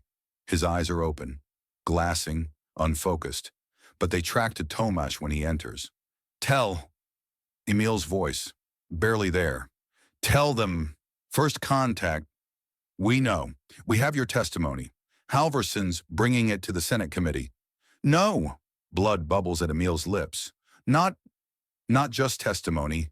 Hideo, Station 7 Alpha, evidence, physical evidence, blood samples, tissue. Before they could destroy it all. What evidence? Freth bodies from first contact, real ones, not faked, not staged. Emil's breathing rattles. They came in peace. We killed them, took the bodies, used them for the false flag, he coughs, more blood. Ruiz moves to intubate, but Emil waves her off weakly. The children, he says, sonder our families. They didn't die in the attack. They were evacuated 3 days before. Kowalski knew. He knew because he ordered it. Tomasz feels something cold in his chest. Site Gamma, Emil continues, where they send everyone who knows, not just children, scientists, analysts, witnesses, thousands, 18 years of cleanup. We know about Site Gamma. We're going there. We're getting them out. Emil's hand finds Tomasz's wrist. Weak grip, shaking. Don't. It's a trap. They want you to go there. They leaked the location through IES, through Kalensky. They want all the loose ends in one place so they can... His grip loosens. The monitor's alarm. Emil, tell Hideo. Tell him I'm sorry. Tell him. The monitor's flatline. Ruiz moves. Compressions. Drugs. Trying to restart what's already stopped.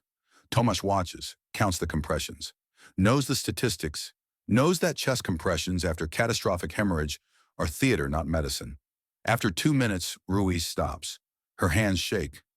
I'm sorry, Commander. He's gone. Tomasz nods. Can't speak. Doesn't trust his voice. 2 in 1 day. Carl and Emil. The mission cost climbing. He turns to leave. Stops. Lieutenant Ruiz, can you extract tissue samples from Dr. Tanaka? Blood. Genetic markers. Anything that proves he was real, that he was here. Sir, if we don't make it back, someone needs to verify his testimony. Forensic proof that Emil Tanaka existed, that he died telling the truth. Ruiz nods, starts the collection procedures. Tomasz leaves medical, takes the ladder back up. His crew is waiting in the corridor. Neka, Revenant, Solomon. They look at him. Emil, Solomon asks. Gone. Silence. The weight of it, too dead. The only living witness to first contact and the man who'd held a corridor so they could escape. Carl, Solomon again. He made sure we got out. More silence.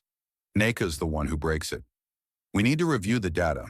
Everything we recovered from Ross 128. If Emil was right about Site Gamma being a trap, he was right, Revenant says. Her damaged vocal processors make the words flat. Clinical. IES doesn't give up intelligence without leverage. Kalensky's transmission was too clean, too complete. He wanted us to have those coordinates. So what do we do? Solomon asks. Tomasz doesn't answer. Doesn't have an answer. They're committed. The Adequate is burning towards Sonder 4 on a one-way trajectory. No fuel to turn back. No place to go back to, even if they could. We review the data, he says finally. All of it. Find out what we're really walking into. They move to the bridge, or what's left of it. Half the stations are dark. Ensign Park is missing, wounded during the jump, in medical getting her face stitched. Lieutenant Zhao handles navigation from a secondary console. NECA takes the intelligence station, plugs in the data cylinder. Files flood the screens. Hundreds of them, thousands. Years of crucible operations, genetic protocols, psychological assessments, communications logs. She starts sorting. Chronological order, 18 years back. Stops. Commander, you need to see this. Tomas moves to her station, looks at the file she's pulled up. Communication transcript, encrypted, between Admiral Marcus Kowalski and Dr. Kwame Asante.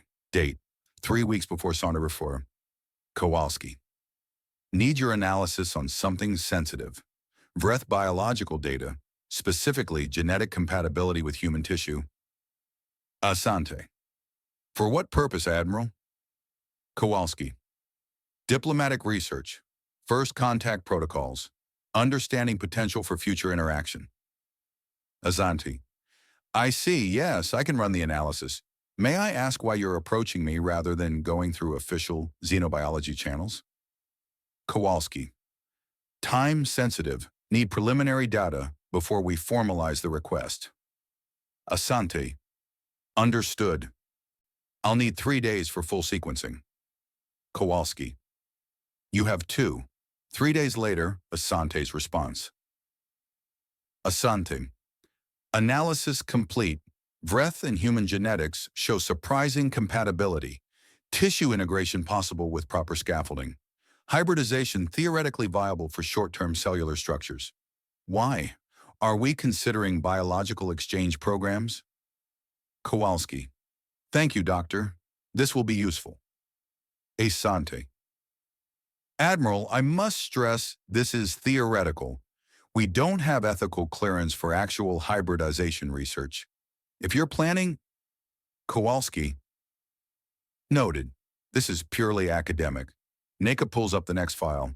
Procurement records, Kowalski's authorization codes, requisition for lab equipment, tissue culture chambers, genetic splicing apparatus, cryogenic storage, delivered to a research facility on Sonar 4.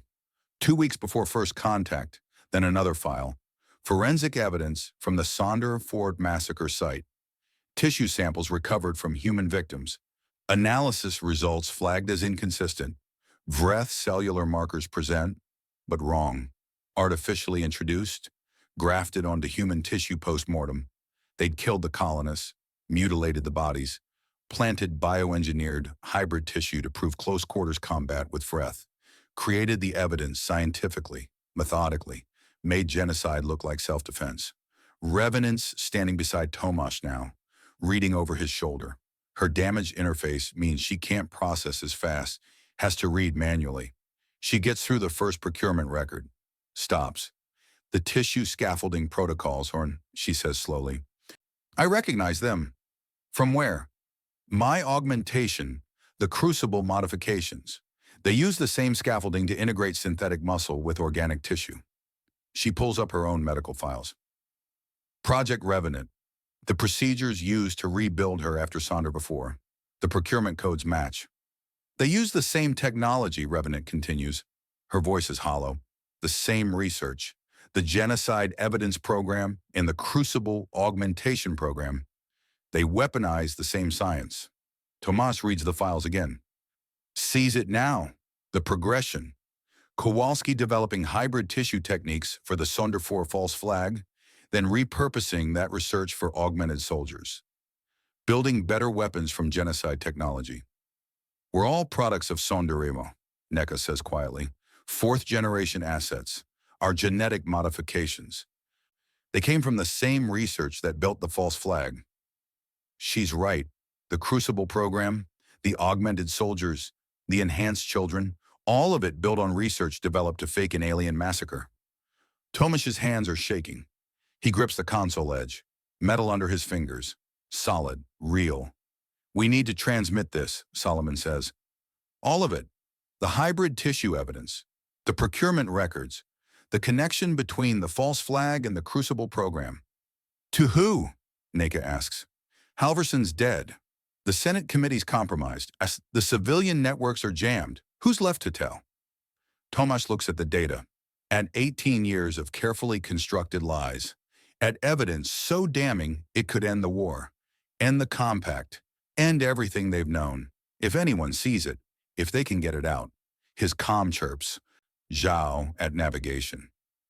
Sir, we're picking up a distress signal. Civilian frequency. Coming from Sonder for his third moon. Site Gamma. Yes, sir. Automated beacon. Medical emergency. Multiple casualties. Requesting immediate assistance. A trap, Emil called it. Kalensky fed them the coordinates so they'd come here, so Kowalski could finish them all at once. But there are children down there. 23 flagged assets. Amara Obi. Hundreds more if Emil was right. Thousands. Tomasz pulls up the tactical display. Sonder 4 system. The third moon. Site Gamma facility markers. His hands move to the comm controls. He can transmit the data now. Broadcast it on every frequency.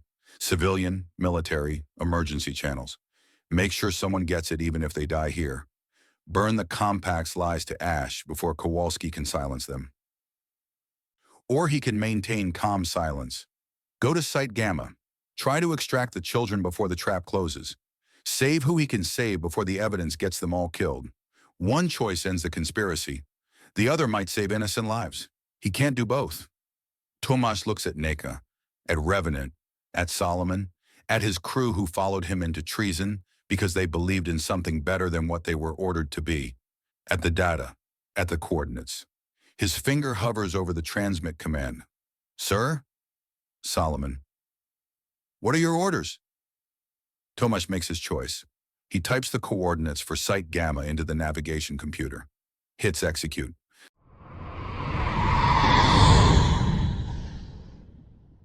Chapter 16, The Graveyard. Neka's hands won't stop shaking. She grips the edge of her console. Metal bites into her palms. Focus on that.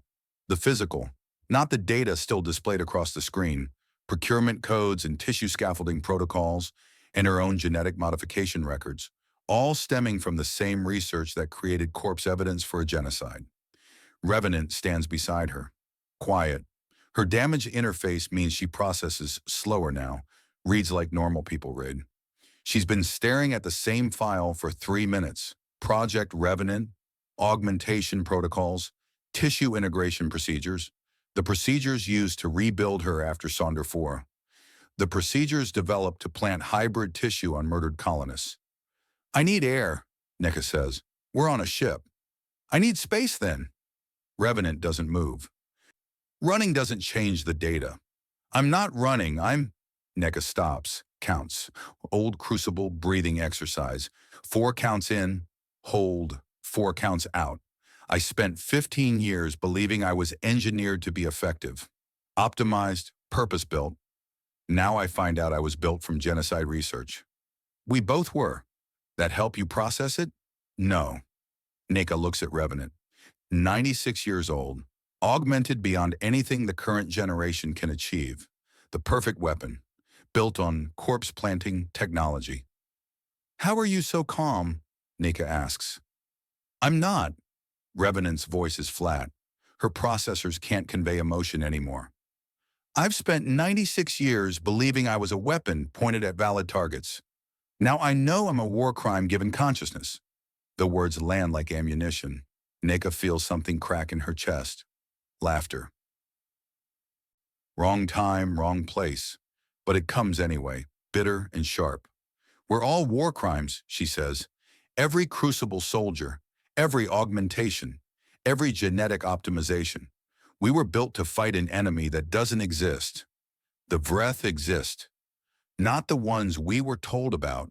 Not the monsters who slaughtered Sonder 4. Those were us. We've been killing them for 18 years because we needed them to be guilty. Revenant is silent, processing, or maybe just staring at the same horror Neka sees. The difference, Neka continues, is what we do now that we know. Like going to Site Gamma. Like saving the children marked for termination because they asked the wrong questions. If it's not a trap, it's definitely a trap, Neka says. But there are children down there, so we walk into it anyway. Revenant nods, slow, deliberate, tactical stupidity. Best kind. The corner of Revenant's mouth twitches. Might be a smile, might be nerve damage from the EM pulse. Either way, it's the most human expression Neka's seen from her. The calm chirps. Tomash, Neka, Revenant, Bridge. We're on final approach. They take the ladder up. Neka's legs feel wrong, too light. Adrenaline or genetic optimization or both. Her augmented cardiovascular system flooding her muscles with oxygen and performance-enhancing compounds developed from tissue samples scraped off murdered colonists. She tries not to think about it. The bridge is cramped. Half the stations are dark. Park's missing, still in medical, getting reconstructive work on her face. Zhao handles navigation from a backup console. Solomon stands at tactical. Tomash at the command station. The view screen shows Sonder 4's third moon. Gray rock, pockmarked with impact craters. A research facility clinging to the southern pole like a tumor. Site Gamma. Scan results? Tomash asks. Solomon pulls up the data. Facility is active. Power signatures consistent with standard operations. No defensive emplacements detected. No ships in orbit. No ships, Neka repeats, at a classified facility holding hundreds of disappeared witnesses and ideologically unreliable children. It's quiet, Solomon agrees. Too quiet. Zhao snorts. Did you just say too quiet unironically? Shut up, Ensign. Respectfully shutting up, sir. Dark humor. The kind soldiers use when they know they're walking into something ugly. Neka feels her shoulders relax fractionally. This crew, traitors all of them now. Following Tomash into defiance because it was right. Maybe that's hope. Tactical, practical hope. The kind that comes from having a team worth dying with. Distress beacon is still active, Zhao says.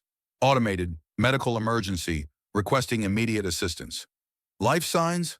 Tomash. Reading 1,342 human biosignatures, all within normal parameters. No distress indicators. 1,300 people at a facility that should be decommissioning 23 flag children. Emil was right. It's not just children. It's everyone who knows too much. Weapon status? Tomash asks. Solomon checks his console. Railgun at 40% charge. Point defense operational. Missile tubes 2 and 5 are jammed. 1 and 3 loaded with standard ordnance. Against what? There's nothing up here. Yet. Neka moves to the intelligence station, pulls up Site Gamma's facility data. What Jude Kalensky provided. Floor plans, security protocols, personnel roster. The roster is wrong. She runs it again. Cross-references with compact personnel databases. Finds the discrepancies. Commander, the staff roster, half these people are listed as killed in action. The other half are marked as transferred to classified assignments. None of them should be here. Dead and disappeared, Revenant says. She's at the secondary tactical station, reviewing the data. Just like the children. Tomash is quiet, processing. Neka watches him think through the implications. A facility full of ghosts. 1,300 people the compact wants erased. They're warehousing them, he says finally. Can't kill them all at once without raising questions. So they disappear them. Keep them locked down until... Until what? Solomon asks. Until someone like us shows up to rescue them. Then it's a tragic firefight. Terrorists attacking a research facility. Everyone dies. Problem solved. The logic is clean. Efficient. Exactly what Neka would expect from Kowalski. So we don't go in, Zhao says. We transmit the evidence. Broadcast everything. Let the Senate deal with it. And abandon 1,300 witnesses? Neka's voice is sharper than intended. Including Amara. Including children who ask the wrong questions. Better than dying here. Maybe. Tomash stands, walks to the view screen, stares at the gray moon. But we didn't commit treason just to run when it got hard. Silence on the bridge. Neka counts her heartbeat. Waits for someone to object, to point out the math, to say what they're all thinking. No one does. Prep for orbital insertion. Tomasz says. We go in light. 4-person team. Neka, Revenant, myself, and Zhao. Sir? Zhao. I'm a pilot, not... You're whoever I need you to be, Ensign. Someone has to fly the shuttle. Parks and Medical, that leaves you. Respectfully, sir, I'm terrified. Good. Means you'll pay attention. Solomon clears his throat. Commander, if this is a trap, the Adequate needs to be ready to extract you under fire. Can we do that? Probably not, but I'll try.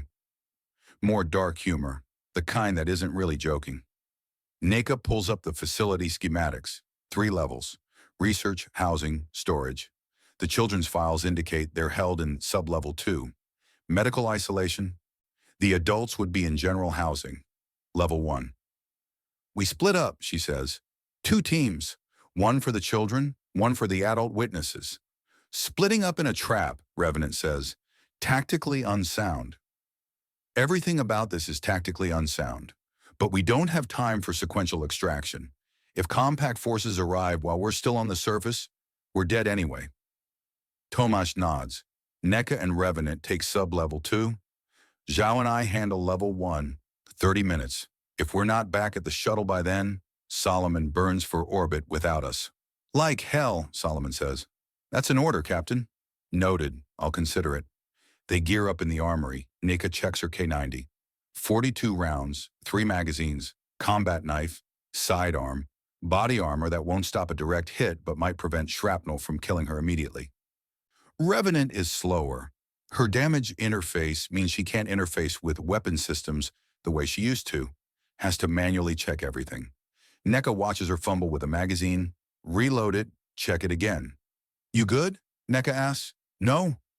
Revenant locks the magazine. Chambers around. But I'll function.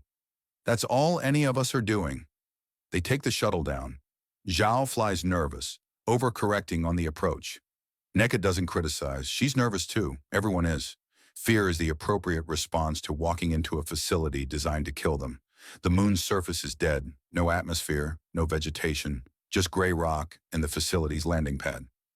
Zhao brings them down hard. The shuttle bounces, settles.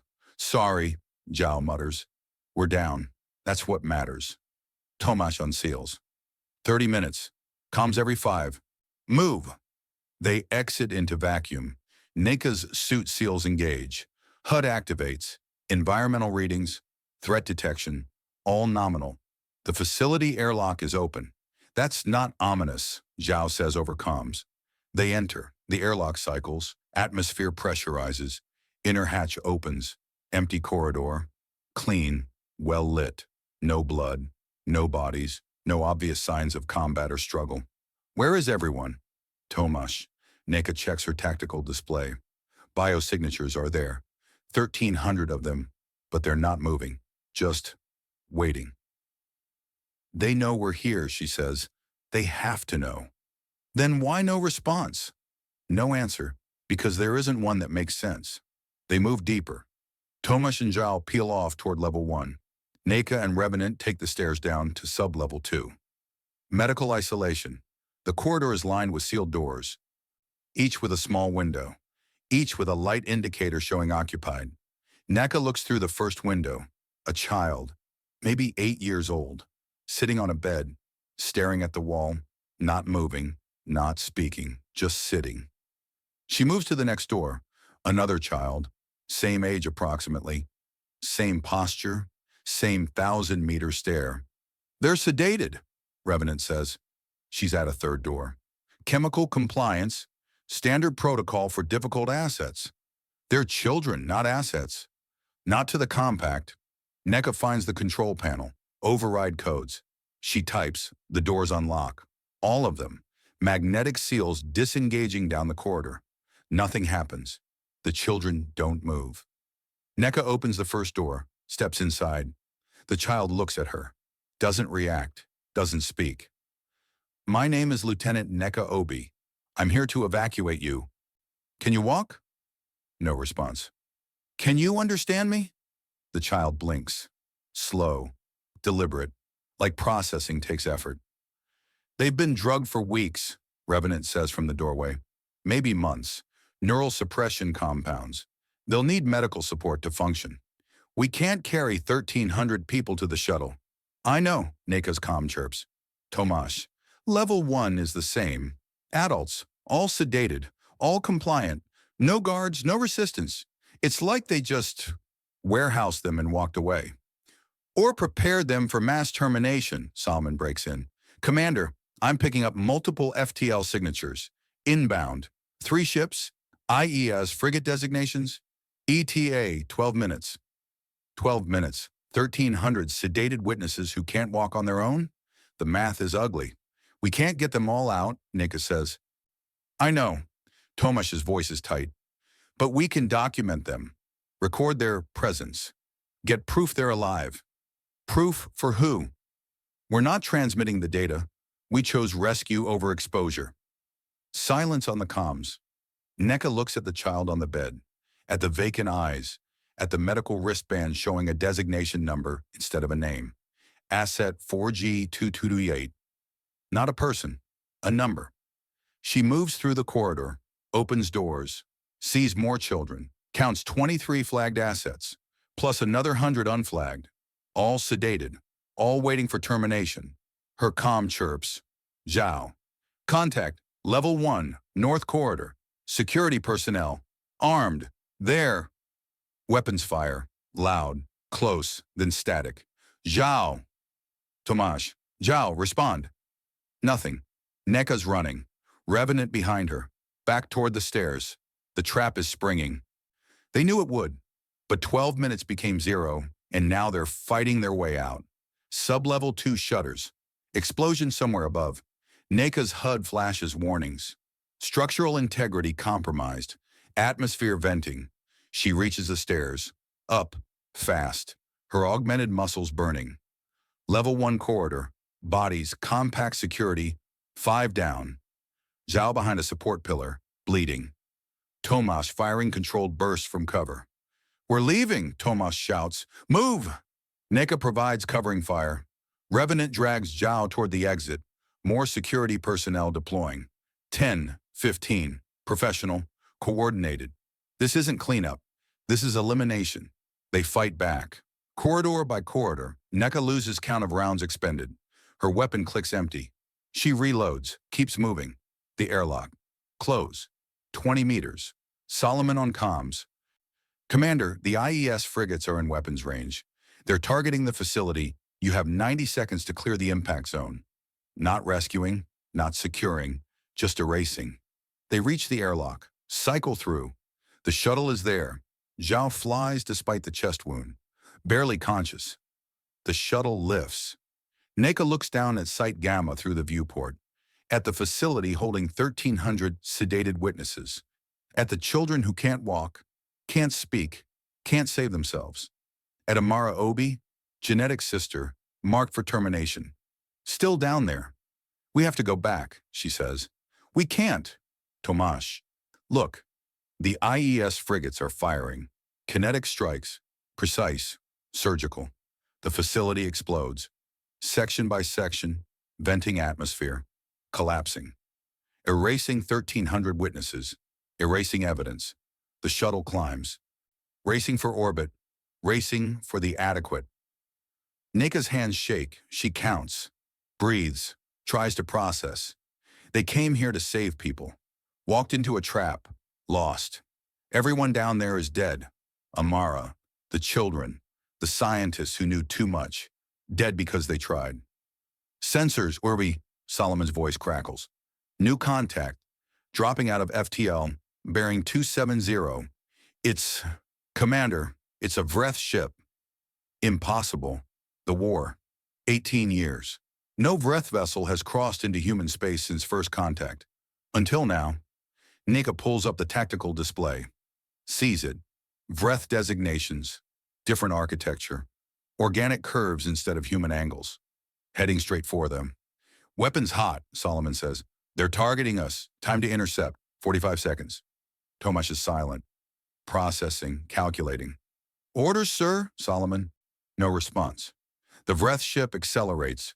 Weapons charging. Neka reads the power signatures. Plasma-based. Lethal. Unavoidable at this range. Commander, Solomon, urgent. Orders. 30 seconds. 20. The Vreth ship fills the tactical display. 10 seconds to weapons range. The Adequate's engines are already redlining. Can't outrun it. Can't outmaneuver. 5 seconds. Neka watches the countdown. Watches the Vreth ship closing. Watches the weapon ports glowing. 3 seconds. She reaches for the comms. No idea what to say. No last words adequate for this. 2. 1. The Vreth ship opens fire.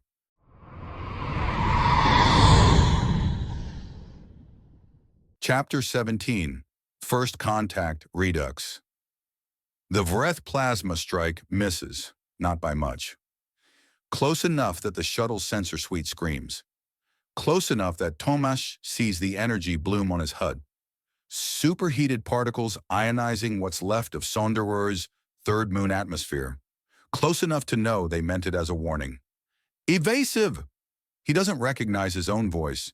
Too high, too fast. Zhao banks hard. The shuttle shudders. Tomasz's harness cuts into his chest. His ribs ache where the restraints dig in. The viewport fills with stars, then rock, then stars again. They're not pursuing. Neka. Her voice is steady, combat trained steady. Holding position between us and the Adequate, blocking them. Tomasz pulls up tactical. The Vreth ship hangs there. Smaller than he expected. Sleeker. Nothing like the propaganda images from 18 years of war. Those showed angular predator ships bristling with weapons. This looks almost elegant. Curved surfaces, bioluminescent markings along the hull. Beautiful if he had time to notice. Solomon, status. Static. Then, still here, Commander. The IES frigates are holding station, watching. They're letting the Vreth do their work. 3 compact frigates, 1 Vreth vessel, all preventing their escape. Zhao's breathing ragged over comms. Wounded, flying on stimulants and shock. The shuttle list starboard. Correction thrusters fire. Barely. Can we reach the Adequate? Tomasz asks. Not without going through them, Neka says. Through the Vreth? Or the frigates. Pick your poison. Tomasz counts ammunition. Checks life support. Calculates angles. The math is ugly. They're in a shuttle designed for short-range transport. Not combat. Not running blockades. Zhao coughs. Wet. Bad sound. Ensign, how bad? Chest wound. Sealed. Mostly. Another cough. I can fly. Just not well. Not well. Tomasz looks at the Vreth ship. At the frigates beyond. At the Adequate hanging in space between them and any hope of survival. His comm chirps. New frequency. Civilian band. This is Vreth vessel morning clarity to human shuttle. Do not approach your warship. Remain stationary. The translation is mechanical. Software. But underneath it, Tomasz hears something else. The original transmission, clicks and harmonics, the Vreth language. He hasn't heard it since the propaganda broadcasts, since the recordings of Sonder 4. Except those were fake, engineered. This is real. Commander, Neka. Waiting for orders. Tomasz opens the channel. This is Commander Tomasz Adeyemi, Unified Naval Combat Vessel. Adequate. Why are you firing on us? Silence, then. We are not firing. We are preventing. Preventing what? Your death. The ships you call frigates will destroy you if you approach your vessel. They have been instructed to leave no witnesses. Tomasz's hands shake. He grips the console. Metal edges bite into his palms. How do you know that? We have been listening. Since Sonder 4? Since the first murder? We hear everything you broadcast. Every lie. Every truth. The cabin is silent. Revenant stares at the tactical display. Neka's jaw works like she's chewing words she can't speak. You've been listening, Tomasz repeats, for 18 years. Yes. And now you're here. Why? The pause is longer. Tomasz counts heartbeats. 12, 15, 20. Because someone finally told the truth. Emil, his confession, transmitted to Halverson, broadcast to the Senate committee. The Vreth heard it. The truth about Sonder 4? Tomasz asks. The truth about genocide, about the murders you committed, about the war you started with our corpses. Neka closes her eyes. Tomasz sees her lips move, counting, old crucible conditioning. We didn't know, he says, knows how empty it sounds. Your leaders knew. Your soldiers executed. Your scientists engineered the evidence. 18 years of killing us for crimes we did not commit. I know. You are trying to survive. We understand survival. The Vreth ship rotates. Weapons ports track toward the IES frigates. Not targeting, just acknowledging. What do you want? Tomasz asks. To witness, to record, to ensure this truth is not buried with you. You're protecting us. We are protecting evidence. Fair distinction. Tomasz pulls up the tactical display, checks fuel reserves, life support. Zhao's medical readouts, dropping, pressure in the chest wound, internal bleeding maybe. The shuttle can't hold orbit much longer. Morning clarity. We have wounded. We need to reach our ship. The frigates will fire. We cannot prevent all three. Then what do we do? Another pause. Longer. Tomasz counts to 30, 40. We wait, the Vreth says. Reinforcements are coming. Yours? Yours. Impossible. The compact fleet is right there. The frigates are compact. Unless his tactical display updates. New contacts. Dropping out of FTL. Not warships. Tomasz reads the signatures. Civilian vessels. 4. No. 6. Different classes. Different registry codes. Media transponders. News ships. And one diplomatic courier. Compact markings. Encrypted IFF. The courier's designation resolves on his screen. Persistent inquiry. Ambassador Halverson's ship. What the? Neka leans forward. She's here. She came to Sonder 4. The comm channels light up. Every civilian frequency. Every military band. Emergency broadcasts. Halverson's voice. Clear. Amplified. Transmitted across the entire system. This is Ambassador Juliet Halverson to all vessels in Sonder Shiver system. I am broadcasting on behalf of the Senate Oversight Committee with evidence of war crimes committed by senior compact officials. This transmission is being recorded by 6 independent news organizations from across human space. Tomasz's HUD fills with data streams, video feeds, document transfers, the evidence from Ross 128, Emil's confession, communications between Kowalski and bioengineers, tissue procurement records, autopsy reports showing hybrid evidence planted on Sonder 4 corpses. Everything. Broadcast live to billions of people across 73 colonized systems. The war with the Vreth was started through deliberate genocide and false flag operations orchestrated by Admiral Marcus Kowalski and elements within Compact Intelligence Services. The colony at Sonder 4 was evacuated 3 days before the attack. Civilians were murdered by Compact security forces. Bodies were mutilated and planted with bioengineered Vreth tissue to create false evidence of alien aggression. The IES frigates are moving. Repositioning? Weapons hot. All vessels are advised that Third Fleet elements under Admiral Kowalski's command are currently attempting to eliminate witnesses to this conspiracy. Commander Commander Adeyemi and the crew of UNCV Adequate are acting under Senate authority in investigating these crimes. One of the frigates launches missiles. Targeting the news ships, the Vreth vessel intercepts. Plasma bursts detonate the missiles mid-flight. Debris blooms. The frigate banks away. Any hostile action against Senate-protected vessels will be recorded and transmitted across all networks. The truth is already public. Killing us now only confirms guilt. Tomasz watches the frigates. They're not retreating, not standing down, but they're not firing either. Holding position, waiting for orders from Kowalski, orders that can't come without admitting everything. Commander Adeyemi, Halverson's voice shifts. Direct channel. I received Dr. Tanaka's testimony. I'm sorry for your losses. Carly Bori is being honored in the Senate chambers as we speak. Tomasz can't find words. His throat is tight. His eyes burn. The committee has issued formal protection orders for you and your crew. You're to proceed to Station 7 Alpha for deposition. The frigates will not interfere. If they do, 70 billion people will watch them commit murder on live broadcasts. The math has shifted. Political calculus. Kowalski can destroy them, but not without being destroyed himself.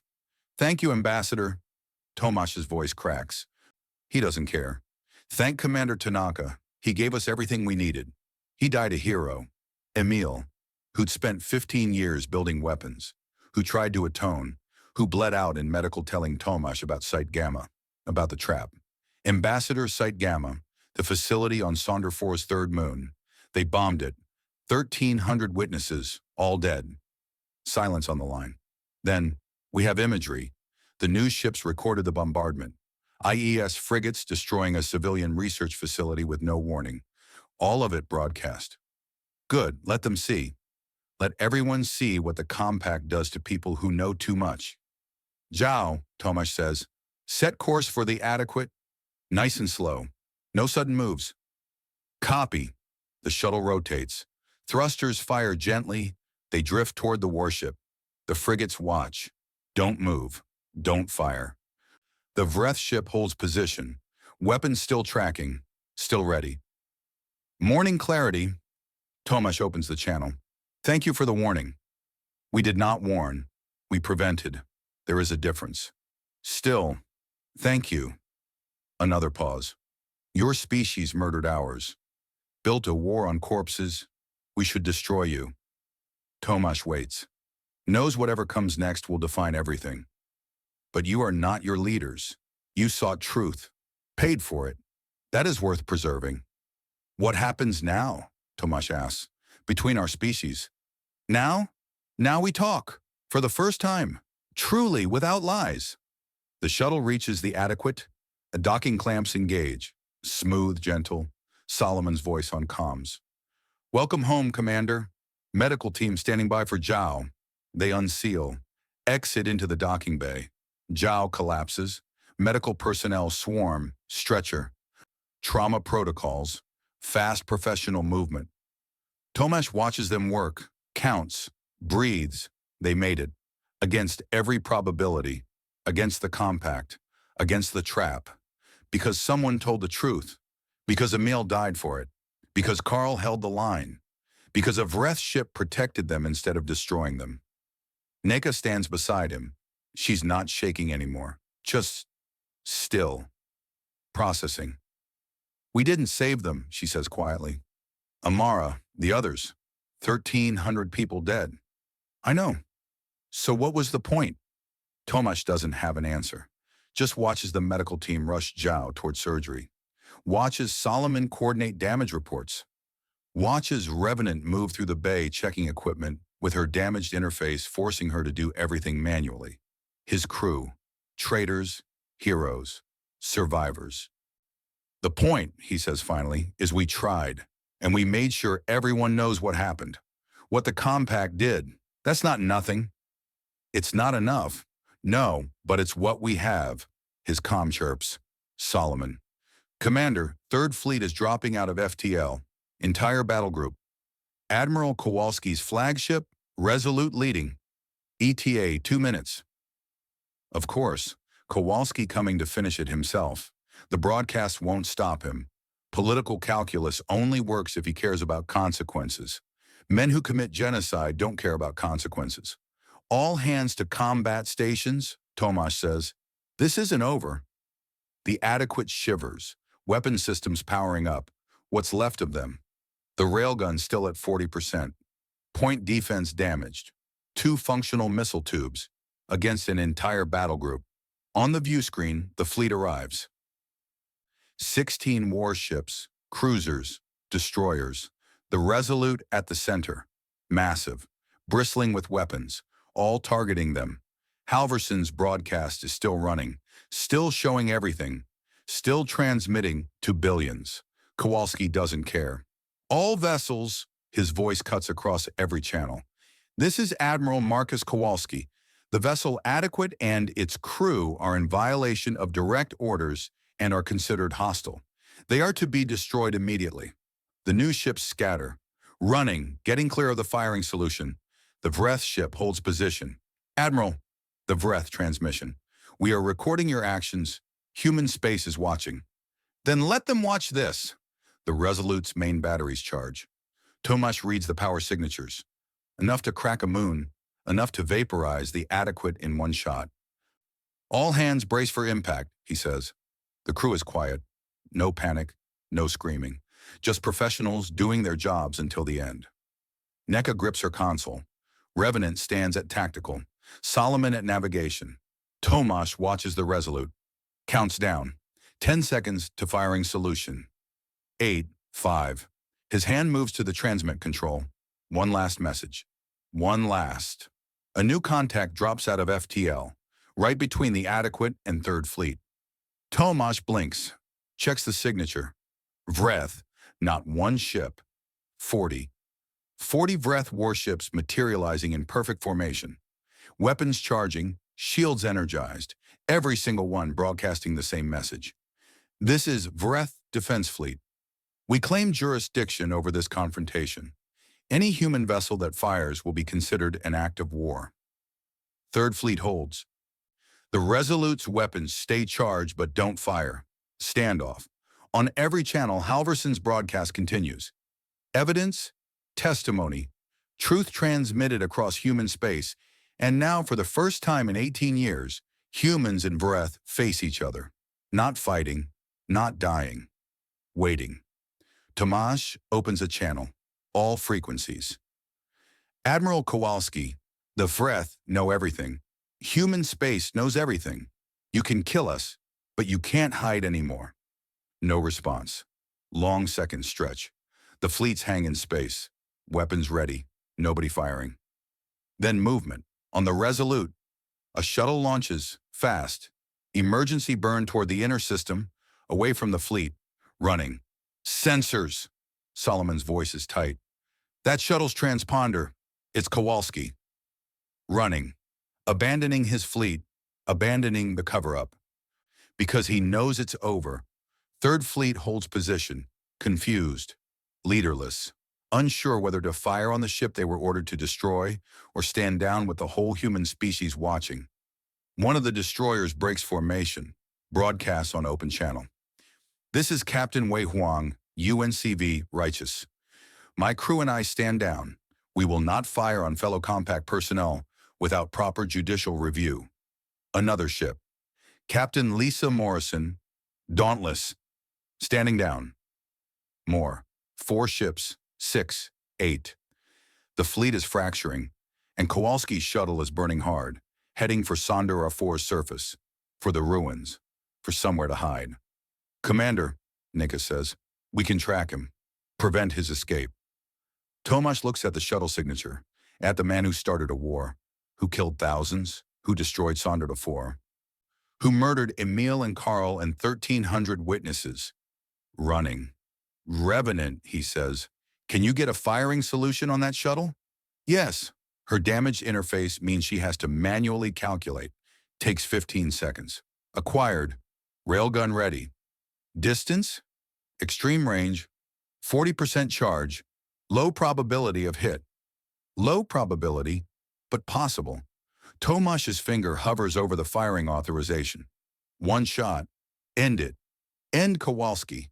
End the man who murdered billions' trust, who turned humans and Vreth into enemies. On the screen, Halverson's broadcast continues. Evidence. Truth. Justice through exposure. Not revenge. Tomasz pulls his hand back. Stand down. Let him run. Let everyone see him run. Sir? Revenant. He's escaping. He's not escaping. He's finished.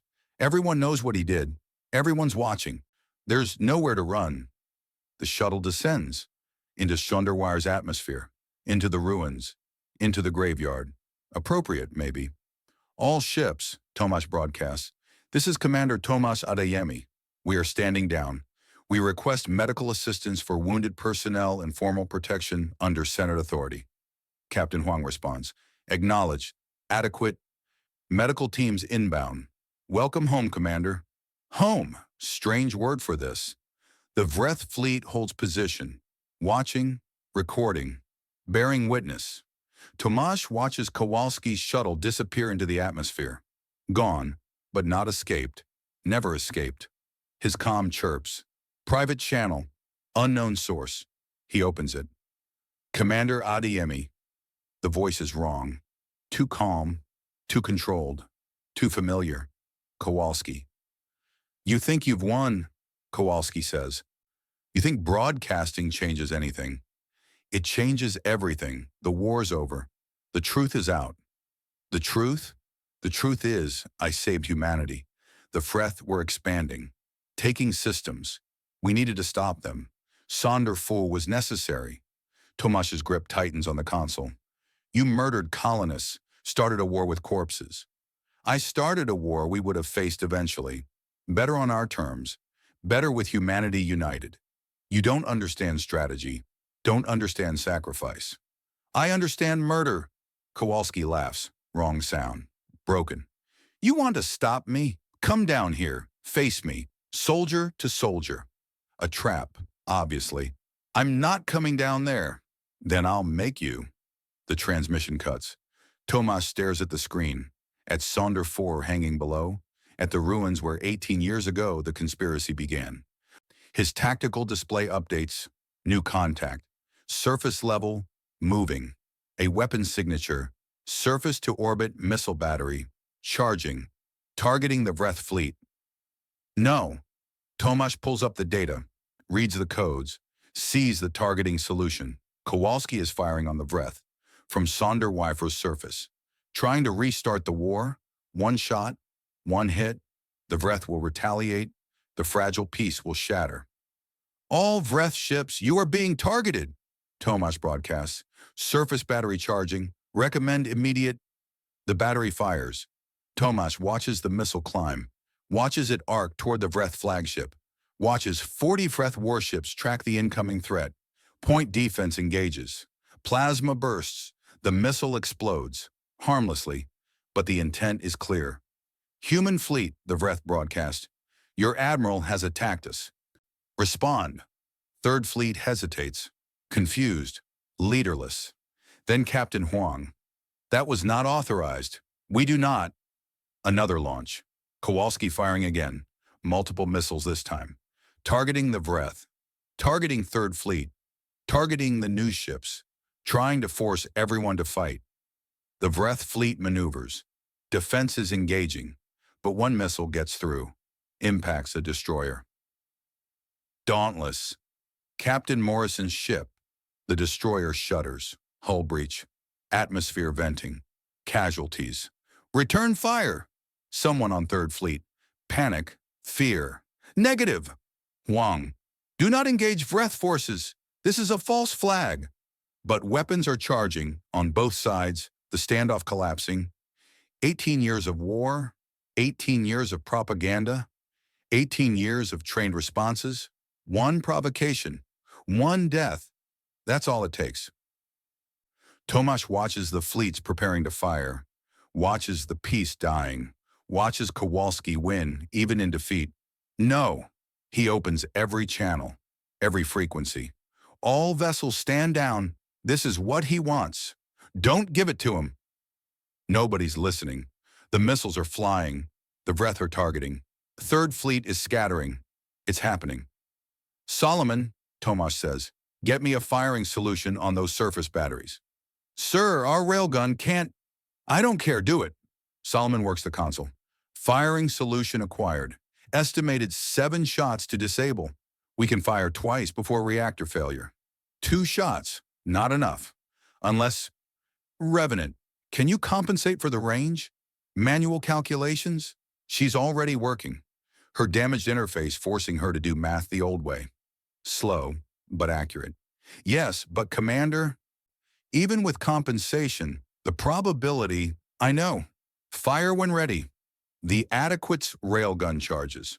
40%, lower, 38. The reactor is dying. The fleets are seconds from firing on each other. Tomas watches the targeting display, watches Revenant calculate, watches the battery preparing another launch. Solution locked, Revenant says. Fire. The railgun releases. Electromagnetic acceleration. The round screams toward Sonder 4, 8,000 kilometers. Hypersonic, glowing from atmospheric friction. Tomas holds his breath. The round impacts. Dirt blooms. The battery explodes. Secondary detonations. The entire launch site collapsing. Silence on the comms. Then Huang. Confirmed. Surface battery destroyed. Threat neutralized. The Vreth fleet holds fire. Waiting. Watching. Third fleet stands down. Weapons charging but not firing. The peace holds, barely. Tomash's hands are shaking. His chest is tight. He can't breathe. They stopped it. Prevented the war from restarting. Prevented Kowalski's final gambit. His comm chirps. Kowalski again. Clever, Commander, but there are other batteries. Other ways to make them fight. It's over. Surrender. Never. Movement on sensors. Underground. Something activating. Another battery. Targeting the Vreth flagship. Charging, Revenant says. Time to launch, 20 seconds. The railgun is dead. Reactor offline. No way to stop it. Tomash looks at the tactical display. At the Vreth fleet. At Third Fleet. At the fragile piece held together by witnesses and broadcasts and desperation. One more launch. One more provocation. The war starts again. He can't stop it. Unless... Solomon? Prep a shuttle. Fast burn to surface. I'm going down there. Sir, that's suicide. I know, do it anyway. Neka grabs his arm. You can't. It's a trap. Everything's a trap. But I'm the only one who can stop this. How? Tomash doesn't answer. Just heads for the shuttle bay. Running. His crew following. Protesting. Begging him not to. He boards, seals the hatch, launches. The shuttle burns hard. Toward Sonder 4. Toward the battery. Toward Kowalski. 15 seconds to launch. 10. Tomas punches the throttle. Atmospheric entry. The hull screams. Temperature warnings flash. 5 seconds. He sees the battery, sees the missile rising on its launcher, sees Kowalski standing beside it, rifle aimed. At Tomash, the shuttle's 100 meters out. 50, the rifle fires.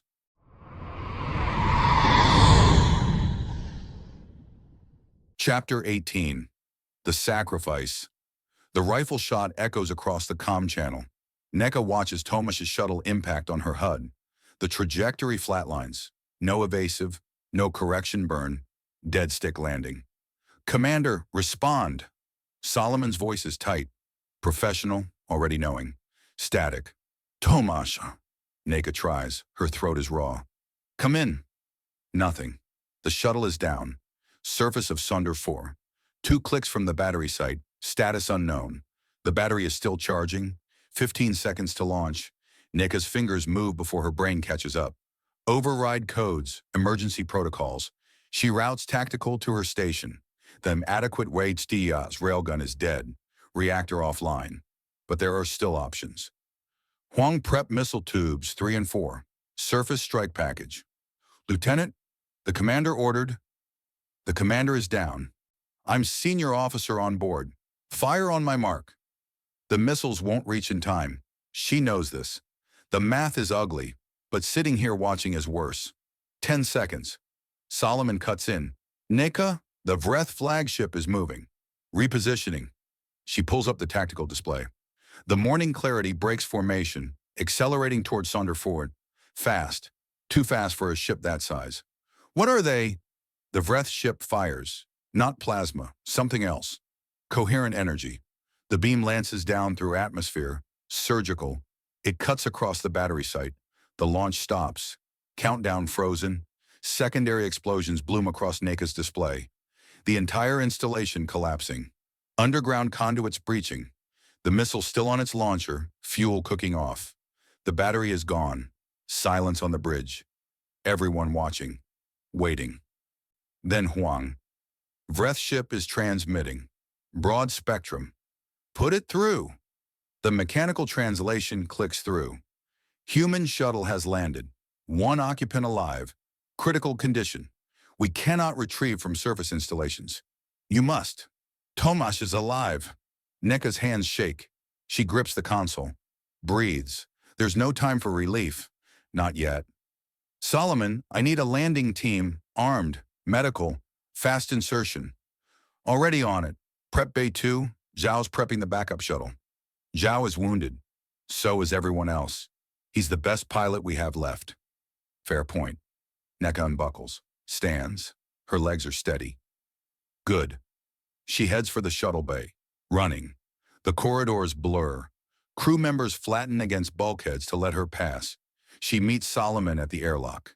He's already in combat armor, rifle slung, medical pack on his back. "You're coming?" she asks. "Someone has to keep you alive. Besides, the ship flies itself at this point. Reactors dying. We're on reserve power." The shuttle bay doors open. Zhao is strapped into the pilot's seat. His face is gray. Blood seeps through the seal on his chest wound. He shouldn't be flying. He knows it. Everyone knows it. "Ready when you are, Lieutenant." Neka climbs aboard. Solomon follows. The hatch seals. "Site Gamma is 5 clicks from the battery," she says. "We hit that first, evac the prisoners, then retrieve the commander." "Understood." The shuttle drops. Atmospheric entry. The hull screams. Temperature warnings flash. Zhao doesn't flinch. Just flies. 3 minutes to surface. Neka checks her rifle. Full magazine. 2 spares. Sidearm. Breaching charges. Not enough. Never enough. The comms crackle. Revenant's voice. "Neka, I'm already inside Site Gamma, west entrance. Blast doors are sealed, but I can bypass. How long until you arrive?" 3 minutes. "Good. The facility is extensive. Multiple levels. I count approximately 200 detainees based on power consumption and life support allocation. Most are children." 200. Nika's chest tightens. 200 fourth-gen kids, marked unreliable, brought here for termination. Her genetic sister Amara is one of them. "Are they alive?" she asks. "Yes, sedated, stored. This facility was designed for long-term retention before final disposition. But life support is failing. The Vreth strike destabilized the reactor." "How long?" 4 hours, maybe 5. Not enough time. Not nearly enough. The shuttle breaks through cloud cover. Sonder Fu spreads below. The graveyard. 18 years dead. The scars are still visible from orbit. Impact craters, melted cities, radiation zones. And beneath it all, Site Gamma. Hidden in a crater wall. Reinforced bunker complex. Designed to survive orbital bombardment. Designed to hide genocide. Zhao brings them in hard. Landing struts compress. The deck shutters. Neka is moving before the engines cycle down. Solomon right behind her. The moon's atmosphere is thin, barely breathable. Her suit compensates. Oxygen mix. Pressure regulation. Revenant is waiting at the entrance. The blast doors are open. Sparks rain from the override panel. She's wearing combat armor. Compact issue. Probably looted from dead guards. "Status?" Neka asks. "Minimal resistance. 4 security personnel. Terminated."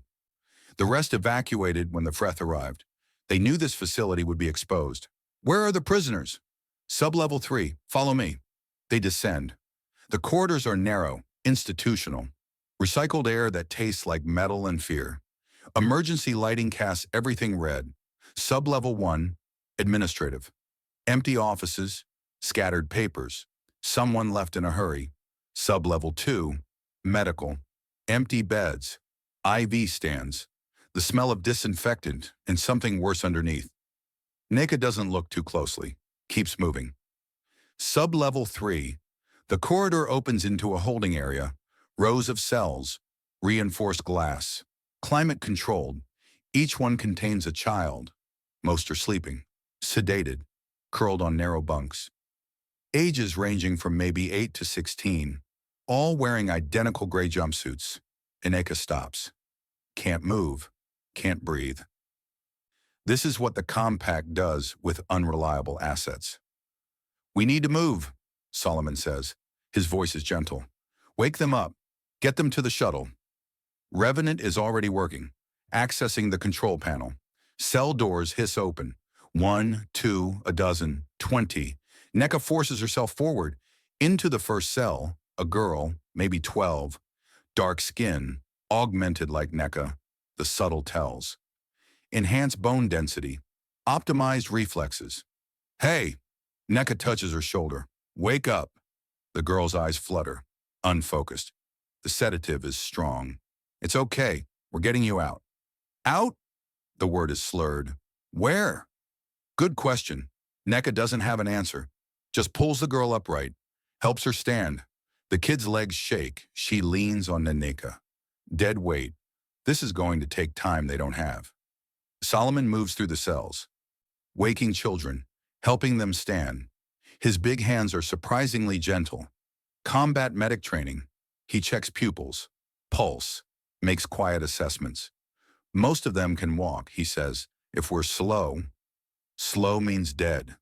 NECA keeps moving, cell to cell, waking kids, coaxing them upright. Some respond. Others are too far under. She marks those. They'll need to be carried. Then she sees her, cell 47. A girl maybe 14. Same bone structure as NECA, same genetic markers. The resemblance is uncanny. Amara, NECA's genetic sister. Flagged for ideological unreliability. Marked for termination. Still alive. Amara. The name tastes strange. NECA has never said it aloud. Only read it in files, only seen the designation, Amara OB Crucible Batch 07. The girl doesn't respond. Too sedated. NECA enters the cell, kneels. Checks vital signs. Steady. Good. She lifts Amara. The girl is light. Too light. Malnourished. I've got you, NECA whispers. We're leaving. They move the children toward the exit. Slow. Agonizing. The kids stumble. Some cry. Others are silent. Shock. Trauma. Sedatives wearing off into confusion. Zhao's voice crackles over comm. Lieutenant, we have a problem. Third Fleet is repositioning. Looks like they're prepping for bombardment. Of course they are. Kowalski can't let this facility survive. Can't let witnesses escape. Even with Halverson broadcasting. Even with the Breath watching, he'll burn it all. How long? NECA asks. Unknown. Could be minutes. Could be hours. She looks at the children. 73 so far. Still 127 inside. Moving too slowly. Revenant. We need to evacuate faster. Agreed, but the deeper levels are sealed. Emergency protocols. I'm working on bypass, but it's taking time. How much time? 10 minutes, maybe 15. They don't have 15 minutes. NECA hands Amara to Solomon. Get these kids to the shuttle. Zhao, start loading. Pack them in. Forget safety regulations. What are you doing? Solomon asks. Helping Revenant open those doors. She runs back down the corridor, deeper. The emergency lighting flickers. Power fluctuations. The reactor is dying faster than Revenant calculated. Sub-level 4. The blast doors are sealed. 3 meters of reinforced steel, designed to survive nuclear strikes. Revenant is at the control panel. Fingers moving across the interface. Code cascading on the screen. Status? NECA asks. The encryption is military grade. I'm making progress, but the building shudders. Distant, high above. Orbital bombardment beginning. NECA's HUD flashes. Incoming fire detected. Impact trajectory calculated. Not the facility, not yet. Warning shots. Sonder V's surface. Creating craters a kilometer wide. Zhao. Lieutenant, Third Fleet is firing. Not full payload. Looks like. Reduced strikes. Single ship breaking formation. One captain. Defying orders.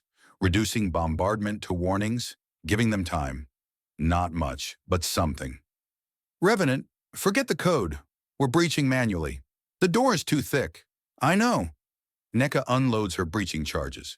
Plants them along the door seam. C4, shape charges. She uses everything. More than safe. More than smart. Clear, she shouts. They back up. 30 meters. Behind a support pillar. The charges detonate. The shockwave slams NECA into the wall. Her armor absorbs most of it. Mostly. Her ears ring. Smoke fills the corridor. The blast door is damaged, warped, partially open. Maybe half a meter gap at the bottom. Not enough. Help me, NECA says. They wedge fingers under the door. Pull. NECA's augmented strength strains. Revenant adds hers. The door moves, centimeter by centimeter. Metal screaming. It opens. 1 meter. 1.5. Enough to crawl through. Beyond, more cells. More children. Already waking from the explosion. crying, shouting. Get them out, Neka orders. I'll hold the door. Revenant crawls through, starts opening cells. Children pour out, scared, confused. The door weighs tons. Neka's arms shake. Her augmented muscles burn. The door wants to close. Hydraulics, emergency protocols. Designed to seal during bombardment. She holds it. 30 children escape. 40, 50. Her grip slips. The door closes an inch. She adjusts. Digs in. Holds. The building shudders again. Another impact. Closer this time. Neka, let go, Revenant's voice. We need to evacuate. Not everyone's out. You're going to. Not everyone's out. More children. 60, 70. They run past her, toward the exit, toward the shuttle, toward something that might be survival. Revenant appears beside her, adds her strength. Together they hold the door. Barely. How many left? Neka gasps. 20, maybe 25. The last prisoners emerge, running, stumbling. Someone's carrying a toddler. One kid is limping, broken leg poorly healed. That's all, Revenant says. Let go. They release. The door slams shut. The sound is final. Permanent. They run. Back through the corridors, up the levels. Emergency lighting is failing. Darkness spreading. The building shudders. Something structural gives way. The ceiling cracks. Solomon meets them at sub-level 2. Everyone's loaded. Shuttles at capacity. Zhao says we're 500 kilos over safety limits. I don't care. Get them out. What about you? Second trip. Go. Solomon hesitates, then nods. Runs. Neka and Revenant reach the surface. The shuttle is already lifting off. Packed with children. Their faces pressed against viewports. Scared. Alive. The sky above Sonder 4 is burning. Orbital strikes. Reduced payload, but still devastating. Craters bloom across the dead world. One captain defying orders. Buying them minutes. Not enough minutes. Our shuttle's still here, Revenant says. The one we arrived in. They run for it. Neka's lungs burn. Her legs are heavy. Augmented but not tireless. The shuttle is intact. Damaged but functional. They climb aboard. Seal the hatch. No pilot. Neka takes the controls. She's not trained for this. Not qualified. But there's nobody else. How hard can it be? She mutters. The engines ignite. The shuttle lurches. She overcorrects. They spin. She compensates. Barely. Liftoff is ugly, trajectory wobbling, but they're ascending, breaking atmosphere. Behind them, Site Gamma collapses. The bombardment intensifies. One of Third Fleet's ships firing despite orders, or maybe following new orders. Kowalski regaining control. The facility implodes, sub-levels crushing inward. Everything erased. They made it out, barely. Neka's hands shake on the controls. They're alive. The children are alive. 73 rescued. Hope. Fragile. Precarious, but real. The adequate appears on sensors. Dying, but still there. Zhao's shuttle is already docking. Neka brings her shuttle in. The approach is terrible. She scrapes the docking clamp. Alarms shriek, but they seal. Atmosphere equalizes. She stumbles out. Into the bay. Children everywhere, sitting, crying, holding each other. Solomon is triaging, checking vitals, distributing water. Amara is there, awake now, looking at Neka with confused recognition. Do I know you? She asks. Yeah, Neka says. You do. The ship shudders. Something wrong with the reactor. Solomon's already moving toward engineering. Neka looks around. At the children, at the crew, at Revenant standing quiet in the corner. They did it. Saved lives. Exposed truth. Stopped a war from restarting. Cost? Carly Bori dead. Tomasz critical. The adequate dying. 73 children rescued out of 200. Not enough. Never enough. But something. Her comm chirps. Unknown frequency. Neka Obi, we are approaching for docking. We will assist with the wounded and refugees. Stand by. She checks sensors. Ships approaching. Multiple contacts. Fast. Not Third Fleet. Different signatures. The viewports illuminate. 3 vessels, sleek, bioluminescent markings, Vreth ships, the help that arrived. NECA's stomach drops. The Vreth are boarding the Adequate.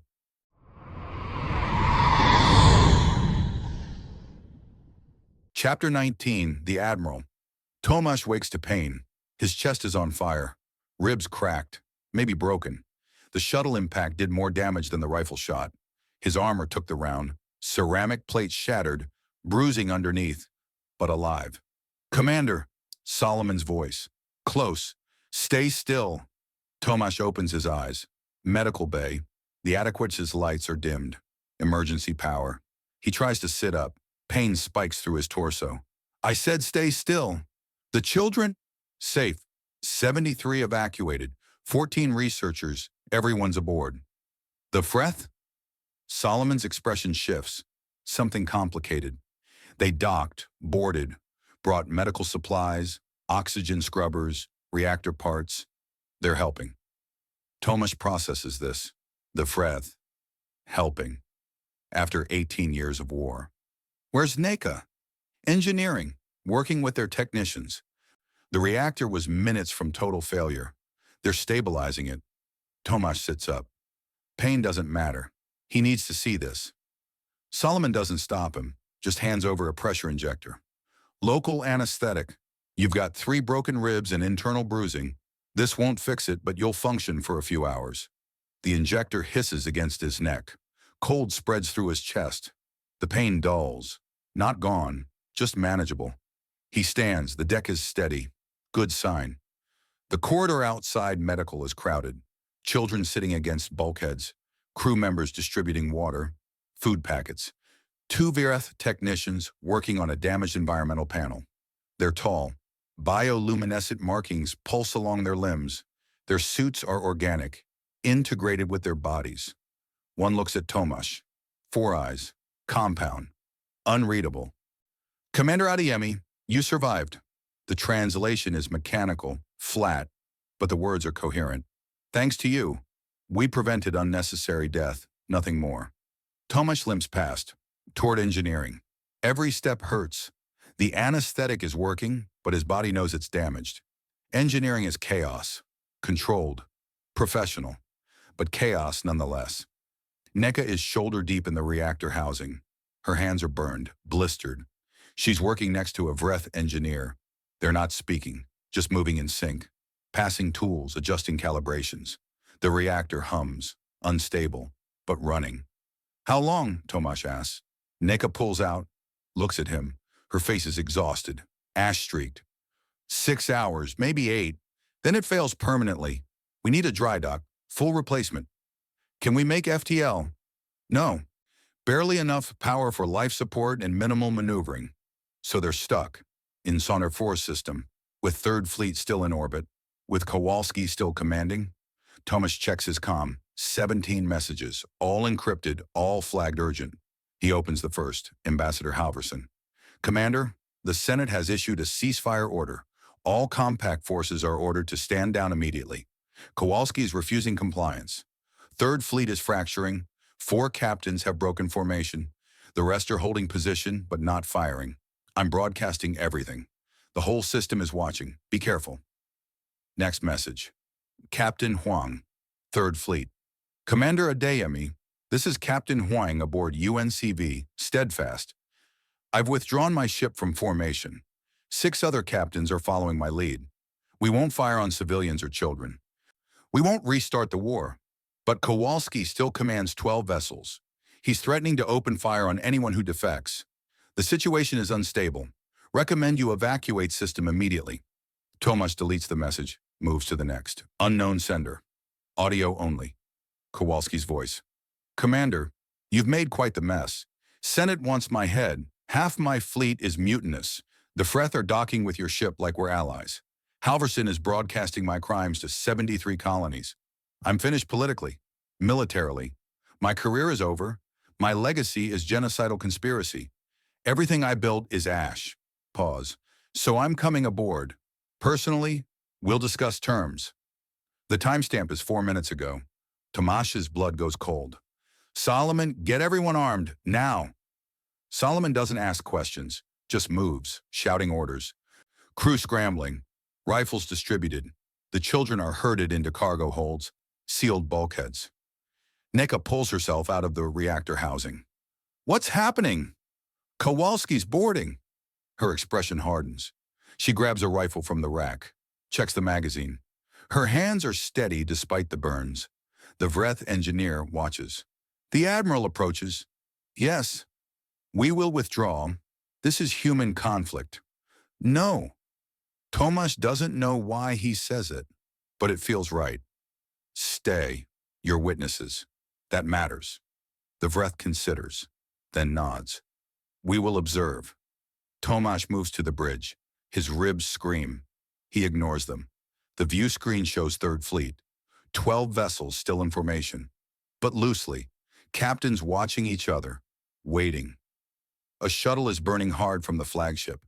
Compact Admiral's personal transport. Incoming hail, Huang reports. She's at tactical, rifle within reach. Put it through. Kowalski appears on screen. He looks old, tired. The uniform is immaculate, but the man inside is collapsing. Commander Adeyemi, I'm requesting permission to dock. Denied. I'm not asking, I have a dead man switch. If my vitals flatline, every remaining missile battery on Sondra 4 launches. 300 nuclear warheads. Half target the Vreth fleet, half target civilian colonies. Do you want that on your conscience? Tomas's jaw tightens. You're bluffing. Am I? You've seen what I'm willing to do. Sondra 4, Ross 128, Site Gamma, thousands dead to protect a secret. What's a few million more? The channel cuts. Neka is beside Tomasz. He's insane. No, desperate. There's a difference. The shuttle docks, airlock cycles. Tomasz watches the security feed. Kowalski exits alone. No guards, no weapons visible. Just the admiral in his dress uniform. He walks through the adequate OIS corridors, past armed crew members, past rescued children watching with frightened eyes, past Vreth technicians recording everything. He arrives at the bridge. The hatch opens. Admiral Kowalski steps through. He's smaller in person, older. The uniform can't hide it, but his eyes are sharp, calculating. Commander, he doesn't salute. We need to talk. Tomasz doesn't lower his rifle. About what? Survival. Yours, mine. The people on this ship. The colonies watching this broadcast. I have one card left. The dead man switch is real. You kill me, those warheads launch. But I'm willing to negotiate. What do you want? Safe passage, asylum. Somewhere the Senate can't reach me. In exchange, I deactivate the launch systems. Neka laughs, bitter. You want us to help you escape? I want to survive, same as you, same as everyone here. Tomasz studies him, looking for the lie, the angle. Kowalski continues. I didn't start this conspiracy. I inherited it. Sondra I-4 was destroyed before I took command. The Crucible program was operational before I was promoted. I just maintained, covered, protected the Compact's interests. That's my job. Your job was genocide. My job was keeping humanity unified. The Vreth War was existential. We couldn't afford weakness, couldn't afford questions. The augmentation program gave us an edge. Site Gamma cleaned up loose ends. Ross 128 provided the science. It worked. We survived. At what cost? Kowalski's expression doesn't change. Whatever was necessary. The bridge is silent. Every weapon trained on the Admiral. Every eye watching. Then Revenant's voice. Calm, analytical. Commander, I've accessed Admiral Kowalski's shuttle systems. His dead man switch is real. Biometric monitoring. If his heart stops or his suit is breached, the launch initiates. But the system is networked. I can potentially override it. I need time. How long? Unknown. The encryption is military grade. Kowalski smiles. Go ahead. Try. You'll fail. And if you're clever enough to succeed, I have backups. Isolated systems, hardened bunkers. I've been preparing for this contingency for years. Tomasz lowers his rifle. Slightly. What makes you think we won't just shoot you anyway? Because you're not like me. You actually care about the people you're protecting. Those children. Those colonists. You won't gamble their lives. He's right. Tomasz knows it. Everyone knows it. So what's your offer? Tomasz asks. Simple. I board a civilian transport, jump out of system. You never hear from me again. In exchange, I transmit the deactivation codes. The warheads stand down. Everyone lives. And we're supposed to trust you? You don't have a choice. Movement on the sensors.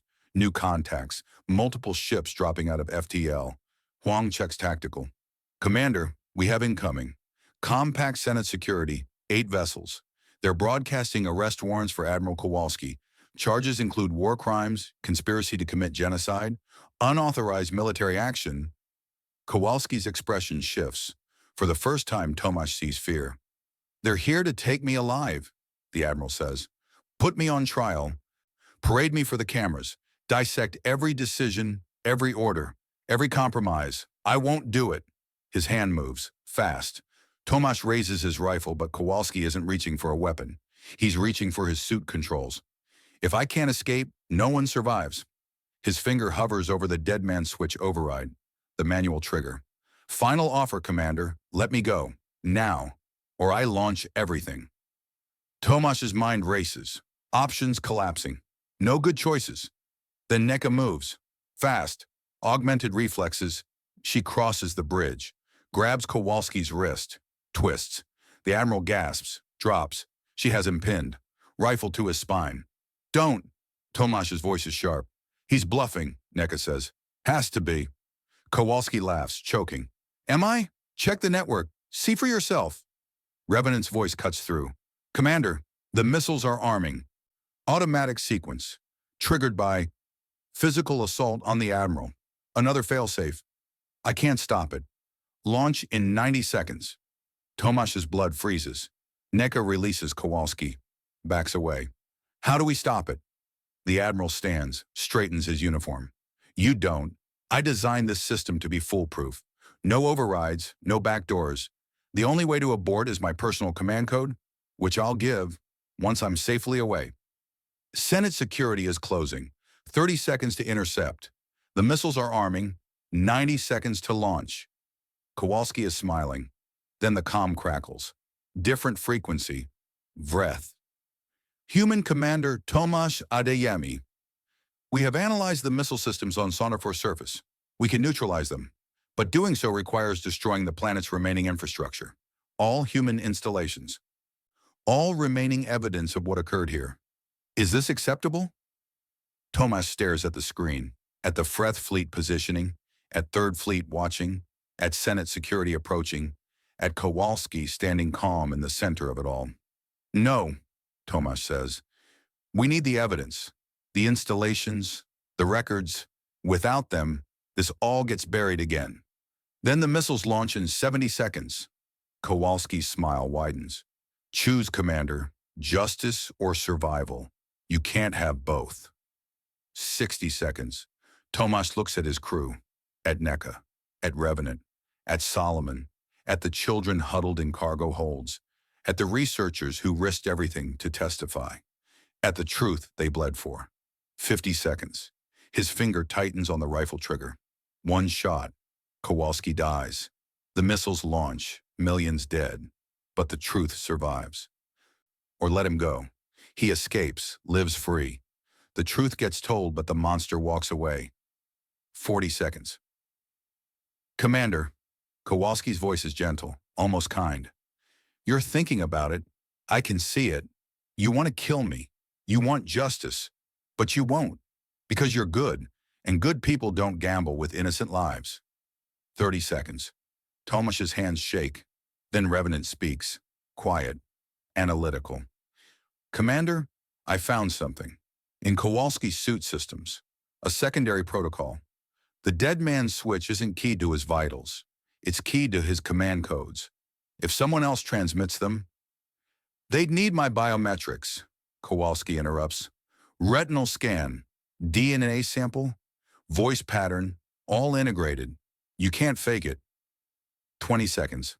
I can, Revenant says. The bridge goes silent. What? Kowalski's confidence cracks. Just slightly. I have your biometric data. From Ross, 128 personnel files, DNA samples from medical waste, voice recordings from official broadcasts, retinal scans from security checkpoints. I can synthesize the command codes, transmit them as you abort the launch. Kowalski's face goes pale. That's impossible. I was designed for infiltration, for becoming other people. It's what I am. 10 seconds. Kowalski lunges. Not for weapons, for the airlock. Running, trying to escape. Neka tackles him. Armor crunches against deck plating. The Admiral screams. 5 seconds. Revenant, do it, Tomasz orders. Transmitting. 4, 3, 2. The missiles stop arming. 1. Launch aborted. Kowalski lies on the deck, breathing hard. Defeated. Senate security docks. Armed personnel flood the adequate. They secure the Admiral. Reed charges. He doesn't resist. Just stares at Tomasz. You won, Kowalski says. Congratulations. You exposed everything, saved everyone. You're a hero. I'm tired, Mera, Tomasz replies. They take the Admiral away. Toward trial, toward justice, toward the truth finally being told. The bridge crew breathe, some cry, some laugh, relief flooding through. Tomasz slumps into the command chair. His ribs scream. His body is shutting down. They did it. It's over. Then Revenant's voice. Different. Urgent. Commander, I'm detecting anomalous activity. Sonder V installations. Not the missiles. Something else. Deep underground. Activating. Tomasz pulls up the tactical display. Power signatures spiking across the dead planet. Facilities they didn't know existed. Systems coming online. What is that? Neka asks. Revenant's analysis scrolls across screens. Power consumption, energy signatures, weapons configurations, then the translation completes.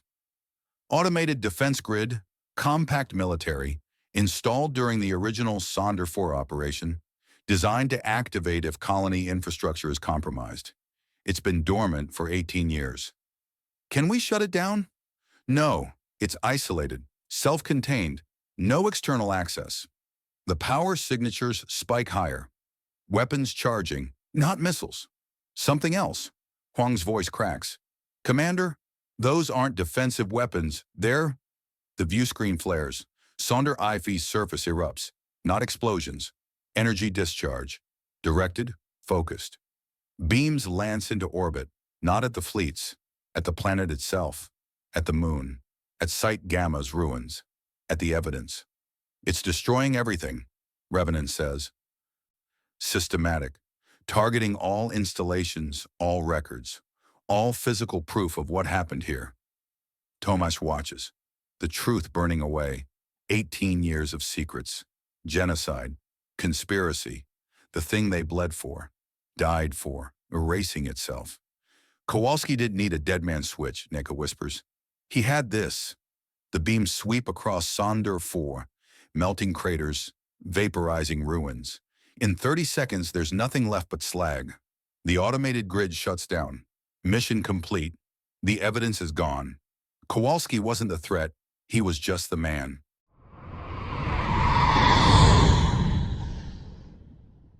Adekara Chapter 20, Revenant, The Evidence Burns. I watched Sonder V's surface melt. 18 years of secrets vaporizing in coherent energy bursts. My processors track each target, installation coordinates, power signatures, thermal bloom patterns. The automated grid is thorough. Designed by someone who understood how to bury truth permanently. Designed by someone like me. My neural interface is failing. Has been since I held that blast door with Neka. Augmented strength works until it doesn't. Something tore loose in my spine. Nerves misfiring. Pain signals I shouldn't feel anymore. But I'm still functional. Still processing data streams from 6 different sensors simultaneously. Still calculating trajectories and probabilities and outcomes. Still solving problems. The grid shuts down. Mission complete. Sonder 4 is slag. Site Gamma erased. Ross 128's surface installations gone. Every physical trace of the conspiracy deleted. Except the people. I run the numbers. 73 rescued children. 14 disappeared researchers. Ambassador Halverson's broadcast reached 218 million viewers across human space. Emil Tanaka's confession archived in 4,000 independent databases. The Vreth recorded everything. You can't delete witnesses. Kowalski knew that. The automated grid wasn't about hiding evidence. It was about making sure nobody else could use those facilities. No successor programs, no second attempts. He burned his own legacy rather than let it continue. Spite. Final act of a dying empire. Dahlia? Neka's voice pulls me back. She's the only one who uses my real name. You okay? I'm in engineering. Don't remember walking here. My legs moved automatically while my consciousness processed the grid activation. Multitasking. Neural interfaces degraded, I say. Function at 62%, declining. That's not what I asked. I look at her. She's exhausted. Burns on her hands from the reactor work. Ash in her hair, but her eyes are clear. Focused. I don't know, I admit. She nods. Doesn't push. Just hands me a water pouch. I drink. The recycled taste grounds me. Reminds me I have a body. That I'm not just algorithms and processing power. The adequate is dying slower than expected.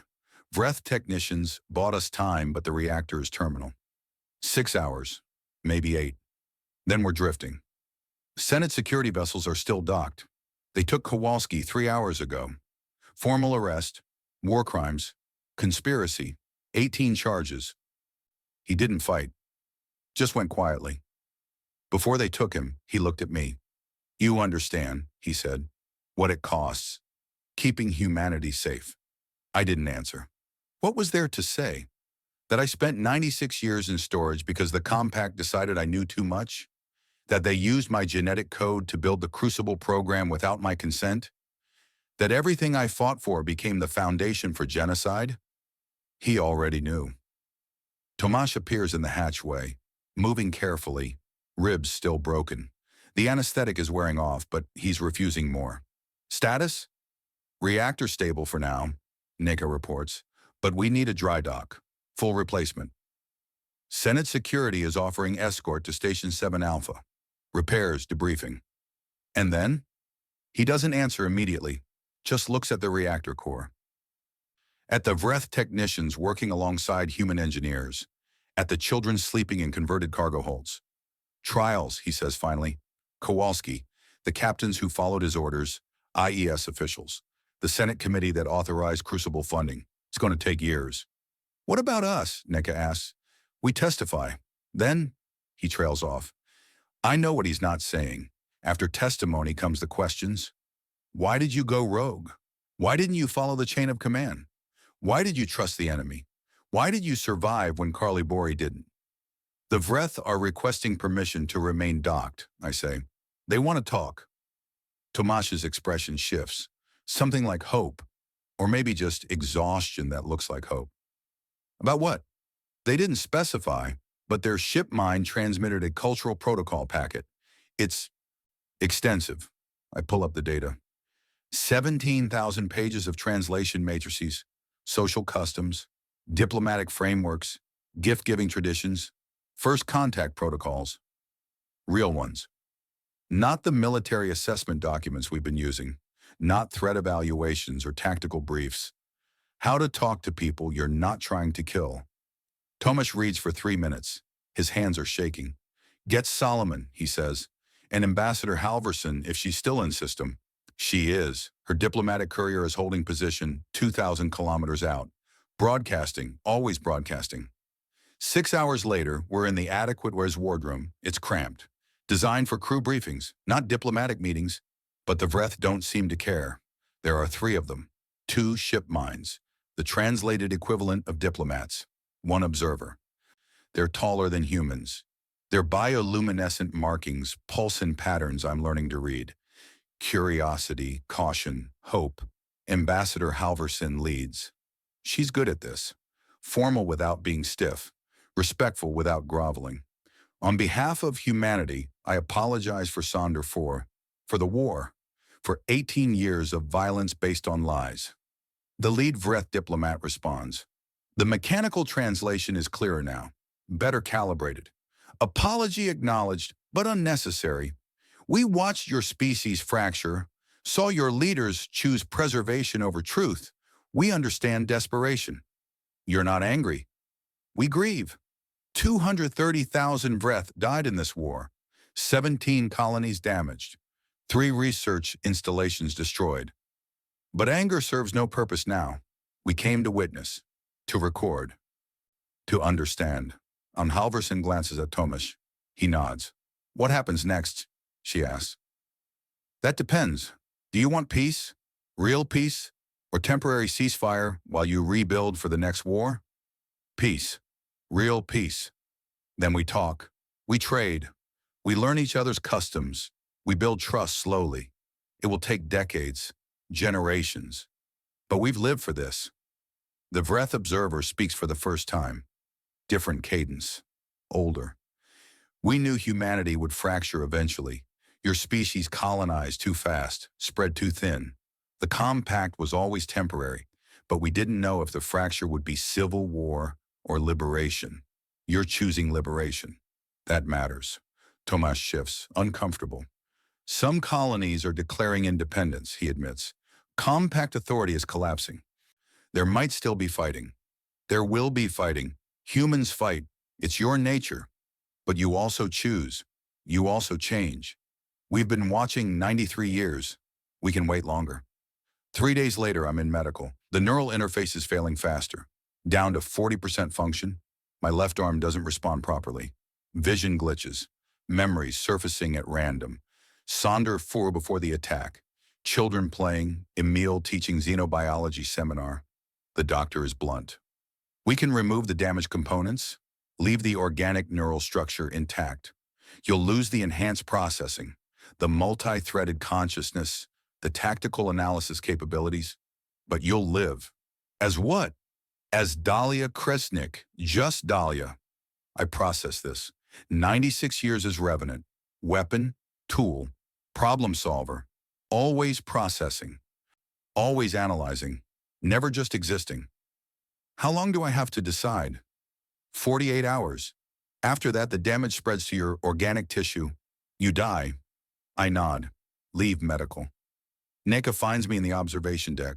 I'm watching the Vreth ships. Beautiful. Bioluminescent patterns shifting across their hulls. You're leaving, I say. She doesn't ask how I know, just sits beside me. Tomasz got offered a promotion. Captain. Diplomatic security for the first contact negotiations. He's turning it down. Why? Because he's done with the compact, with following orders from people who lie, with serving a system that builds genocide programs. Where will you go? Kepler 442b declared independence yesterday. They're offering sanctuary to the rescued children. Tomasz and I are taking them there. Solomon too. Building something new. You're inviting me.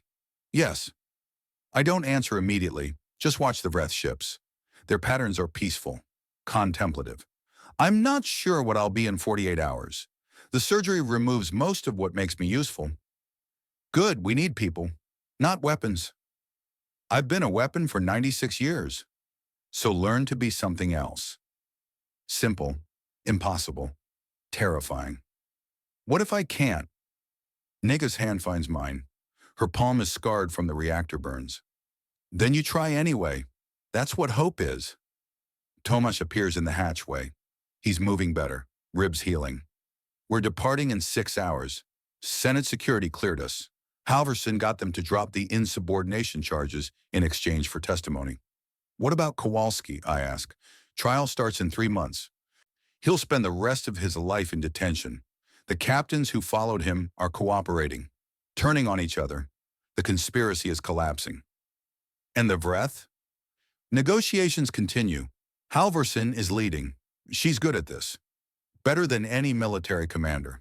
He looks at me, assessing. You should come with us. To Kepler 442b. Help with the children.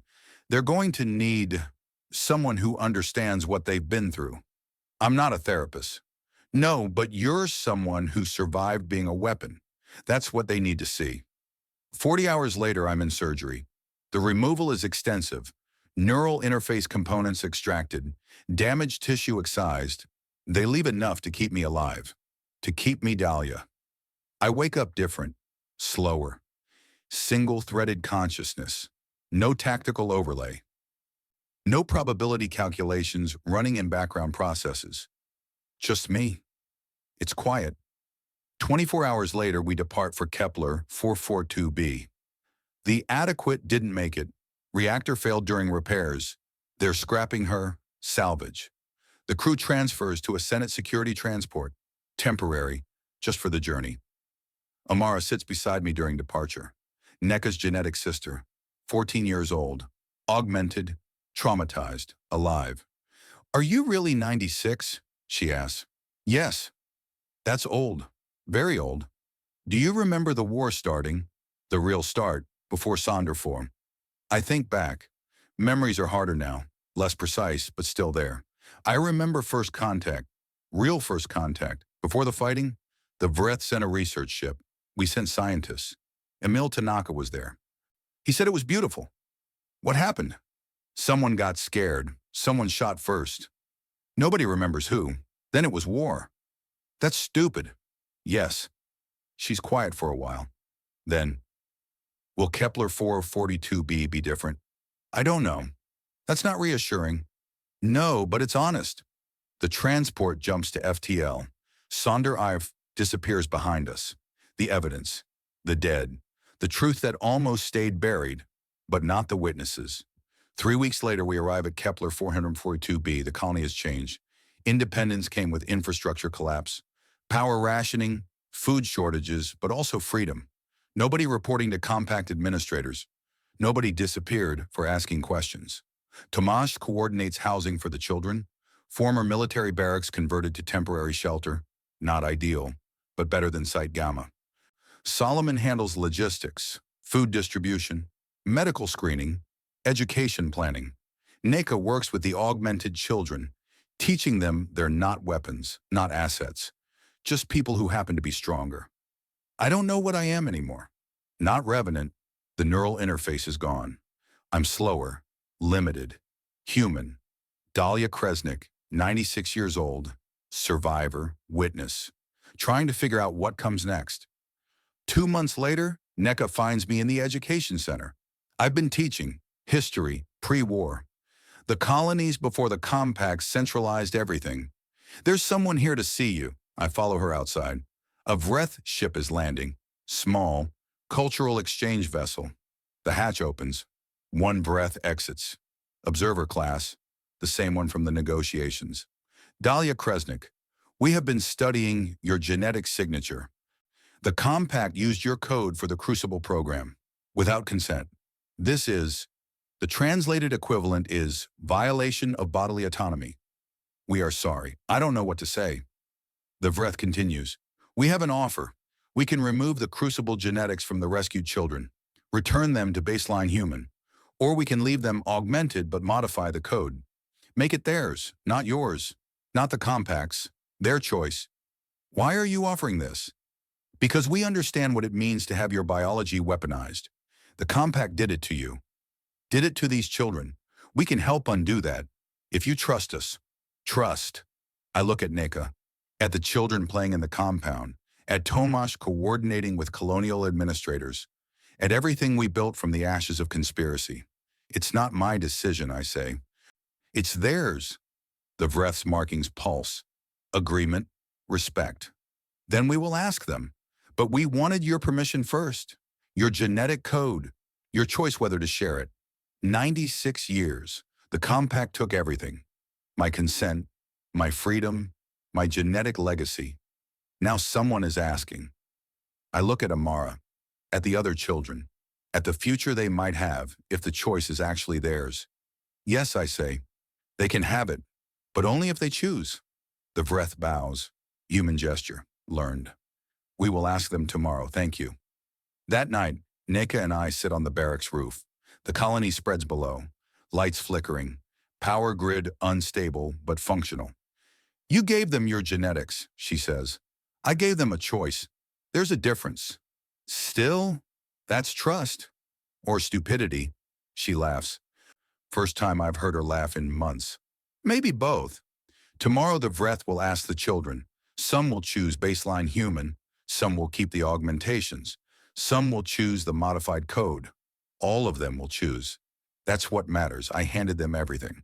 My code, my legacy, my 96 years compressed into genetic sequences. Neka puts her hand on my shoulder. Don't make me regret this. I smile. Which part? Trusting you, bringing you here, letting you near the children. Too late now. Yeah. We sit in silence, watching the colony lights, waiting for tomorrow, for whatever comes next, for the children to choose.